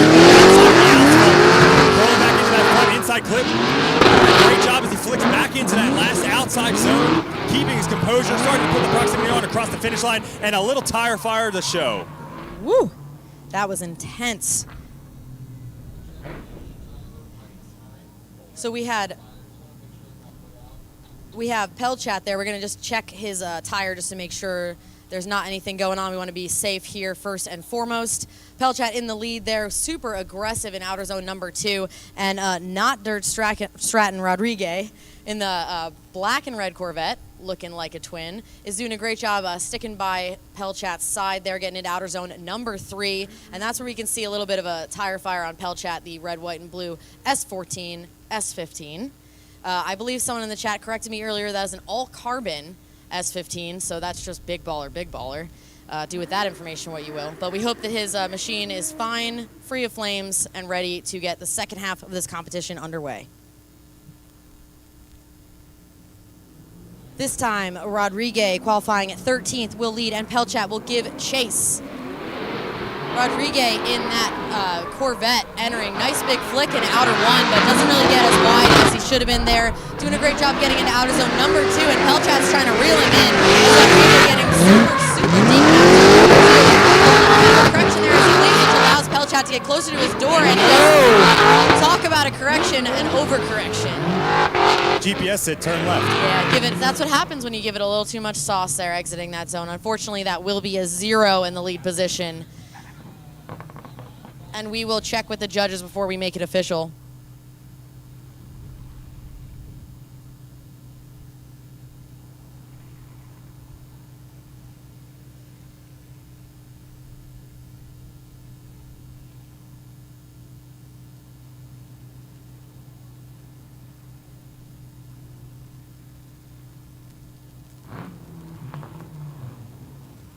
All right, we will make it official. Unfortunately, that is a 0 from Rodriguez for spinning in the lead position, and that will go to Pelchat. Pelchat will get the win in that red, white, and blue S15.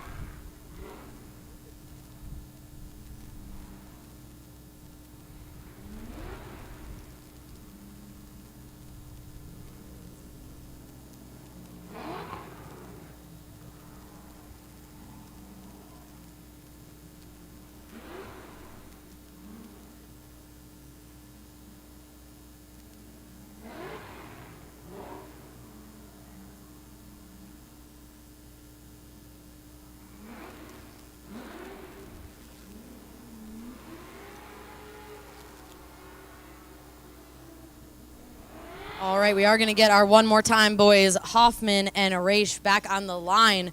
Lies. It's Trevor Root. Oh, okay. Trevor Tree. He just makes me a liar every single time.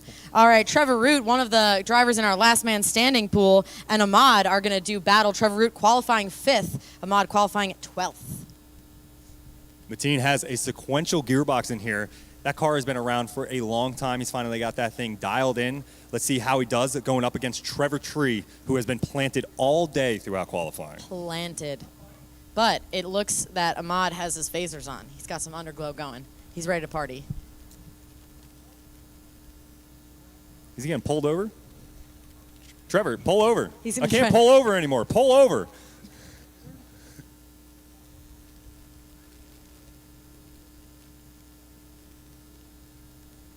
All right, we can see a great shot of our tree it looks there. like a ceiling fan in an apartment. And speaking of that, Trevor Tree is going to take the lead here for this first battle. Trevor tossed it in there, nice and aggressive. Maybe could have been a little deeper in one, but he's really pulling away from Mateen there in the chase position.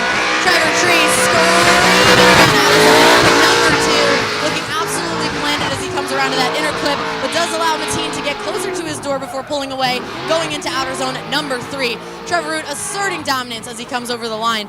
And was there a straighten? Did Mateen stop drifting? We're going to have to take a closer look at that on the replay. Well, let's run it back for the internet. If you guys are not tuned into the live stream, you should. We can see that drone and all the replays that our judges are using to judge the very same event. Trevor Tree doing a great job getting to outside 1. Mateen trying to clean up that proximity, trying to close up the gap as Trevor's just doing exactly what the judges want to see, locking in the outside 2. Mateen starting to make sacrifices here, trying to clean up that gap, but Trevor Root puts it down, puts the power back through, stays in it through that transition, dumps himself into the splash zone, and just drives away from a team who's doing everything he can to get back to the side of that E36 to Trevor Root.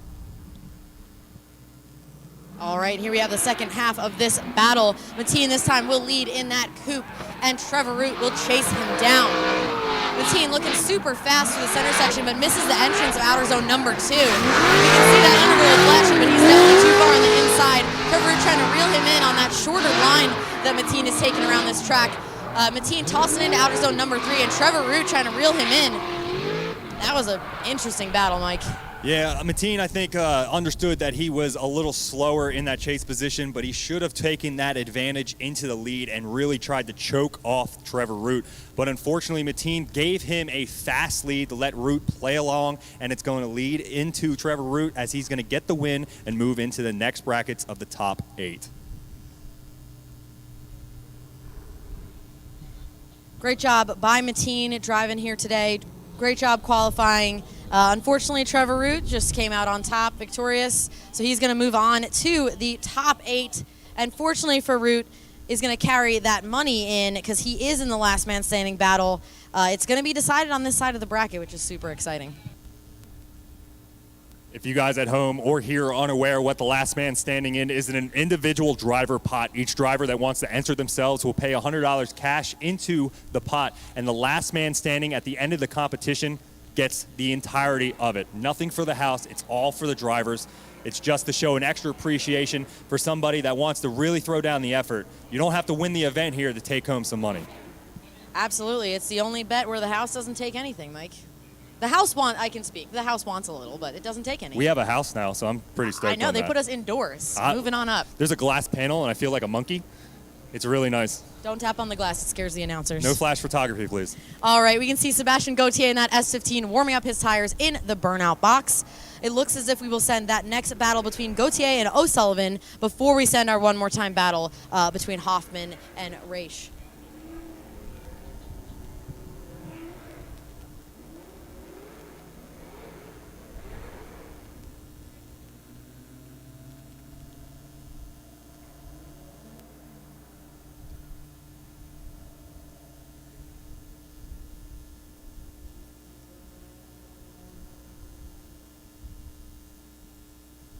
All right, we're waiting for our drivers to head up to their positions at the start line. We have Gauthier and O'Sullivan. O'Sullivan qualifying second before his big win in third place for the 235 round. He's going to lead this time, and Gauthier qualifying at 15th will chase. Now, don't let that qualifying position fool you. Gauthier is an excellent driver.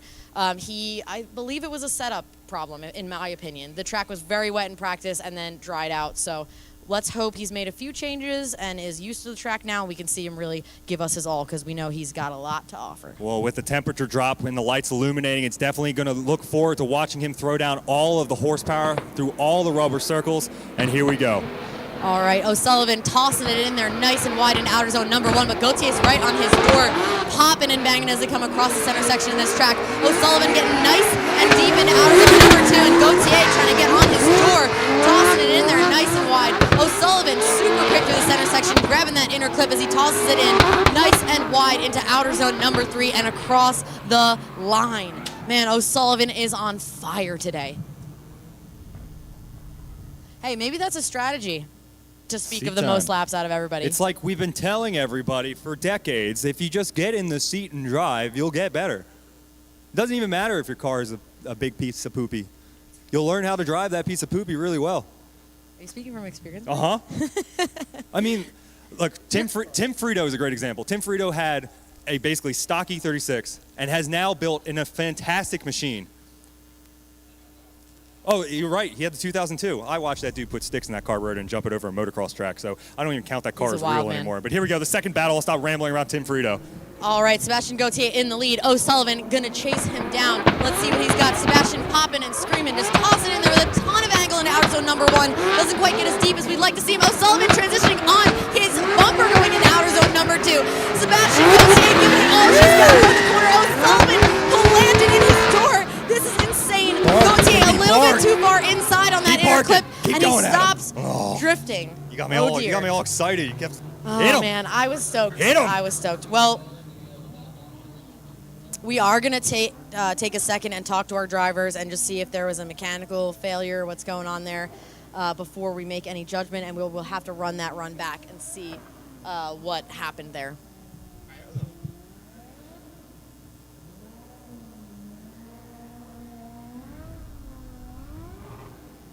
All right, here we go. We got the side-by-sides and our run that we just ran back. Gutierrez in the lead, clicks off that wall, just avoids outside one, bouncing the taillight off. Oselli trying to transition through. Our drone guy just dropped me off. And then we go back into outside two, and here it is. Oselli giving him contact there.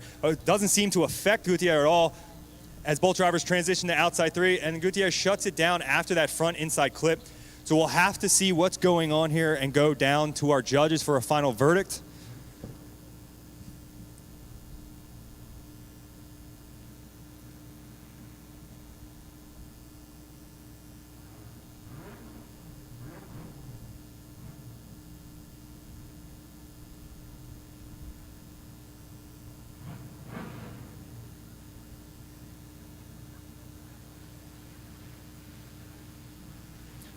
I'm not an expert, but maybe he got scared. I mean, Connor O'Sullivan was knocking on the door and, like, trick-or-treating him all the way around outer zone number 2. To be honest, at this point, I'll put it out on the internet. I'll give $100 to anybody that punches somebody else through a window in a tandem. Oh, my God. Okay, hold on a second. Not here. There's safety rules here. Where are there not safety rules, Mike? Everywhere else? Can they punch each other after the event's over? They have helmets on. They'll be fine. Okay. Goodness gracious. All right, everyone ignore my co-host there. Don't punch anyone. We want to just see some nice tight tandems on grid, which is what O'Sullivan was trying to give us there, it appears. And I don't know what went down. I'm not going to try to speculate there. It appears that Gautier stopped drifting somewhere after that inner clip. It is worth note that he was about 2 tires off on that inner clip. So I don't know if something went wrong with the car or whatnot, but we're going to take a look, see if we can talk to the driver down on grid and make sense of what went down. And we will let you guys know when we have a verdict. It was a left hook, Sarah. It was a left hook. Southpaw? All right.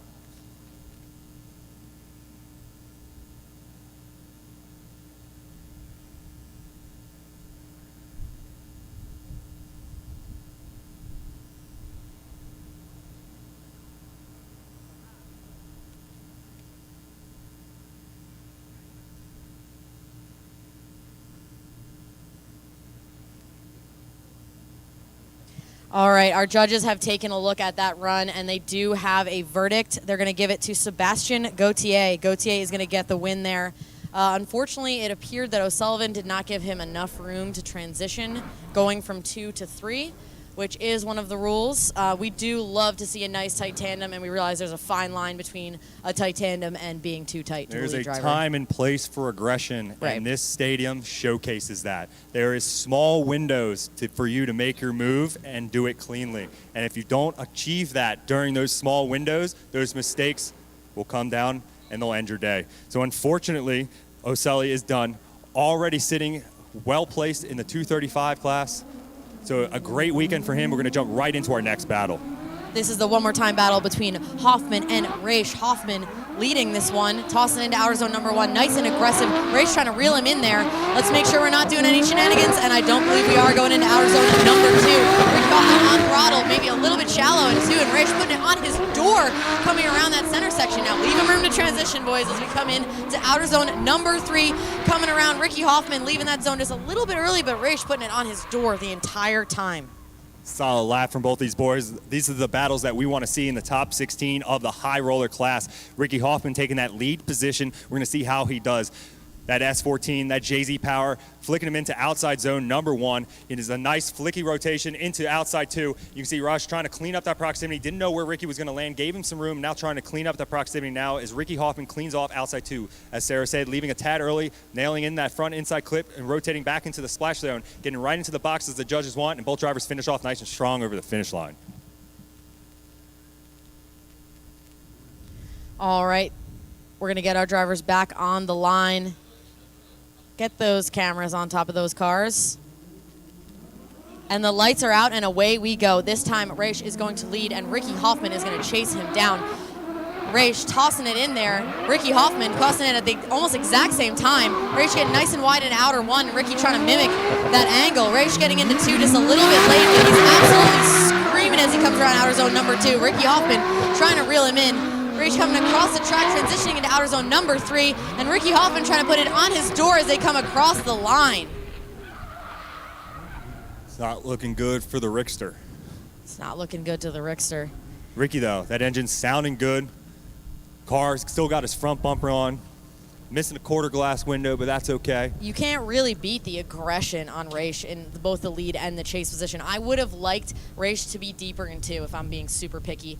He was moving through the outer zone number 2. We'll get to see that here in a second. But just was not as deep as I would have liked him to be for all of the points. Yeah, and I do think a little bit of a deficit there as Ricky Hoffman let a huge window from outside 1 through the transition to outside 2 that it really didn't highlight the fact that Raish was late into outside 2 as it does in the rest of the runs from the rest of the evening. I almost prefer the first run where Ricky Hoffman was leading and Raish was chasing, because Ricky Hoffman puts down an excellent lead run and Raish puts down a super, super amazing chase.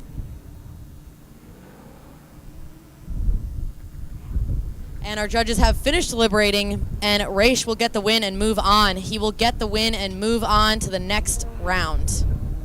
Congratulations to Mike, piloting, taking out Ricky Hoffman in that JZ-powered S14. He's going to work himself into the top 8.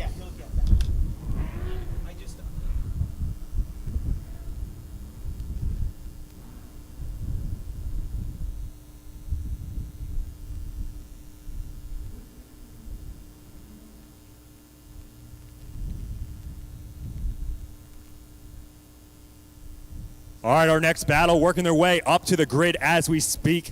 Brian Hopp piloting that MA Motorsports black S13, going up against Jay the Drifter, that 15-year-old pro-spec FD driver in that Corvette.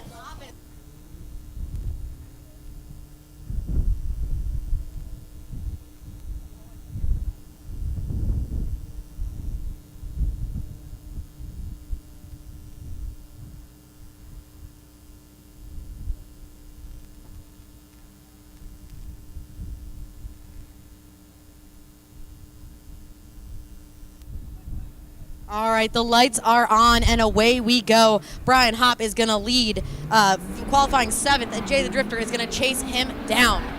Here we go, Brian Hopp clicking into outside zone number 1, getting that rear axle where the judges want to see it with Jay right behind him. Jay makes his move now as both drivers dump into outside 2. Brian Hopp pulling out from the zone a little early, and Jay keeps his composure, trying to make his move down, going into the inside clip. Brian Hopp doing a great job, dumps it into the last and outside zone. Don't hop quick at Brian, he's doing a fantastic job and pulls that angle. Brian Hopp pulls that angle. Jay doing a fantastic job avoiding collisions, but Brian Hopp shutting down the car early, exiting outside zone number 3. Let's run the replay back and see what happened.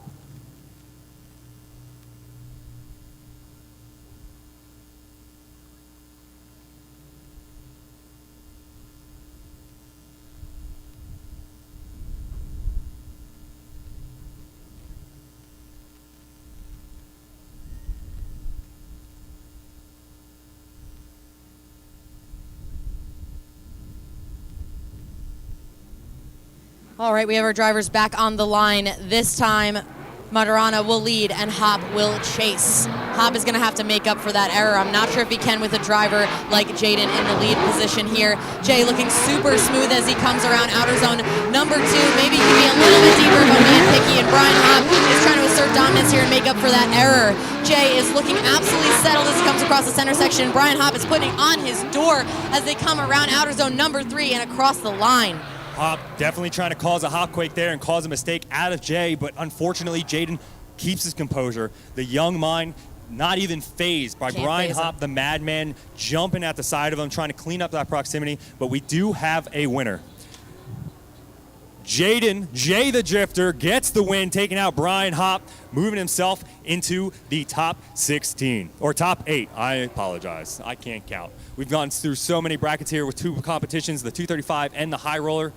We're just getting started. It's a lot of drifting We're only one halfway day. through. We're getting a little delirious about it. I am. Yeah. You know, but I'm not mad about it. No, me neither. We're in a box with windows. Yeah, great way to spend a Saturday night. Oh, I got no complaints. A beautiful night here at Raceway Park in New Jersey. We're going to see if we can get our next drivers up on the line here. We have Josiah versus Lipton. 2 Corvettes doing battle, very different cars here. Jacob Lipton is a bit of a wild card. We've seen him put down some absolute heaters, and then he had like a bunch of oops in practice and qualifying. So Lipton had a rough practice session, but I think he's got it cleaned up now, and I think he is super excited to follow down Josiah's Corvette through our course here today, because Josiah is locked and loaded. So as long as Lipton can see where he's going, You should be good. Josiah, qualifying third, will lead first, and he's on a mission, a point to prove. He's got to outdrive his counterpart, who is right behind him in the points, Dirk Stratton, on the other side of the bracket. So this is going to be wild. The lights are off, and away they go. Josiah tossing it in there, right around the 2 of the 3, 2, 1 initiation cones, and filling that first outer zone, trying to run away with it, but Lipton is trying to reel him in as they come around outer zone at number 2. Josiah getting all the way to the edge of outer zone 2, leaving a little bit early, allowing Lipton to put it closer to his door, coming across that inner clip, and they both throw it into outer zone number 3. We can't even see him through the smoke there. Thank goodness we have the drone, so we can see them both go across the line. A fantastic job from Lipton trying to keep up with that rocket ship of Josiah. Let's run it back on the replay here.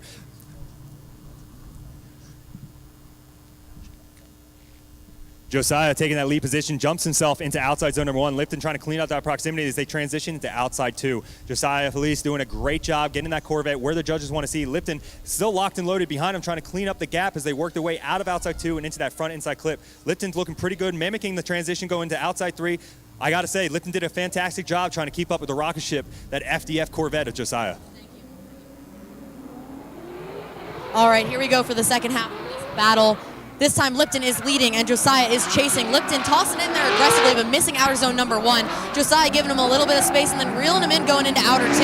Lipton is just a little too far inside, not quite getting into outer zone number 2, but he does look fluid and settled in that Corvette as Josiah is slipping the clutch behind him, trying to stay right in that pocket against that driver who is much slower. Nicely done by Josiah, giving him a little bit of room in the chase position, but Lipton with an excellent lead line, in my opinion, just not in the zones. I'm not going to say anything out loud, but if Lipton was online, Josiah would have had a harder drive. I agree. Lipton, again, loved the line. He was a little too shallow in all the zones for me. He held his composure, he held his momentum, but if he was where the judges needed to see him, he would be a contender in this battle. But unfortunately, because he didn't go through the checklist that our judges want to see in that lead position, he didn't give the lead that Josiah was expecting, and Josiah did. So unfortunately, Josiah Felice is going to get the win officially, moving himself into the next bracket, still holding himself into championship points contention, going up against Dirk Stratton on the other side of the bracket. This is getting wild. Me and Mike aren't even sitting anymore up here. We're just standing. Yeah, I mean, I can't sit. I would be on the edge of my seat. You can only get on the edge so far before you fall off. You know what? No more chairs. All right, someone's got to, do we have an adult in the house? Someone's got to rein this man in. All right, we have one more battle left in the top 16. And that is going to be Steve Misko and Galvin. Steve Misko qualifying 6th and Galvin qualifying 11th.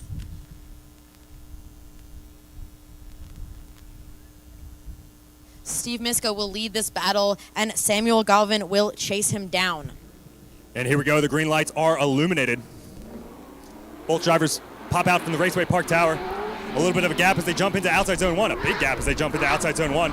You're gonna see that proximity clean up as both drivers jump into outside 2. Misko doing a good job. A weird wiggle from behind him. Misko doing a fantastic job in that S14. Now both drivers into position as he works their way into that front inside clip. Misko, a nice flicky transition, slow transition, but he nails it, lands where he needs to go, and throws off our chase driver. Okie dokie. There was quite a bit of tomfoolery on that run. I'm going to need to see this again. So Misko does a pretty decent entry there. Does a good job in outer zone number 1, and it seems like Galvin is just not really active in the chase position. Misko tosses it into 2. It seems that the delay by Misko getting into 2 allowed Galvin to get on his door. And then here's where a little bit more frickery, if you will, happens. Steve Misko tossing it in. Now, so you are allowed to decel slightly going into a zone, but we don't want to see you park it. So the judges are definitely going to take a look there and see what's what. All right, well, now it's Sam's turn to take the lead and see if Sam can do a better job going through the checklist. Misko putting the pressure back on. And here we go, transition out to outside 2. Sam will do a good job landing where he needs to be. As Misko a little bit offline, but holding his proximity. Misko a little bite, he needs to fall back into position now, trying to get himself and his machine back in the position behind Sam's car as both drivers dump into the outside 3. I was paying attention there. I didn't know what was going to happen. Steve's all over the place trying to bark to the side of Sam's car. I don't know how that's going to go. That was weird. That was an interesting. That was a weird battle, guys. And as much as I love weird through and through, not so much when it comes to drifting. I like to see a straight up battle. You know? I like weird, but weird comes with numbers. Interesting. We send 20 of them out there. Let them get weird. Mike, we can't send 20 drivers around the You're figure right. eight. You're right, 30. There's 3 outside zones, 10s each. It's just basic math.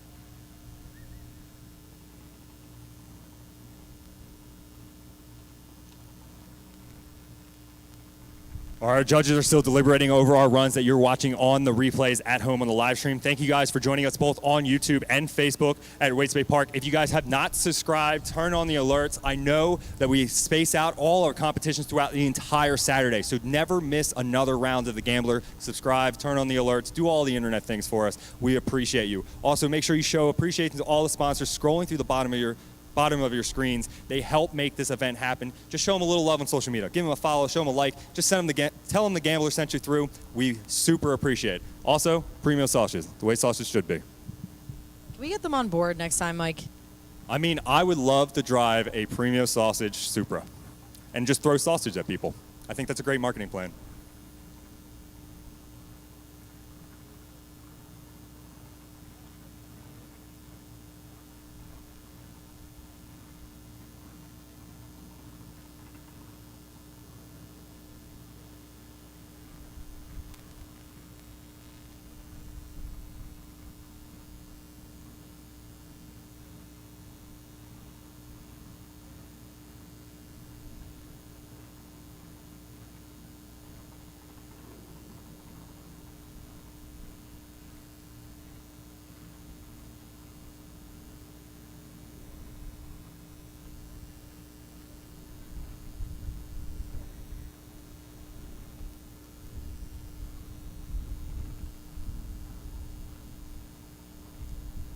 All right, we do have our judges' deliberation, and we do have a winner. Govin is going to get the win. Govin is going to get the win and move on. Our judges did take a very close look at what was going on into 2 and 3, with Steve in the lead position, especially going into 3. The slowdown was too much going into that third outer zone, unfortunately, which caused the error on Govin's part, so he will move on to the next round.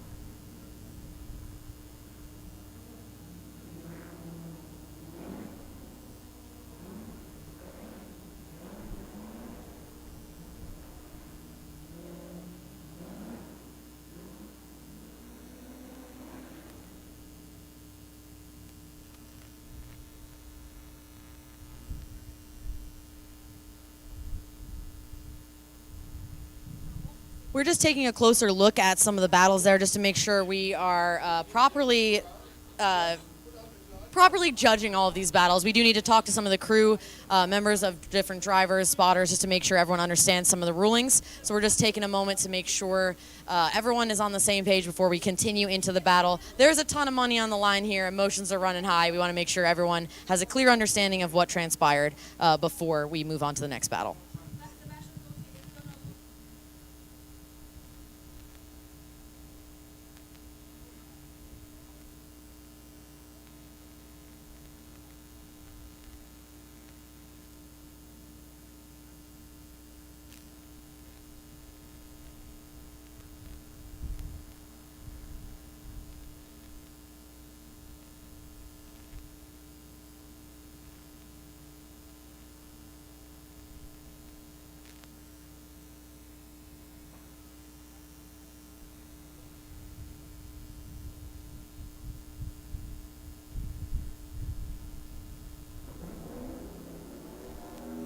All right, here we go. The lights are illuminated. Green's going to mean go as Dirk Stratton now takes the lead.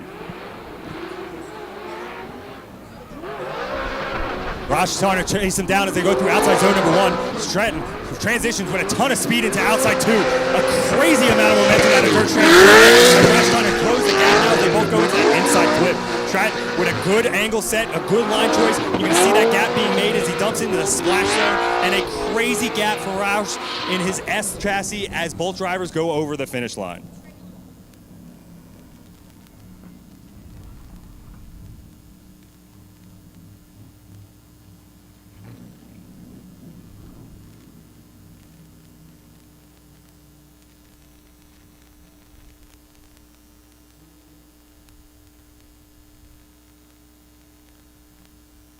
All right, so you guys at home are watching the replay of Dirk Stratton taking his lead position in here, dumping into that splash zone. Roush just got lost in the smoke, in the transition, didn't know where to land. And Dirk Stratton just blowing away, holding that momentum. Now it's Stratton's point in the chase position.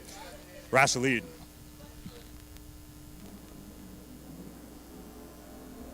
All right, now it's Mike's time to lead, Stratton to chase. Mike jumps up with the S chassis going into outside zone number 1. Stratton right behind him as both drivers transition across the field here into outside zone number 2. Stratton right to the side of Mike. Maybe a little bit of contact there between them. As both drivers work their way into outside zone and go back into the inside clip. Mike doing a fantastic job with the line setup as Dirk. A little bit of a gap made, but Dirk trying to clean it up as Mike jumps into that last zone across the finish line, shortly followed by Dirk Stratton's Corvette. A solid battle from both Mike and Dirk. We'll have to lean on our judges to get our final verdict.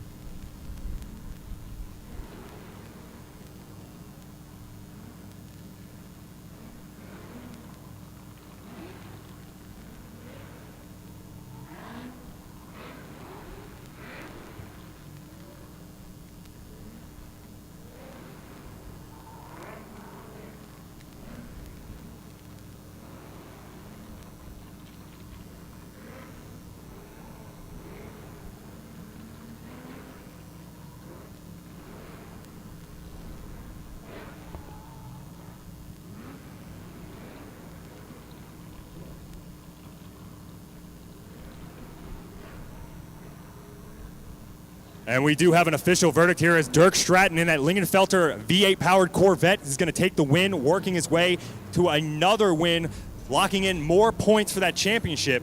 This is the left side of the bracket, where Josiah on the right side of the bracket now needs to take home another win to lock himself into the Final Four, as Stratton is to take home the points championship. Yeah, to oversimplify this for you guys listening and watching at home, whoever finishes farther is going to take home the points championship.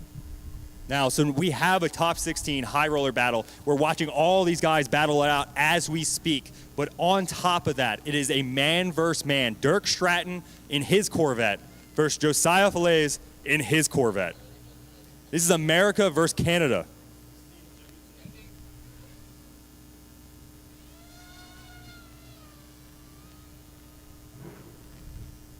Our next driver's up on the line with the lights illuminated are Pelchat and Root. And away they go.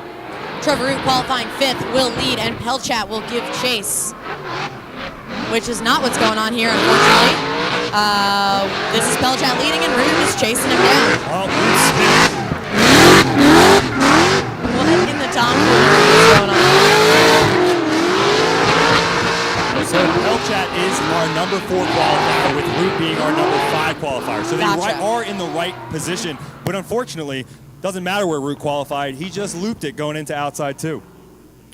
We believed in him, Mike, and unfortunately he let us down. But I will say that Pelchat has been looking absolutely dialed all day. We've seen him in the zones and on the proper line well before any of the other drivers, so I'm going to give him a ton of credit where that comes. And against a driver like Pelchat, you cannot make any mistakes. So unfortunately, I think Root's toast, but we're going to go ahead and see what happens. Anything can happen in drifting. So well, Trevor now has the opportunity here to try to cause a mistake. But Pelchat, as you said, has been phenomenal throughout the entire day here today. So let's see it. Green lights are illuminated second half of the battle.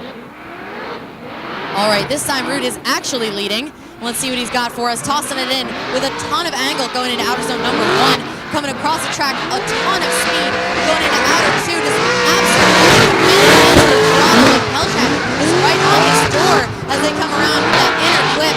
Trevor Root's trying to run away with it going into outer zone number 3. Getting super wide as Pelchat is really not as close as we'd like to see him be in the chase position.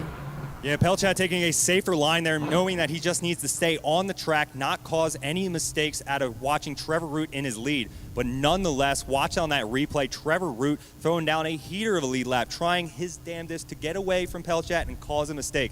Trevor Root right off the click, banks his into outside zone number 1, a great transition into outside 2, an early throttle commitment right as the zone starts. Great completion through Trevor Root through the entirety of the zone. Pelchat trying to keep up with Trevor Root's E36 as he rotates back into that last outside zone. Root putting that dominance force again as Pelchat just doing everything he can to stay into the conversation. Yeah, and that's a bit of a bummer in my opinion because these are two excellent drivers that I really wanted to see battle head-to-head. And, you know, unfortunately, Trevor Root, detention. I mean, there's a reason I got excited when Nate Chen rear-ended Rich Whiteman on the entry on the straightaway, because that first initiation to the first zone makes all the difference for the rest of the run. And let's make it official. Unfortunately, due to that error, Pelchat is going to get the win and move on to the Final Four, which makes it official. Dirk Stratton is going to win that money in the last man standing pot because he did beat out Root, who was the only other driver to go that far. Got knocked out in the top 8. So now Dirk Stratton has to take out Pelchat in the Final Four. But we're going to work our way to the right side of the bracket where we have our next battle up on the line. I lied, they ain't on the line. You guys can see that. Well, we'd like them to be on the line, Mike. And to clarify, technically Dirk Stratton is farther in the competition than Josiah. So Dirk is in a great position to take that points lead away from Josiah Flace, who needs to beat out Govin in his top 8 battle if he wants to move on. Before that battle, though, we have Gautier and Jay going up against each other. 2 guys from Canada, I believe, that are going to do battle to be in the Final Four.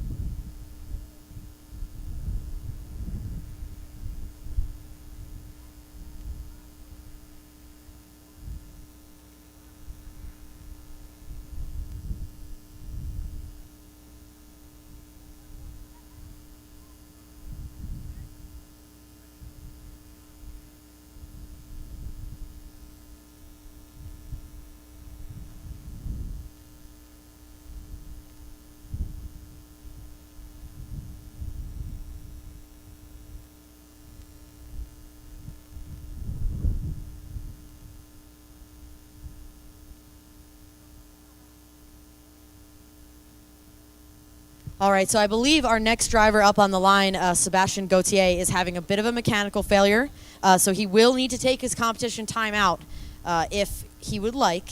Otherwise, we need him at the line. So we're going to talk to his crew guys, make sure we understand what's going on before we move on. And in the meantime, we can send the next battle if they are ready, but we do want to make sure we sort that out going into this second side of the bracket.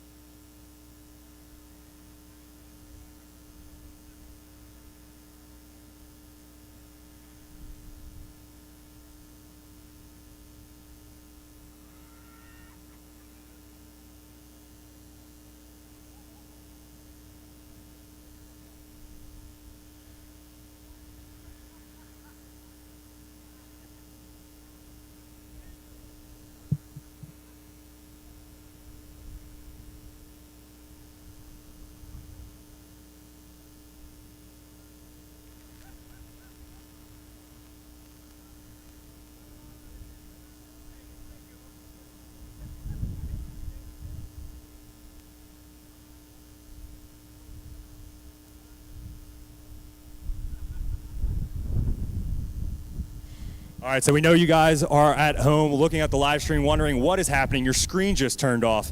Don't worry. A little bit of technical difficulties solved. Don't worry about that. Now we have some driver difficulties. We're getting their machines, mechanicals, the rules, everything laid out concrete. This is the one issue when we got the big checks on the line. We want to make sure that everybody understands, is concise and clear about exactly what's happening, and that takes a little bit of communication between the multiple teams. So bear with us as we get our last couple teams dialed in. We're trying to gather up our last couple battles and get something out here for you guys to watch. So bear with us as we gather them together, and we'll get right back to it momentarily.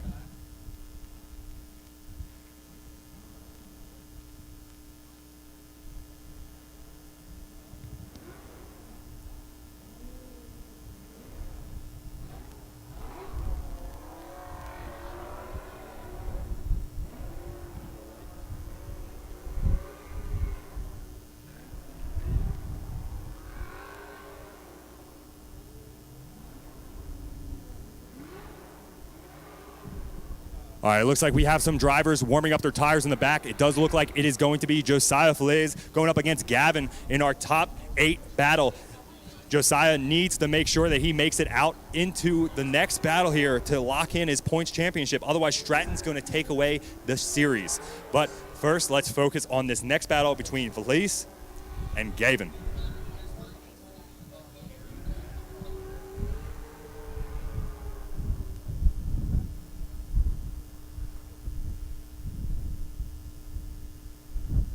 All right, to confirm what is going on for you guys since you're looking at this beautiful figure 8 and no drivers on it, Sebastian Gauthier has called his comp timeout, and it is in the middle of that comp timeout as we speak. So hopefully he can get that car back together and get up to the line to battle Jay. And in the meantime, we are going to run Josiah Falaise and Samuel Govin here to decide who else is going to be in the final 4. Our drone is off and away, as you guys can see on the live stream there. So we're going to get our drivers up to grid and go ahead and send them for battle.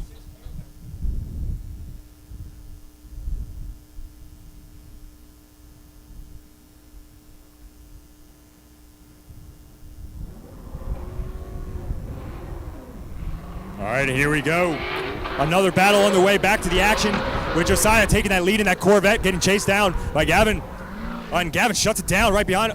We might have got a restart there. Did we get a restart? I believe so. I can see Thank the lights you. flashing off the wall. So just to no let more you drama. guys know what's going on, the lead driver, who was Josiah in that situation, needs to travel through the chicane without hitting any cones or jumping the start light. If any of that happens, they will have lights illuminated to say, shut down the cars, don't do the run, and bring them back to the line. Now, if this happens 2 more times, that will be a 0 for the lead driver. 3 strikes, you're out. 3 strikes, you're out. We need a nice, clean lead run. We don't want the lead driver to run away with it. We want to see some nice, tight tandems, so that is the reasoning behind that. And while we're having the drone hang out on our start line, we can shout out our track workers who are getting our podium ceremony set up. They are awesome, and without them, we could not put on such an awesome event. So thank you guys so much. But our drivers are back to the line. We're going to try this one again. Let's see if we got a clean restart. And I believe we do. Away we go. Josiah in the lead, and Govin chasing him down.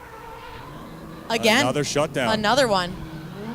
So I hate to say it. So if Josiah can't get through the cones this time, that will be a 0 for the lead. And not only will it be at a 0 for the lead, it will clinch Dirk Stratton as our points champion. That is not the way you want to lose Josiah, the points championship. Clean it up, brother. Take it easy. Take it easy through the cones. First gear, 15 miles an hour.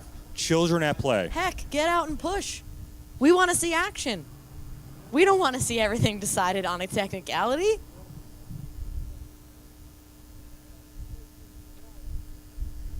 Now, I will probably say that this Corvette may or may not be a tad wider than the S14. She thick, as the kids say. 2 C's thick.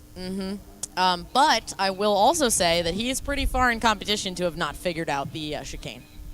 Who knows? Maybe it's strategy.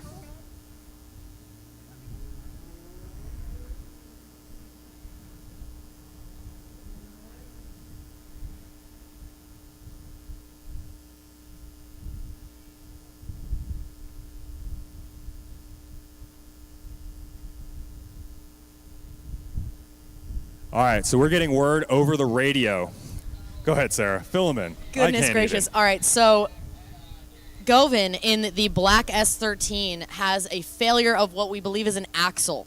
He does still have his competition 5 timeout, so he will be taking it at this time. So we are going to take Josiah off the line so he can think about what he did and put him back in the pits while we allow Govin to use his competition timeout. From there, I believe Sebastian Gauthier should be done his comp timeout, and it will be him against Jay, or Jay taking a bye run as our next battle. Heck, the right side of the bracket is really struggling. Yeah, the right side of the bracket is getting heated. Unfortunately, it's not getting heated on track. I would rather it be heated on track. You know, but this is part of drifting. It is part of drifting. There is a mechanical aspect that comes with competitive drifting that is a requirement. This is why you have a spotter. It's why you have a crew chief and crew to be able to help it out. So now, hopefully, they can put an axle in that car in 5 minutes, which would be a feat in itself. Absolutely. You know, in most mechanic shops, they charge thousands of dollars for that. They do. And now we got a couple of guys doing it in the dark in 5 minutes.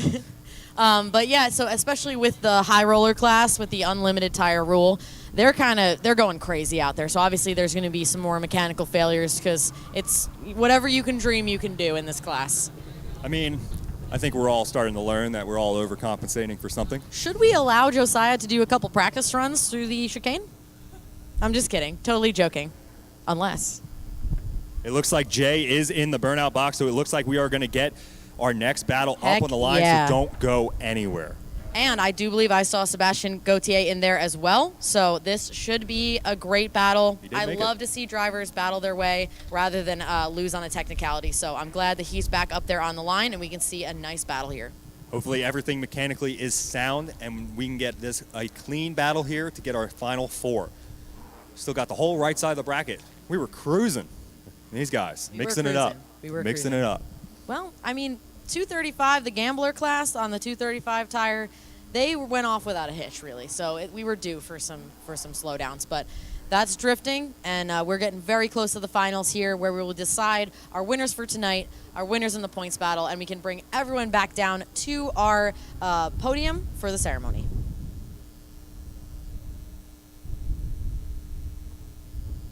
Also, worth noting that the only American left in this unlimited bracket is Dirk Stratton. 3 bald eagles out to our homeboy right here.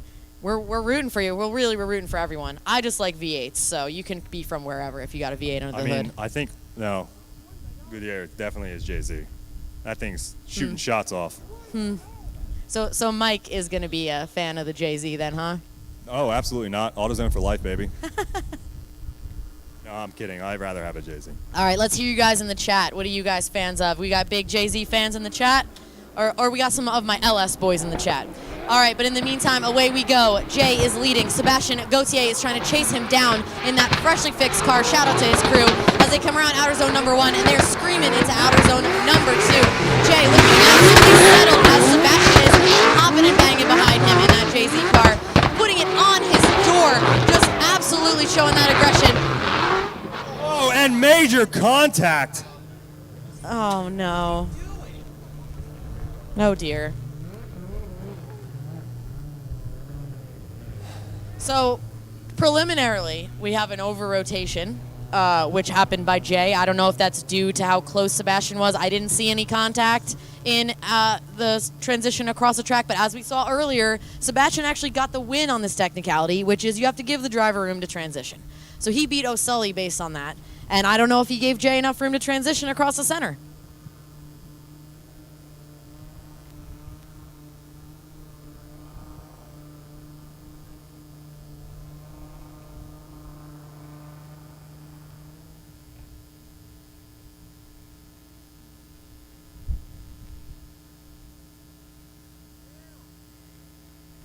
We're a little quiet because we are taking a look at the replay here that you guys are seeing at home.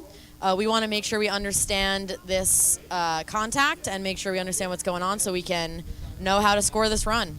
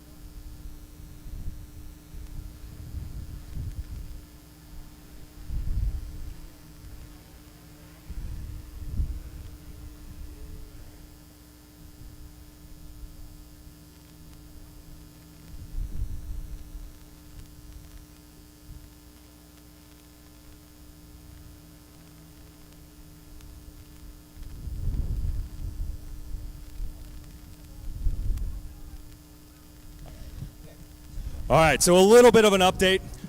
Looks like Jay got into outside 3 a little heavy, causing a rotation. You can see that right here on the replay.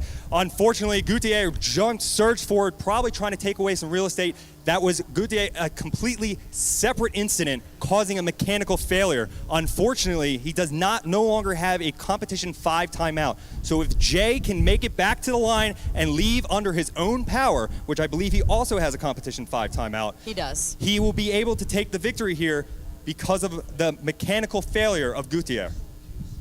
Yeah, so if we want to get technical here, just so everyone understands what's going on, that is a 0 for Jay on his lead run. So Jay will get a 0 on the lead run. But unfortunately, if Sebastian has another mechanical failure that he cannot fix because he already used his competition timeout, then he will get a 0, and Jay will move on.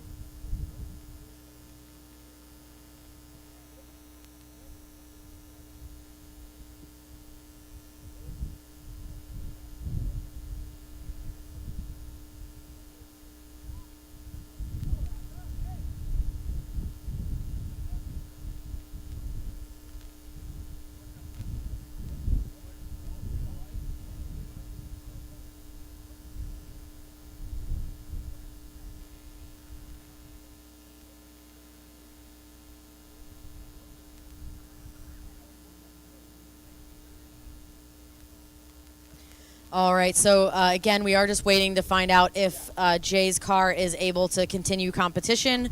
And just to clarify, so Jay is at fault for that spin, but then Sebastian unfortunately was not able to avoid him, and he was still on throttle where he made contact with Jay's car. So unfortunately, Sebastian is on his own to be able to repair that, and he does not still have a competition 5 timeout. Unfortunately, in drifting, sometimes there's just not enough time to fix the car, and sometimes you have a great day and sometimes you don't.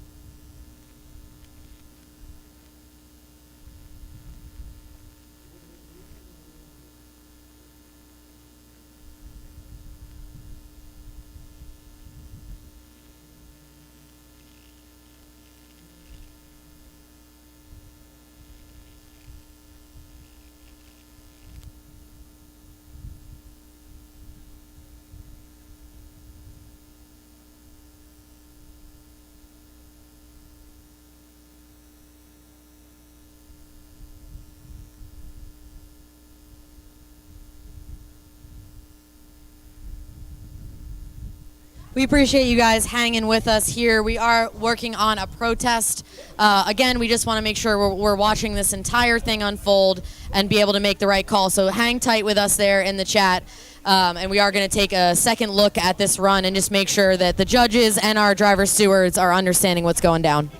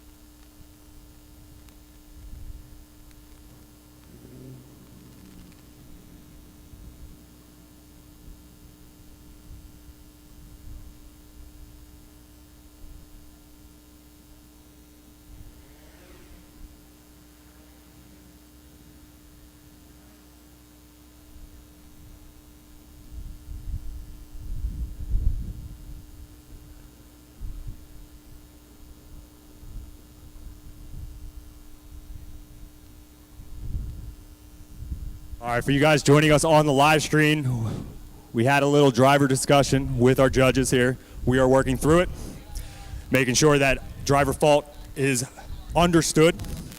Jay getting a 0 with his spin independently. Gutierrez unfortunately trying to make a move to make a pass after Jay has made his spun, but the chase driver is responsible to give way to the lead car. So unfortunately, Gutierrez's mechanical failure will knock him out of competition, and Jay, as long as he can move on to his own power, will continue.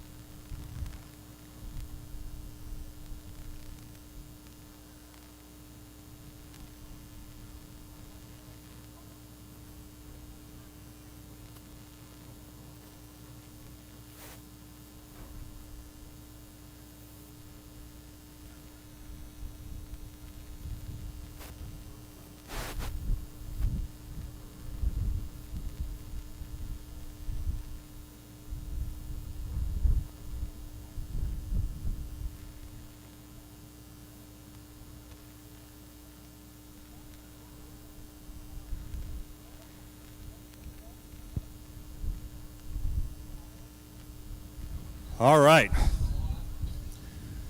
Got a good stretch and a breathe in. And it looks like we got Josiah sitting lonesome on the grid. Unfortunately, his competitor gave an unable to repair his vehicle, so Josiah is going to take a bye lap here. Make some noise for that FDF Corvette as he works his way through the Gambler course here at Raceway Park.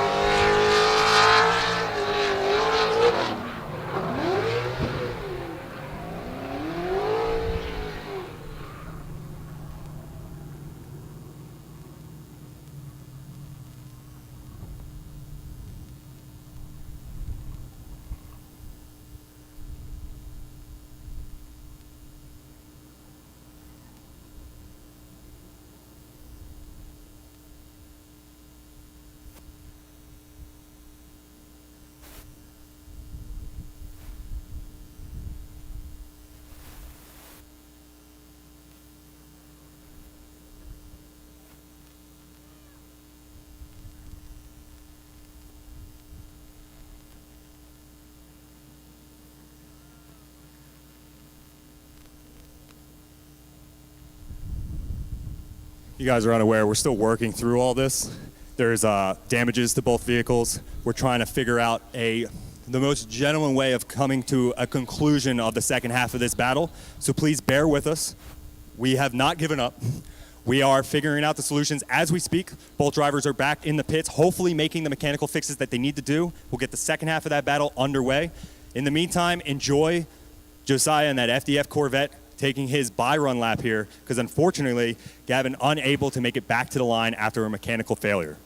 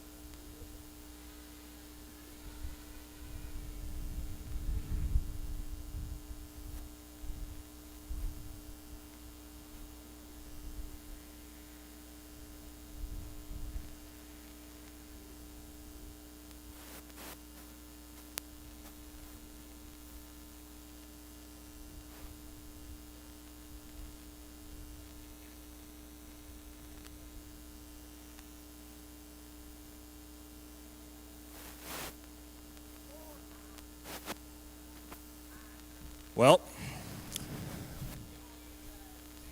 I really don't have any updates for you guys. Just wanted to say hello. See how your evening's going. If you're in the chat, give me some positive notes. Let me know what you loved about the Gambler this year. Tell me what you hated about the Gambler this year. Let me know your favorite driver, your favorite car. Let's fill this time up with a little bit of positivity, some breathing exercises, and we'll get our drivers back out here, tensions lowered, and we'll get them out here to battle it out on track.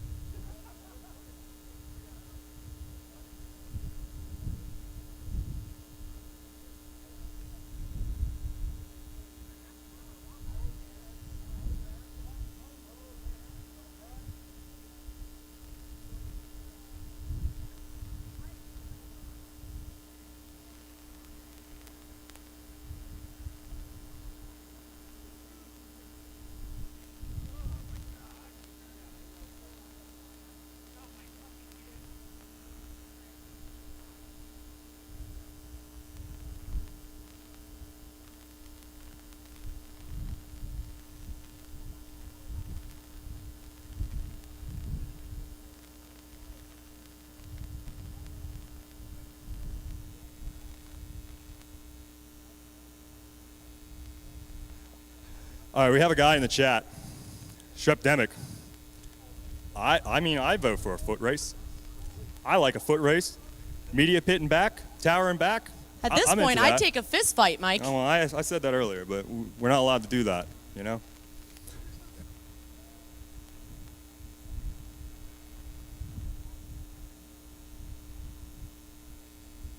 It does feel weird for you to be in the chat and not on the track, Barack. We'd love to have you out here, buddy. Make sure you make it out in 2024.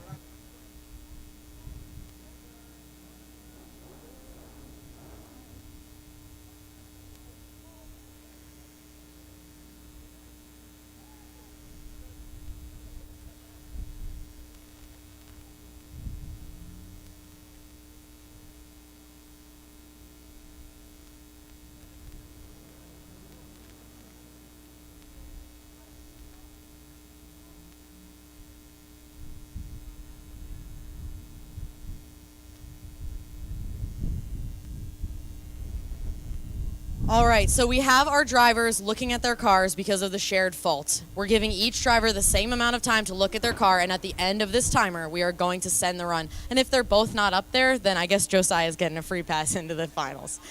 We really, really, really would like these drivers to settle it on the track rather than off the track, but unfortunately with drifting, we do have some of these issues every now and again.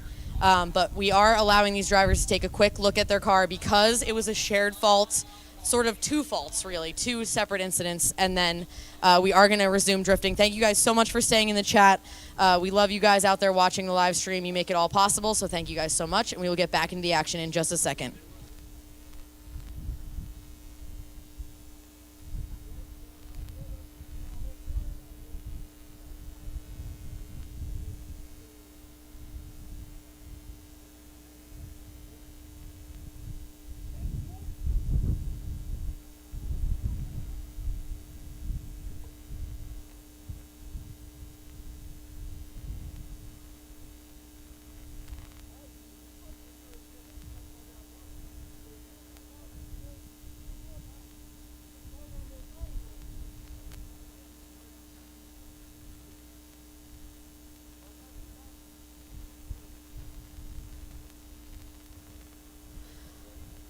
All right, we are going to get back into the action. We're going to get Dirk Stratton and Pelchat back to the line. Dirk Stratton, he's got a lot on the line here. He is in the points race, and Pelchat is looking dialed all day. So this should be a very interesting battle. There's V8, so I'm happy, Mike.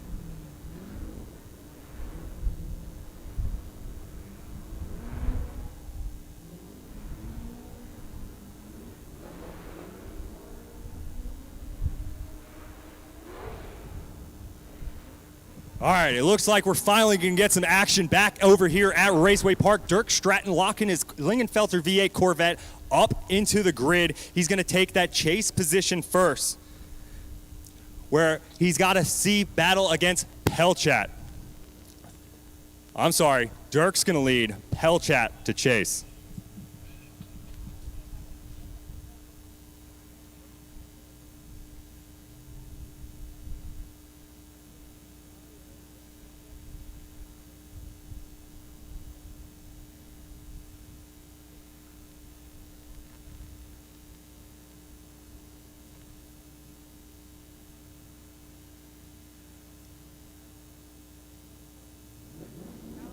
And here we go. Lights are illuminated. Dirk Stratton, that Lingenfelter VA-powered Corvette, that Oracle lighting glowing on the side of it, shoves into that first outside zone, getting chased down by Pelchat. Pelchat in that 240 trying to close up that gap, but Dirk Stratton is locked into outside zone. Position now. Dirk Stratton doing exactly what the judges want to see. He pulls into that front inside clip. Pelchat's right there on the door of the Corvette, and they dumped into smoke in that last outside zone. And Stratton put it on a clinic in the lead. Nice job. Stratton is absolutely dialed in here today, and he came to get one thing done and one thing only, and that's to get all the way to the finals. But he is up against one of the best drivers we've seen drive today, and that is Pelchat in that S15, doing an absolutely amazing job chasing him down. Dirk Stratton, though, absolutely settled. He's to angle and settled well before the zone. This is exactly what the judges want to see. Pelchat gets right into the side of his door, chasing at a almost perfect distance, in my opinion. Could be a bit more aggressive, but again, with a driver like Dirk Stratton, getting that close is a feat. And I think Pelchat learned that mistake going off of that first outside zone. Pelchat, you can see it here on the replay at home. Stratton, a rocket ship shooting out from the tower. Pelchat giving a little bit of room here, but getting super close and almost falling into the smoke line, which causes this line error going into outside two, which he then cleans up, falls back into proximity. But other than that, a great battle between two drivers.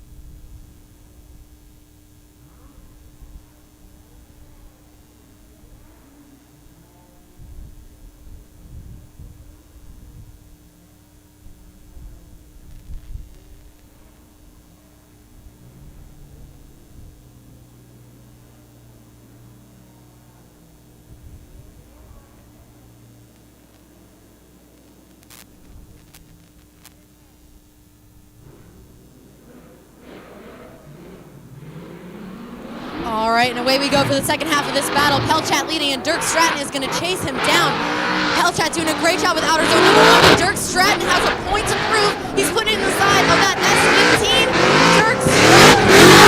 Pelchat comes around outer zone number 2. Stratton shuts it down. Oh no. Oh no. The points championship series. Guys, I can't take it. On the line, and Stratton, the car coasting through the rest of the course here. Pelchat already back under the tower, finishing off his lap. Stratton shutting it down, exiting outside 2. Let's go back to the replay and see what we can find out. It looks like Stratton's car is on now, and he's roasting it off with the fans here. Make some noise for him. He knows he may have just thrown it out the window here. An unfortunate turn event for the Stratton camp. You can see it on the right-hand side of your screen. Stratton trying to put the pressure on Pelchat all the way through outside zone number 2. You can see him really start to dial in now, and then the car just stops. Turns off. Pelchat nails that front rear clip, rotates back to that last outside zone. Pelchat doing a fantastic job in the lead, but unfortunately, Stratton wasn't there for the rest of it. You hate to see it. You hate to see it. Our last American down. Unfortunately, that's the way he went out, and I think that solidifies Josiah as your points champion. Because if they're going to get the same amount of points. Hold on a second. We did say I wasn't good at math, right? Well, there's qualifying points as well. There's a third place battle. And qualifying points. The qualifying, okay. Well, here we go. We're going to jump right. in. Gutierrez takes the lead, getting chased down by Jay. Both drivers work their way through outside zone 2. Gutierrez in that S15 trying to hold down the proximity into zone. Jay closing up that gap as they work their way to that front inside clip. Gutierrez flicks into that last outside zone. Jay in the Corvette keeps his distance, starts to bark now as both drivers come over the finish line. If you guys are not paying attention, this was our shared fault battle, so that was the second half of that battle. So now our judges are going to have to weigh weight upon Gutierrez and Jay on the second half of this battle.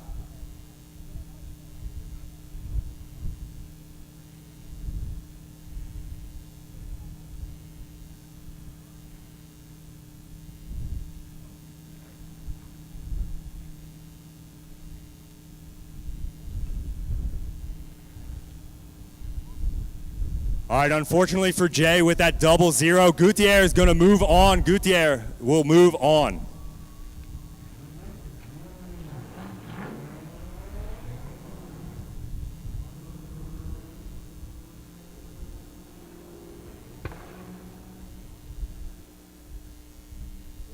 All right, we were talking about points earlier, and I'd much rather talk about points, so we're going to get back into that. Josiah Falaise and Dirk Stratton are 1 and 2, separated by 2 points in this series. So there will be a third place battle. We first need to run Gautier and Josiah Falaise to decide who is moving on and who will have to battle for third place.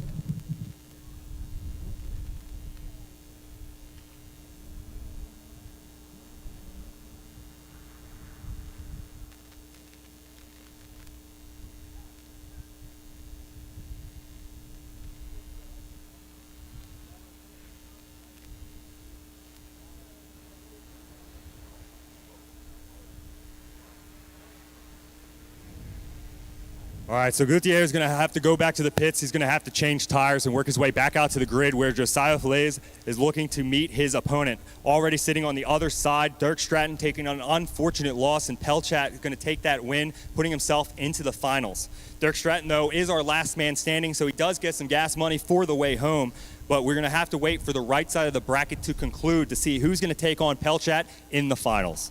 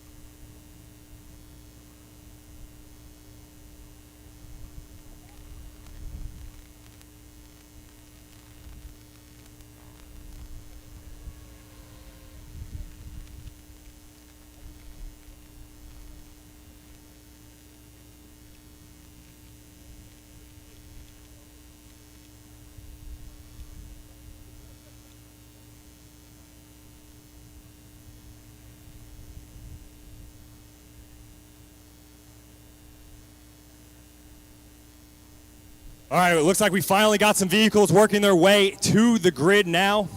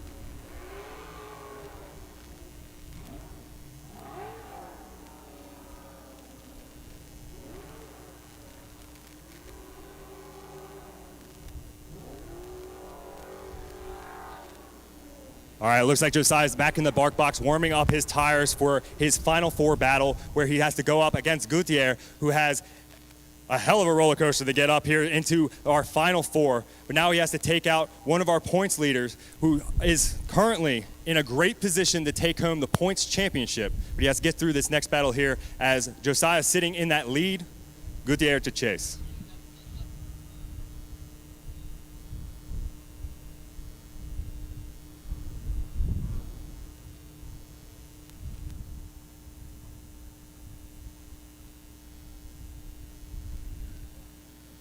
All right, our drivers are on the line and they are ready. There's a ton at stake here, so let's see what they got. Josiah Falaise is leading in that FDF-powered Corvette. Nice aggressive entry there by Josiah, doing a phenomenal job piloting that car around outer zone number 2. He's absolutely pouring smoke as he comes around that zone, looking to grab that inner clip there. Sebastian Gauthier is really far behind. Almost an inactive chase there in the chase position. Josiah is really giving it all she's got across the line, finishing up outer zone number 3. What a phenomenal job by Josiah. Great job there by both of those drivers. We're going to flip them around and see what they got in the opposite position.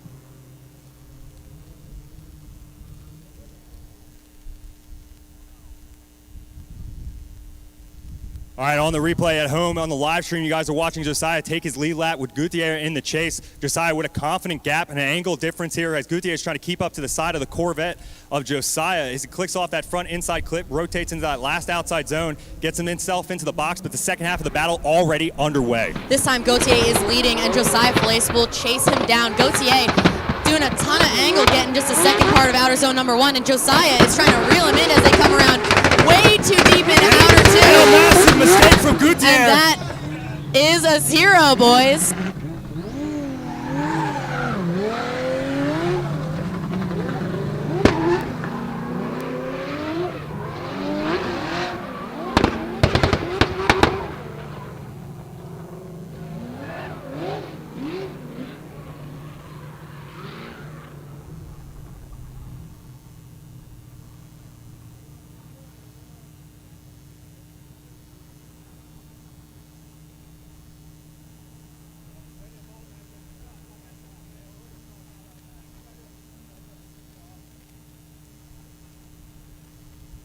All right, so with a failure going through outside zone number 2, Gutierrez in his S15, an unfortunate 0, is going to take the loss to Josiah in his FDF Corvette.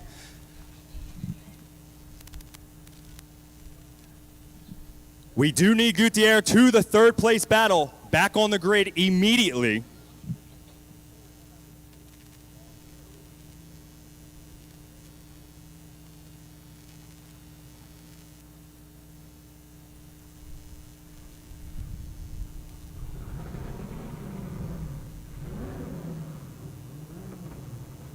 All right, so our final is going to be Pelchant and Josiah Falaise.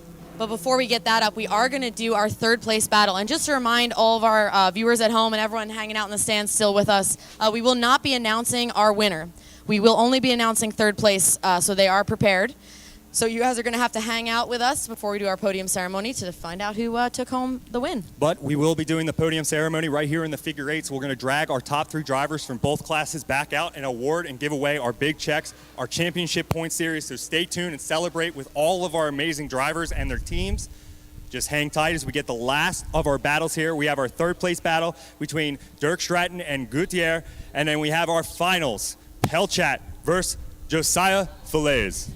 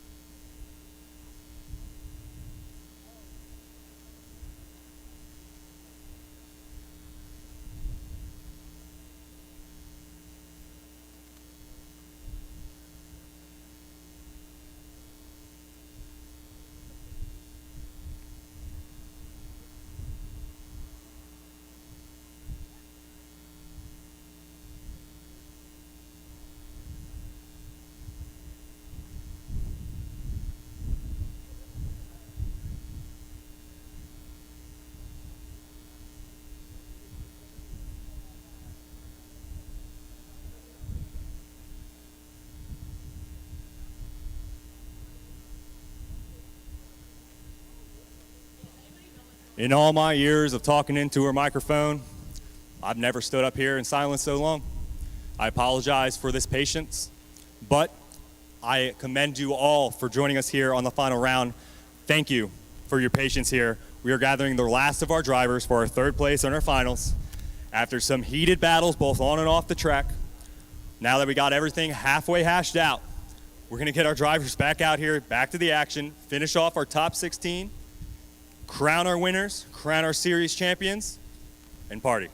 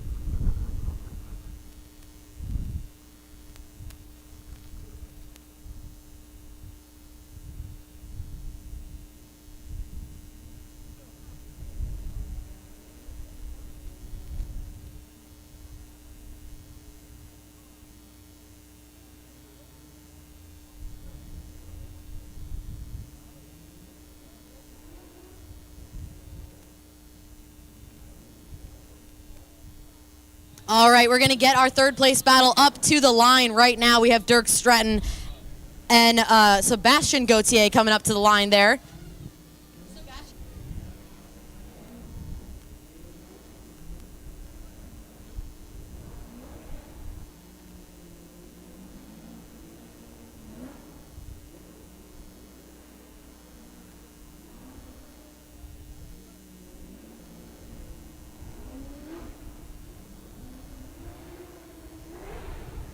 All right, we can see Dirk Stratton warming up his tires in the burnout box, and Sebastian Gauthier is there as well. Hopefully we have a nice, exciting third place battle for you guys watching at home. So glad these drivers could get back to the line. So let's see what they both have for us.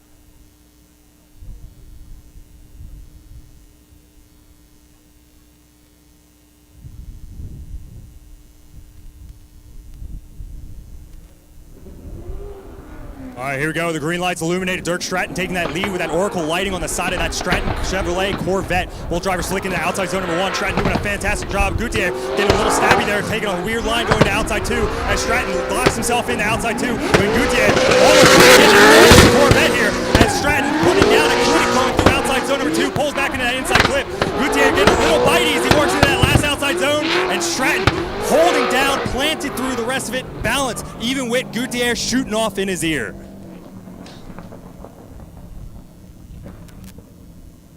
All right, we're going to get to see it on the replay here. Dirk Stratton in the lead position, Sebastian Gauthier chasing him down. Dirk Stratton absolutely where he needs to be in outer zone number 1. Sebastian not really in an active chase there, unfortunately, but Dirk Stratton going just a slightly wide there, one tire towards the edge of the track, but he manages to keep it tight as he exits outer zone number 2. Gauthier is error after error in the chase position, unfortunately. Dirk Stratton doing a great job there filling outer zone number 3. So let's flip him around and see what Sebastian has for us in the lead position. All right, here we go. Gauthier in the lead. Stratton to chase. Gauthier in that S15 shooting out from out of the Raceway Park Tower, taking that lead position. Dirk Stratton has to chase him down through. Gauthier gets in the outside zone number 1. Stratton right on the backside of the S15. Both driver working the outside 2. Gauthier with a major hang-up of momentum, and Stratton trying his damnedest to keep it off the side of the S15, but unfortunately, that's going to be a 0 for Gauthier in the lead position.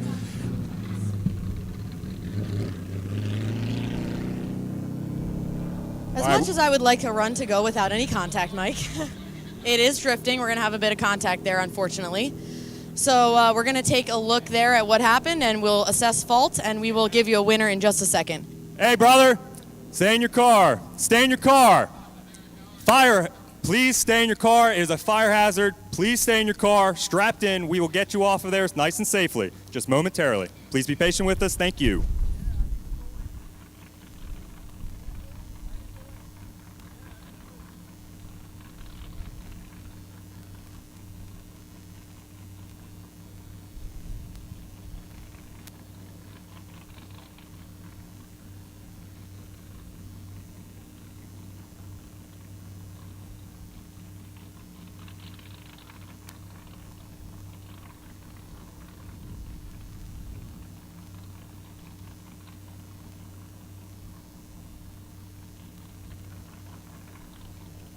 All right. It looks like we do have a victor. Dirk Stratton will get the win sitting on the bottom of the box.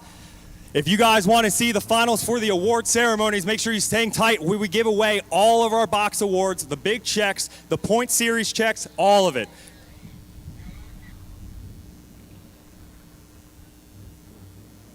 All right, guys, it's all come to this. As soon as we can get the car off the track and the track prepped safely, we will run our finals between Pelchat and Falaise. This should be a very exciting battle, and it's going to decide a lot of stuff in the points as well, so I'm excited to see this.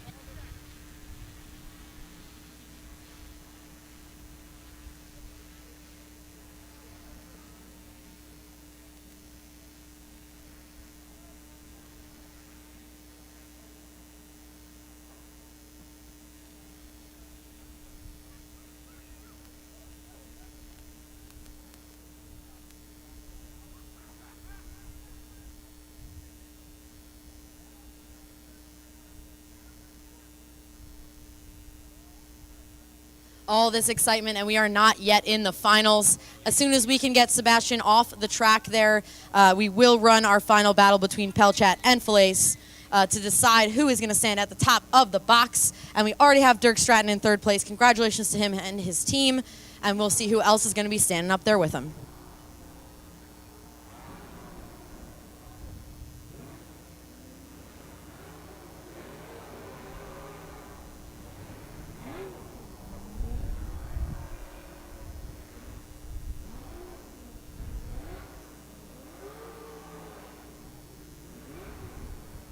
Ooh, chat wants a story.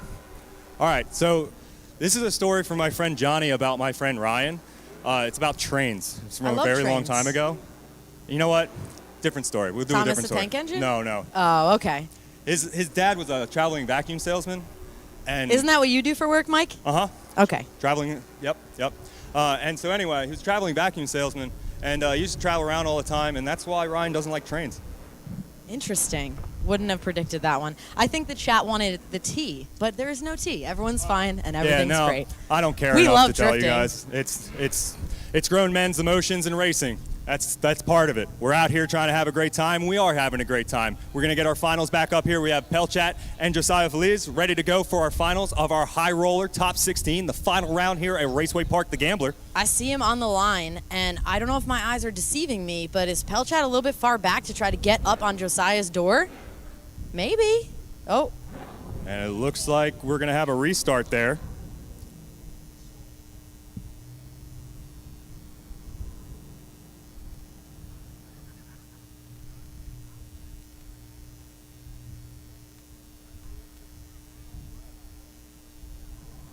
All right, so we have Josiah in the lead there, who has to go through the chicane cleanly. And we have Pelchat giving chase. I believe our grid workers are just checking everything out, make sure we're all good, and then we'll go ahead and send those drivers. There we go. The greens are illuminated. Josiah takes that lead. Pelchat to chase. That Corvette, that FDF Corvette shoving himself into outside zone number 1, nice and tight on the wall.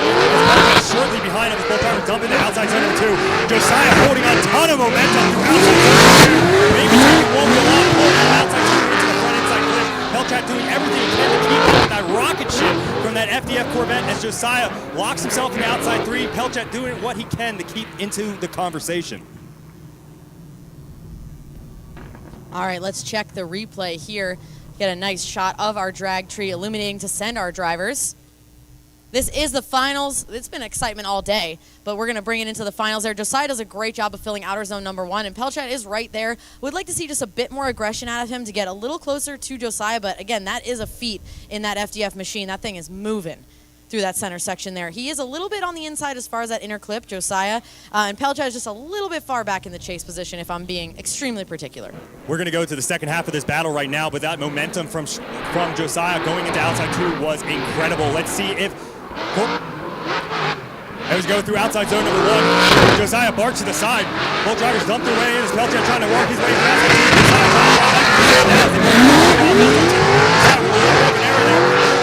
Holds his composure, going right back to the side of Pelchat, ready to transition the last outside zone, the splash zone. Josiah massaging it back in, but Pelchat giving a good lead lap in the lead. Our judges are going to have a hard time looking over these replays, so let's bring up that side-by-side so we can see exactly what's happening in our finals here of the high roller, top 16 of the last round of Raceway Park, the Gambler.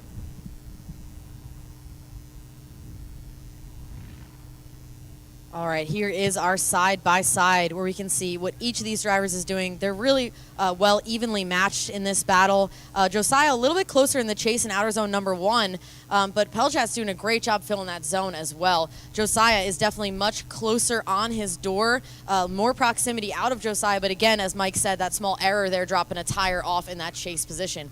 Pelchat looking absolutely dialed and completely settled in outer zone number 3, and Josiah uses that opportunity to get on his door. As we say, can't have a good chase without a good lead. Our judges are deliberating the very same footage you guys are watching at home on the live stream, both on Facebook and YouTube. Make sure you guys subscribe and set the alerts as you can never miss a round of the Gambler. Heated on and off track as Josiah in that left side of your screen is putting down a heater of a lead run, but Pelchat returning the favor on his lead. We have a tight battle here in the finals to find out our winner here tonight for the high roller at Raceway Park, the final round of the Gambler. And we want to take this second to thank Raceway Park for being gracious hosts of the 2023 Gambler. It was an amazing season, I will definitely say it. And thank you also to our 2023 sponsors, Drift HQ, South Bay Fuel Injectors, Freedom Motorsports, Racers and Tuners, 506 Wraps, Vital Focus, East Coast Drift School, where you can take a lesson here at Raceway Park if you so desire, Tire Stacks for providing those tires, and FDF Race Shop, as well as Valino Tire. And of course, Raceway Park, double shout out for you guys for being such gracious hosts. Thank you so much, guys, for watching this entire season on the live stream. Thank you for following along the points race. And thank you, everyone, drivers, crew, for coming out and supporting these drivers here. Thanks for listening to us ramble. Yeah, you know what? Thanks to you, Mike. Thank you, Sarah. Thank you, guys. Hey, thank you, chat. Thank you, chat. You know, chat, give me your welcome. Yeah, tell us you can hear us rambling there in the chat. Thank you guys for paying attention. All of our workers, all of our media, we love you guys. You guys make drifting possible. So, and while we're asking the chat, who do we think is going to win this battle? Tell us in the chat. Tell us in the stands. Who thinks Josiah Falaise is going to take the win? And who thinks Pelchat is going to take the win? Well, you guys are going to have to join us for the podium ceremony right in front of the tower. Directly after this, we'll be doing the Gambler class, the 235 tire, as well as the Unlimited tire high roller class, where we'll announce our winners as well as our second place and make sure we get a sweet podium ceremony. So our judges are still deliberating. We'll let you know if we have a decision or if we will go one more time.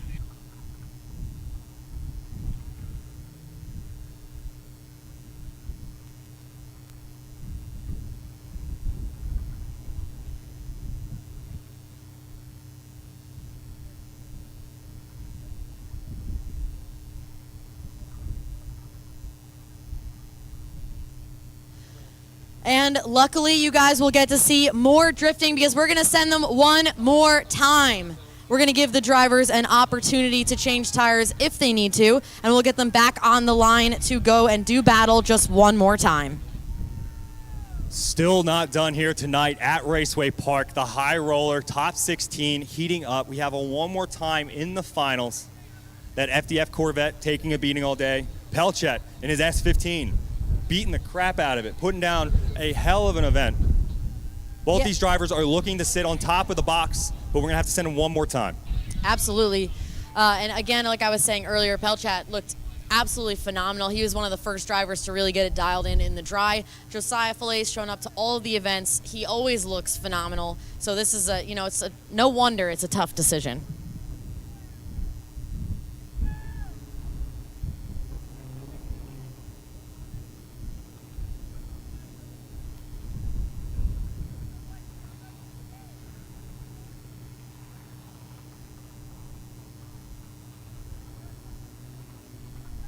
Also, we can't forget to give a shout out to our judges who are watching a painstakingly amount of drifting, as well as our driver stewards for making sure everything was nice and tight today. Again, our grid workers, our guys down there on the line, sending drivers, doing the competition timeouts. We literally could not do this without you guys, so thank you so much for making the 2023 season another fantastic one. And let's shout out Digital Adrenaline, who's on the live stream right now, who's always running every time I see him. High knees. High knees, always. Occasionally he has a scooter, which is a nice change of pace. He's like a treadmill. He's still getting his steps in on it. I believe so. I don't know if he's like bending the knee out, like trying to stretch, but he's always walking.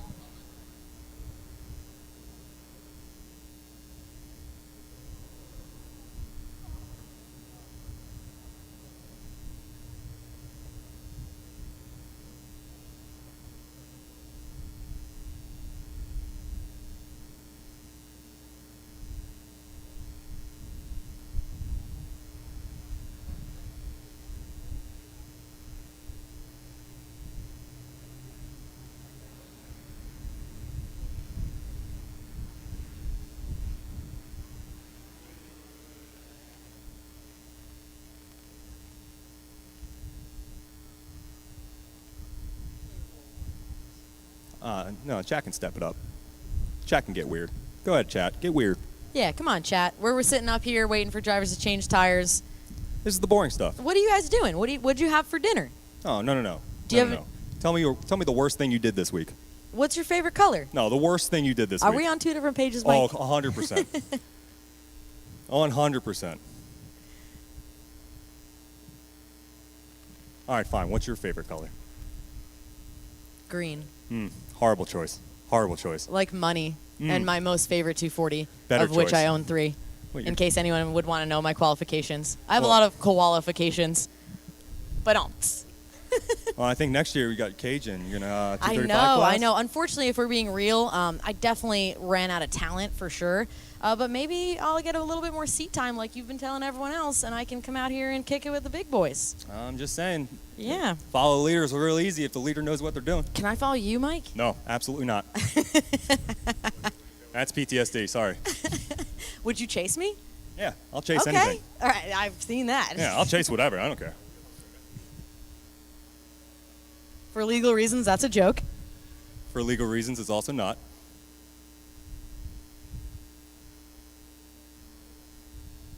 What's your favorite color, Mike? 7.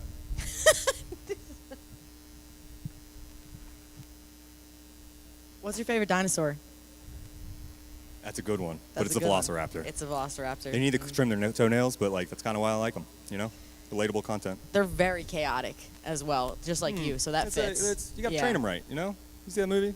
You just put your hand out. I think that's a great way to lose a hand. Yeah, it's but 50-50. Either thing make a there friend is. or make an enemy. Either way, you're losing 5. It's a great outlook on life, buddy. I mean, entire life's 50-50, right? Right, 100%. I mean, while we got a down moment, I'm proud of each and every one of you. We made it to today. Good job. Yeah, good job, guys. Everyone watching at home, everyone in the stands. Life will really give you the old 1-2, and you guys are still kicking. Yeah, just left hook it. Right up.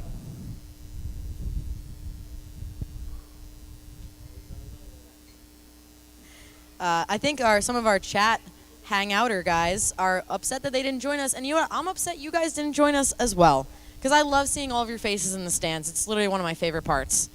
So make sure you come out to 2024, where unless we do something truly upsetting, I think you and I will be back next year. I mean, I don't know. Maybe I'll do the double duty again. Maybe I'll compete and announce. Ooh. Or I'll just let you announce and I'll compete. Okay, I don't know. maybe. Maybe. Do you have any crime planned for the off season, Mike? Oh, I have plenty of crime. Light crime. Just light crime. Just a couple misdemeanors, you know? Nothing on the record, but light crime. Right. You For know? legal reasons as well, this is also a joke. Don't doubt my talent. I'm good.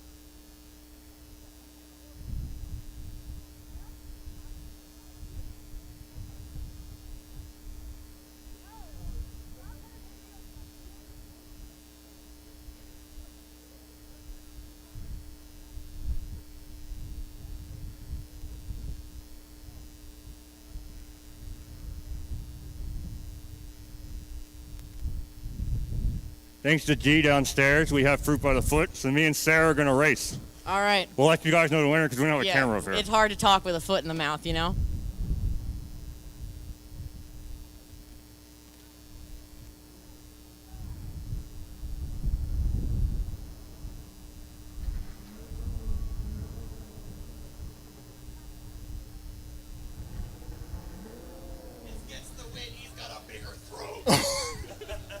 I won, guys. I won. I was laughing way too hard. That was good. That was an excellent way to pass the time.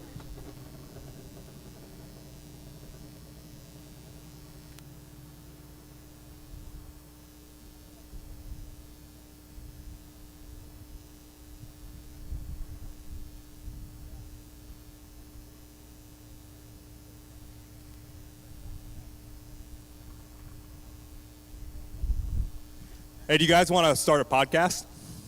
Like right here? You guys want to start a podcast? Sure, I'll do it. All right. You know what men just don't be doing? No, I'm just kidding. I don't know what they be doing.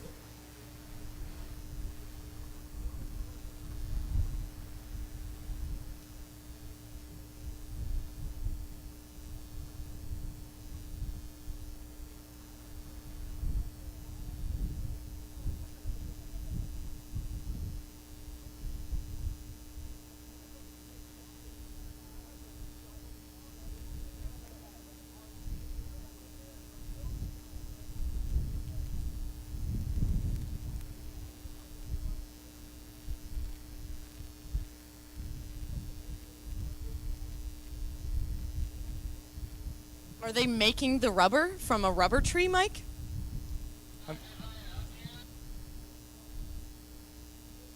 All right, I think we have Josiah on the line. We just need Pelchat. Please head to the line, the burnout box, so we can get you warmed up and into the final battle.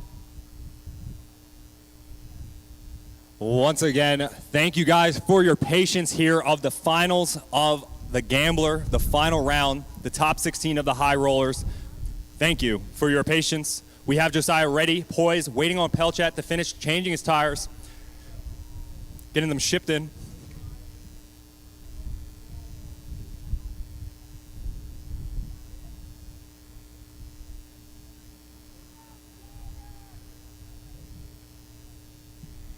And to answer your guys' question in the chat, there is one side of the stands that is the wrong side of the track, so there's no one in there. And it has been a very long day.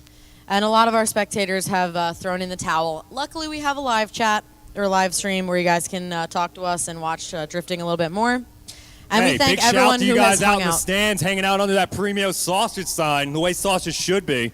Turn around. It's that brilliant sausage billboard. Yeah, good billboard.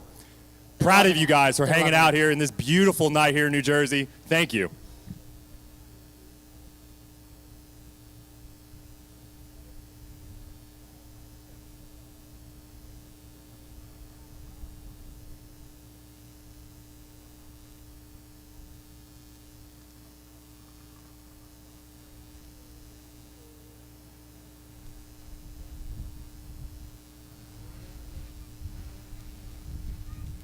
All right, everybody, we need Josiah Fillets and Pelchat to the line so we can run this final battle and hopefully decide a winner. Come on, let's get that excitement. You guys are standing on the podium. It's just a matter of where.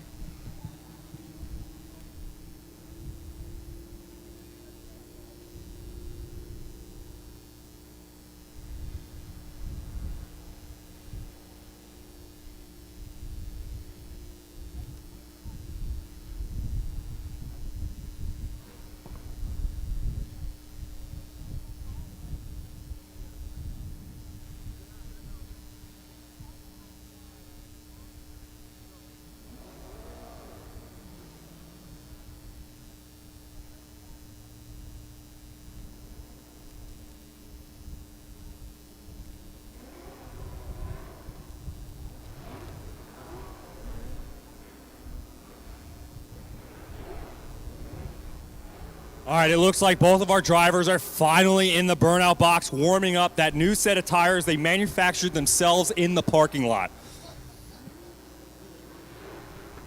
They hunted down those rubber trees, slaughtered them, and manufactured the tire.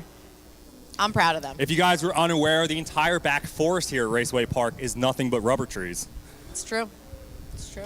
In a serious note, we look like we actually have our finals on the line. Getting warmed up, getting them into the grid. Let's get back to the action. Here's the finals, and then our award ceremony.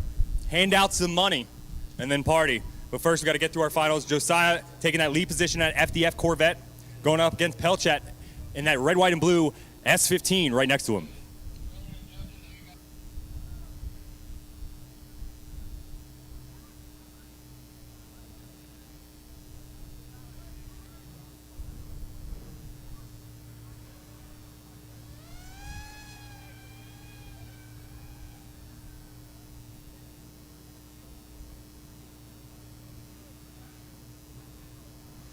All right, our drivers are on the line. The lights are out. Let's go. Josiah Fillets in the lead. Pelchat giving chase.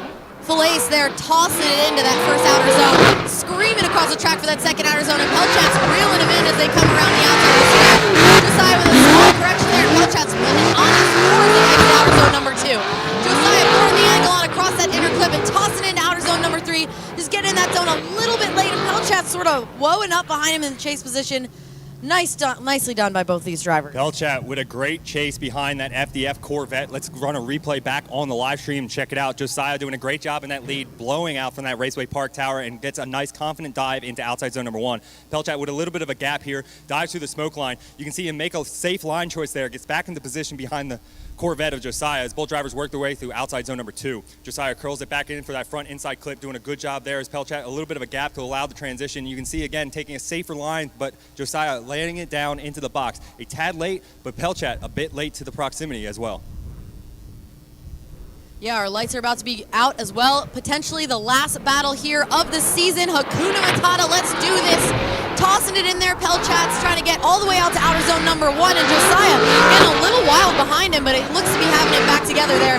Pelchat coming around outer zone number 2. Trying to put it on his door as they come around to the inner clip, the one and only inner clip here at the track today. As they transition around to outer zone number 3, Pelchat putting it in the zone, and Josiah putting it right on his door. These boys are definitely throwing down a finals here in the high roller. Our judges are upset. They have to sit back down and now go over the replay with a fine-tooth comb. These drivers are here to sit on top of the box. Let's check it out, that side-by-side. This is a really close battle here for sure. I'm looking at the second part of this battle. I'd like a refresher. Just a little error on Josiah's part there behind Pelchat. I mean, these guys are so evenly matched. Part of me is happy because the sport of drifting they're so good that we can't decide a winner. The other part of me is kind of nice when you can just look at it once and pick a winner, you know? Yeah, it's definitely, you can see where the confidence of each driver and when their different positions really shine and fall.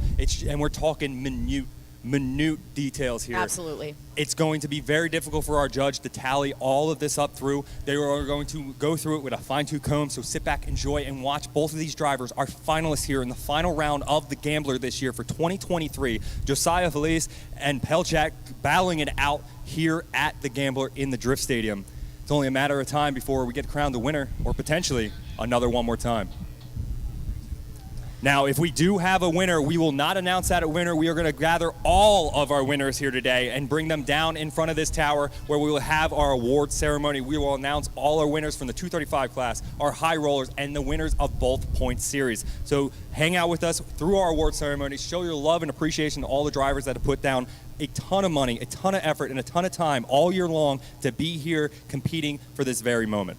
Absolutely. Definitely want to shout out to the drivers as well. Like, if we couldn't do it without you guys, like the amount of amazing driving we've seen in both of these classes. Some events, the 235 class, the Gambler class, blows me away, and the high rollers, you know. But today, it's both of them. I can't decide who drove better. So shout out to those drivers. Thank you guys so much for spending your hard-earned time and money to come out and compete with us today. And I'm excited for the podium ceremony. So let's do it. Our judges are still huddled over very closely, looking over the footage. Fingers on the screen, having a full conversation. Just bear with us, bear with the patience. I promise you it will be worth it to see which one of these men will be the victor here today at Raceway Park, the Gambler.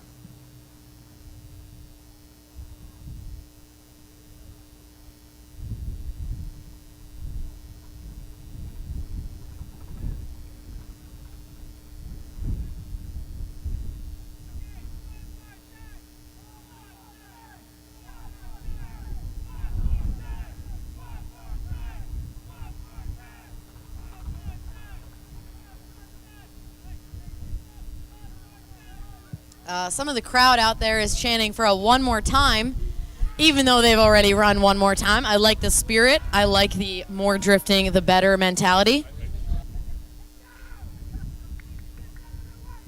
Sorry to cut you off there, Sarah, but we do have a verdict. No we do have a winner. So, with that being said, we're going to gather our winners here all the way down in front of our tower here at the beautiful Raceway Park Drift Stadium. We're going to gather our Gambler class, our High Roller class, our Point Series winners, and we're going to celebrate their victories here today, hand out some big checks with some commas in it, and celebrate every driver that has put down an amazing year. Thank you guys for joining us here. Come join us for our award ceremony in just a moment, and we'll celebrate these drivers and their teams.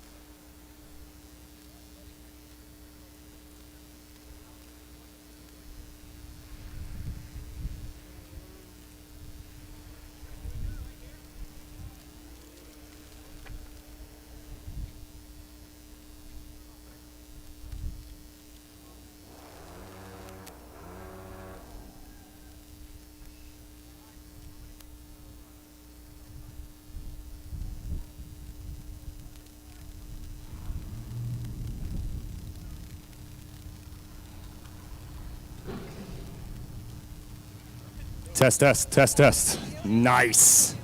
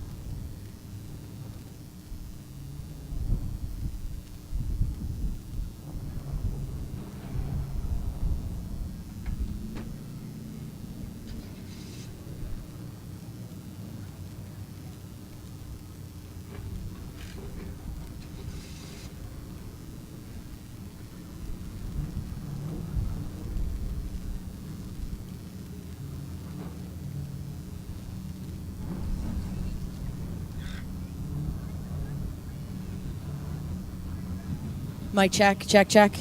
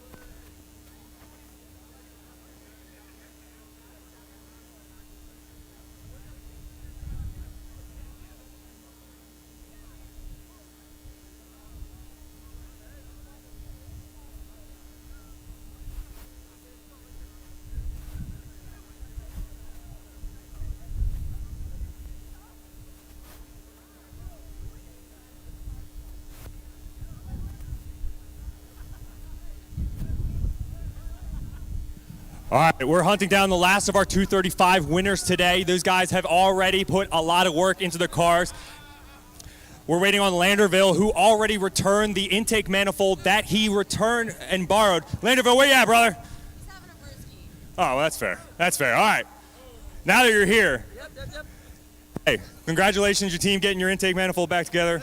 Hell of a drive today.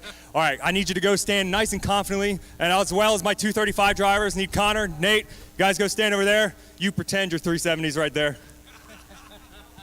But if I can get you guys over here, and you can leave a clear path for our camera guy in the center. So if I could have our fans jump behind our drivers here.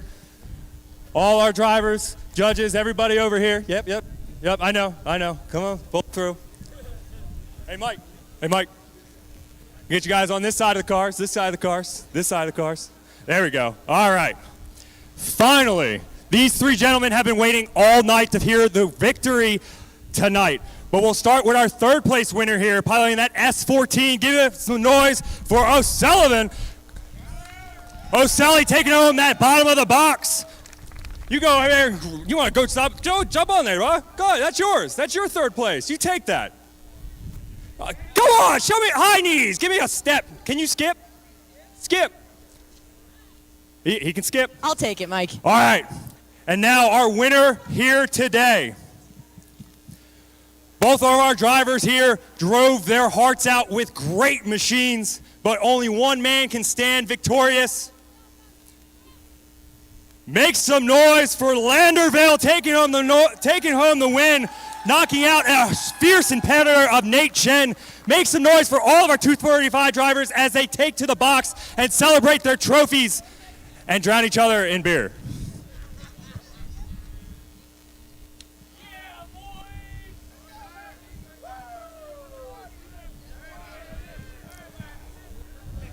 All right, give it up for him one more time, guys. Let's go! Nate couldn't get the safety specs on in time. Make some so there's a shoey! Shoey! A shoey in the wild, Mike. Yeah. That's a dirty shoe. That's a 2-comp shoe. That's a 2-comp shoey right there. That That's is a wild. 2-comp shoey. And I think OSHA would be very proud of Nate keeping those safety specs on and making sure he doesn't get any beer in his eye. All Great right, job, once Nate. again, make some noise for your Gambler class winners here today. Round 5, the last round of the Gambler. Taking hold home those, the big checks. Big checks in the air, boys. Let's see that money. We'll give these gentlemen their photo op time. Make sure we celebrate their wins, their hard work, their team's hard work, the money spent.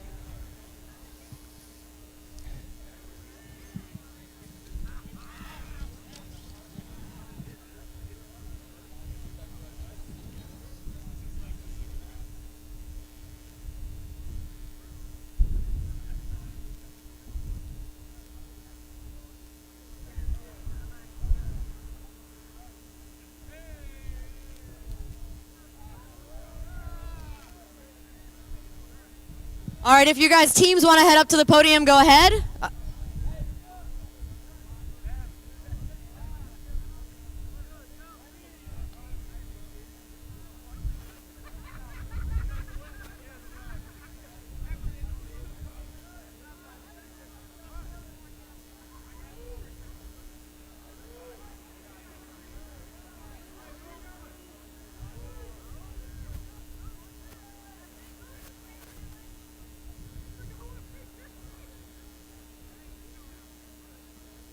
All right, as the rest of our winners celebrate that Gambler class, we're going to make some noise for our next drivers here. This is the high roller, the unlimited tire, run what you brung. We're going to start off the celebration here with our third place victor, Dirk Stratton, in that Oracle Lighten Corvette.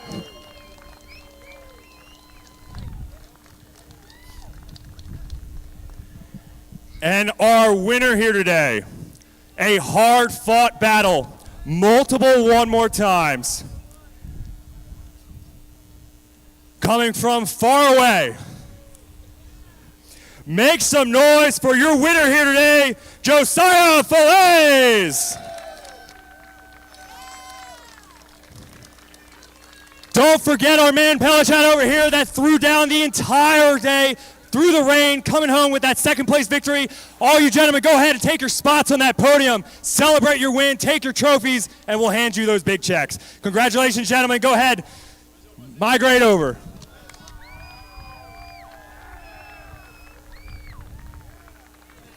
Oh, sorry, high rollers, you get the small checks. They're real checks, but small checks. You can still go in the box. Go on, bud. Don't get shy. Go ahead, get drunk.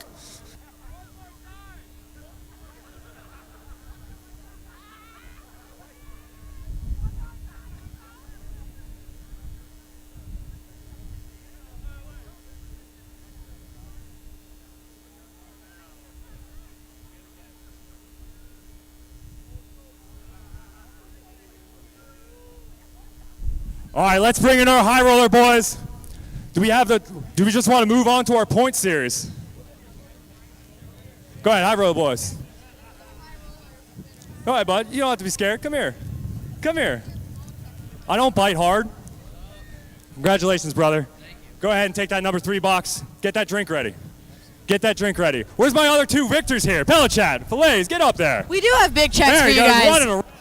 Let's get our high roller event winners up on the podium. And let's give it up for them one more time, guys. Let them hear it. That was weak. Let them hear it.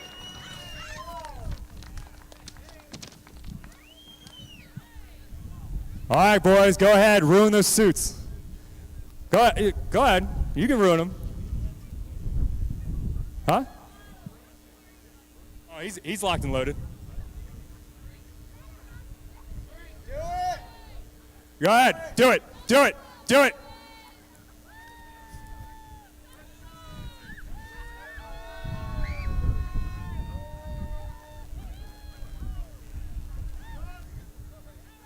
Good beer, don't waste it. Congratulations on victory. But we are not done celebrating our drivers. Sarah has the results of both of our points championships. Sarah, go ahead and take it away. We're going to let them get a few more pictures, whatever they need with their crew, and then we're going to go on to the points championship. We're going to do the 235 points champions first, and then we'll get into the high rollers, so hang tight here, guys.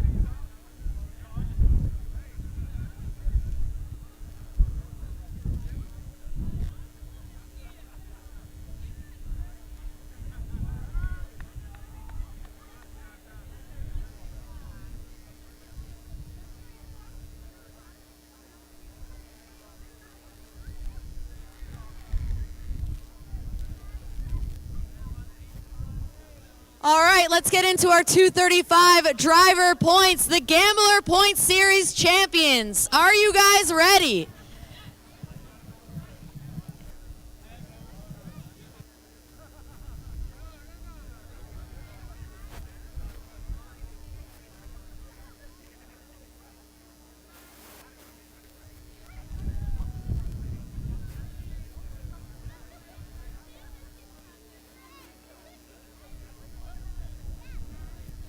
All right, while we get the last of our pictures, I need our 235 drivers standing by for our Point Series championship.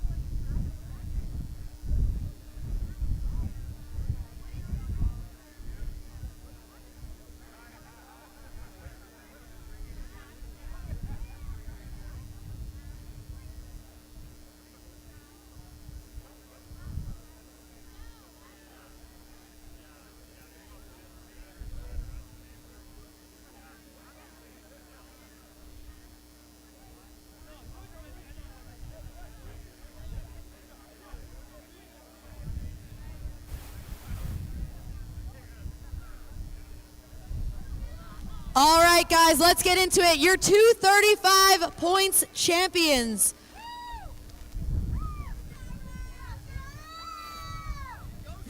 In third place with 371 series points, we have Rich, Mr. SR20 Whiteman. Get up here, buddy. I don't know what he loves more, Shebas or clutch kicks. It's both. In second place with 379 points, we have Adam Daniels. He might not be your number one qualifier today, but he's number one in our hearts. Get up on that podium, buddy. And your number one for the Gambler 235 point series for 2023 with 412 points, Chris Meyer. Mr. Consistency himself to the top of the box. All right, let's hold those checks up, boys. Let them hear it one more time. Give it up for your points series champions. Come on, you can do better than that.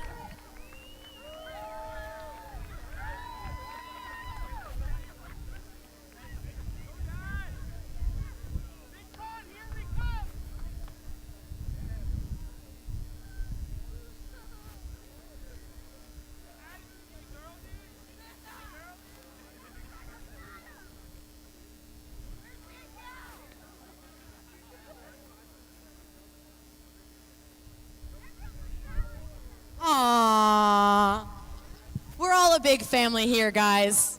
He's not really my dad.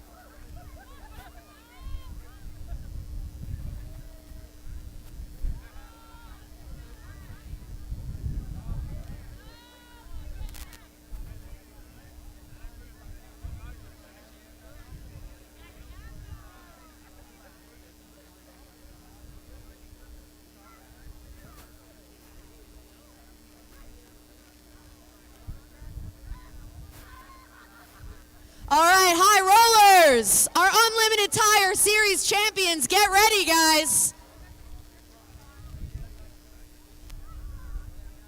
I hope everyone's here, because we're starting with third place. With 266 points, Brian Hopp.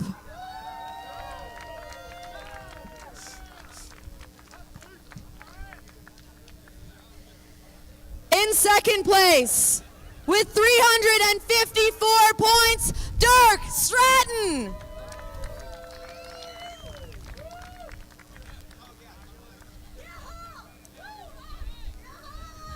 And in first place with 376 points, Josiah Fillets to the top of the box again.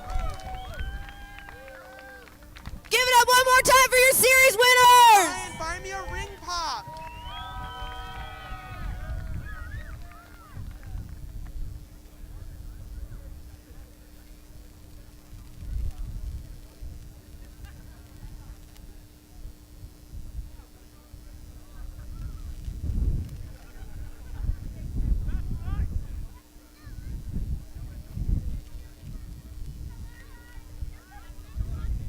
Get the teams up there, guys. Everyone who helped one of these drivers get a points championship this year. Get on top of the box.